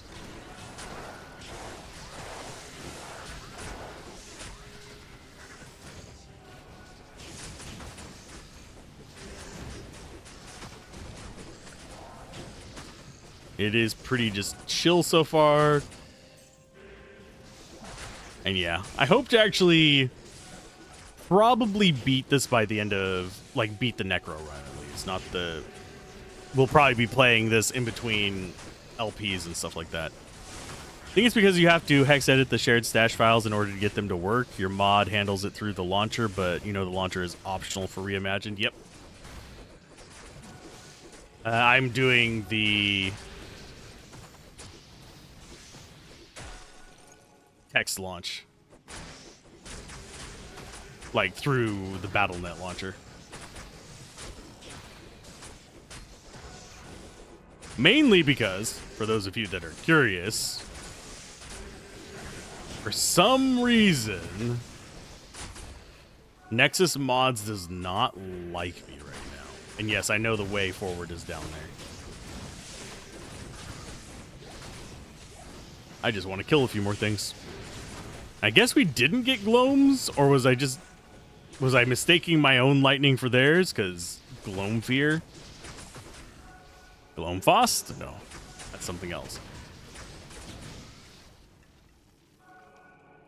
But, yeah. It wouldn't let me download it.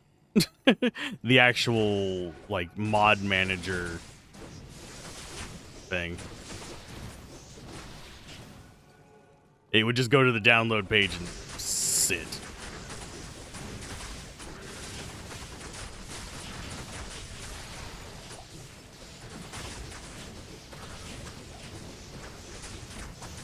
I'll probably try it again after we beat this run to see if I can get it working so I can try some other mods, but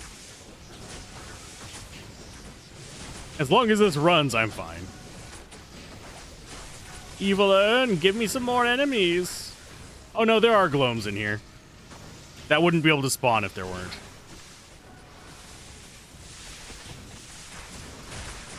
Glomes are bastards.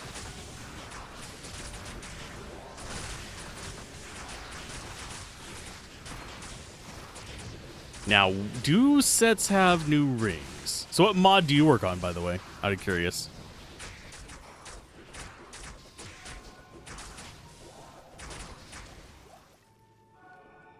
D2R mod manager is pretty drank. None of them are... Okay, anyways, none of the mods are confirmed to work together, so it can get pretty janky. Yeah. That's true of a lot of modding in general, though.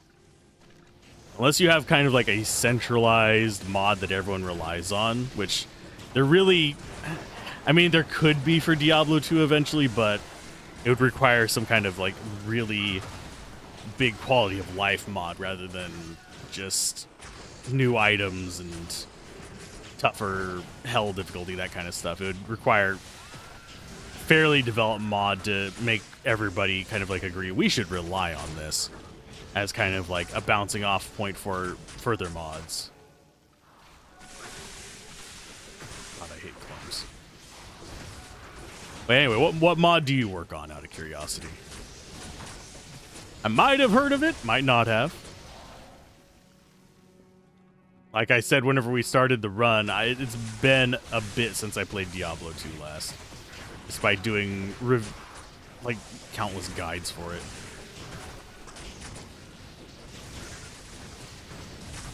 This is me dipping my toes back in for more... Just an excuse to play more Diablo 2. Using the... I'm going to review the mod as the excuse.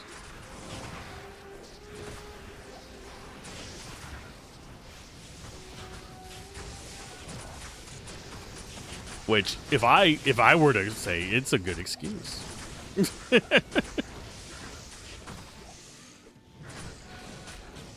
Go fight them. Be zippy little bastards. Okay, and it should just be this way. Because we have the little, like, squiggly island, then we'll have the branch off into the her island. So, probably big guys. Yep, there they are.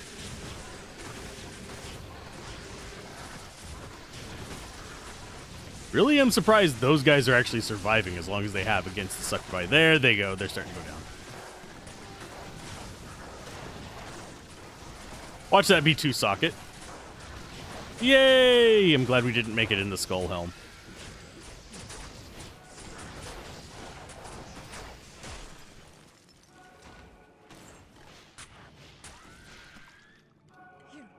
Neelithak did this to me. Oh no, whatever will we do? Yes, I have heard the story a million freaking times.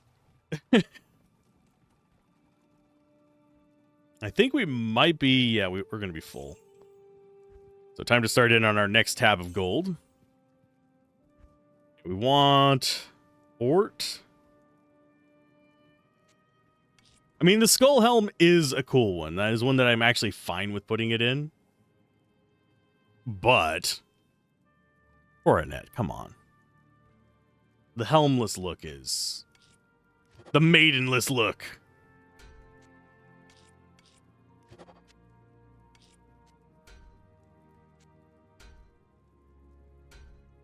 Also gets that weird little thing off the top of our head.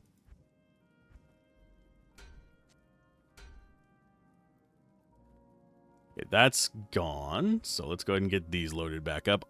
Dole and Io. I keep thinking we should make a white wand, but I'm kind of liking Spirit more. You haven't released it publicly yet. You're thinking of calling it Western Sands. It's a sandbox mod that has an open class builder, so you can put any skill on any class, along with quality of life options and stackable runes. That sounds kind of neat. Along with options to increase difficulty density if you're playing a broken-ass build. I mean, if you're able to combine skills however you want, there's gonna be broken-ass builds. I'm already thinking of the freaking... They call it the Bochantress. But now I'm imagining it on an Amazon.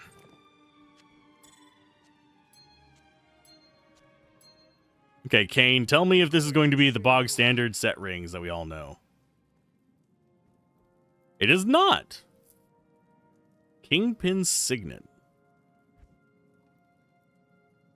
Not exceptional by itself, but wager with the set it'll be good.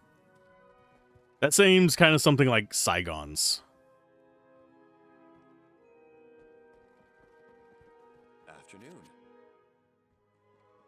Spirit Seeker. Mana regeneration out the wazoo. Experience gain up. That would be a good starter build.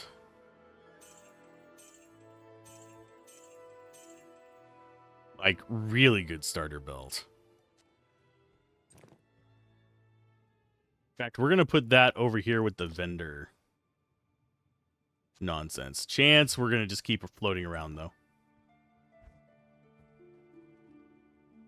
Didn't we actually have... Yeah, that one.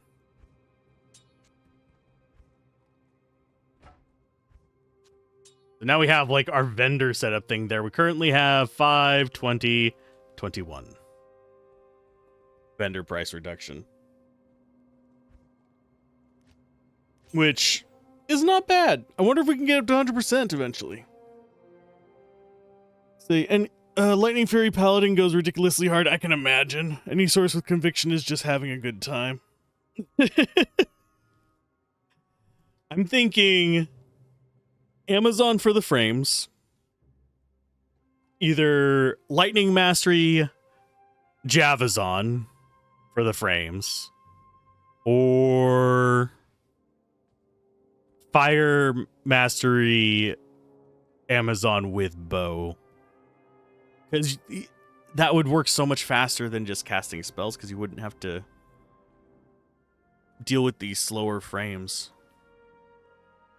for other stuff. Although, by going Amazon, you do lose frames on teleport, so that could actually bite you in the ass.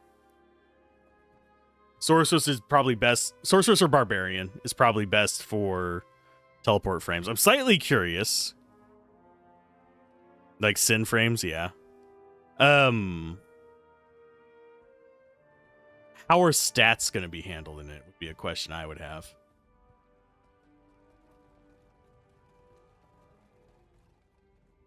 Oh, and I forgot to get the scroll. We have to waste another one.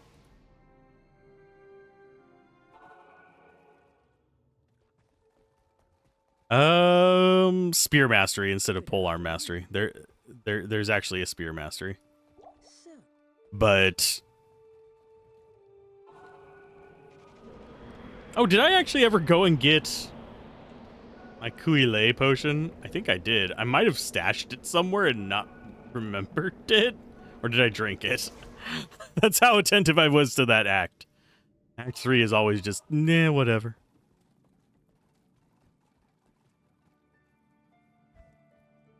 I think I drank it. Let's see if she gives me a good head. And it is not good. It's garbage. Okay, bye. That's kind of a cool helmet. Phrasing. Phrasing!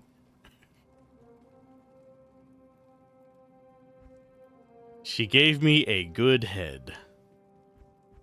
Although, it's worth noting,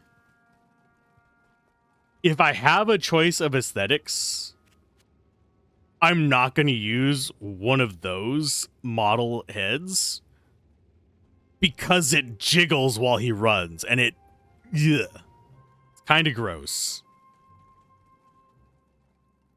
I'm not a fan of the jiggling head. so far we're looking pretty good. I'm going to have to call this stream there. Let's see who should we raid? Is there anybody online that is raidable? I mean, we could raid. There's Project Zomboid, there's Warcraft.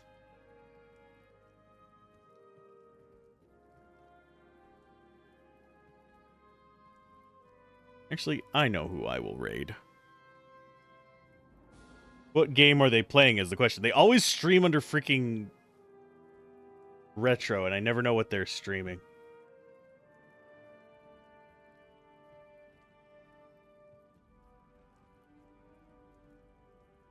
I gotta get... There's a load-in ad, but they only have the one ad. They don't have mid-rolls. Let's raid a Canadian.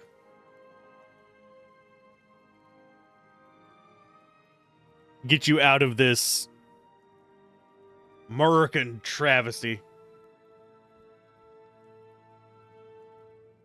She's actually also another retro reviewer, in case you're curious. Really good reviews if you go check out her YouTube channel.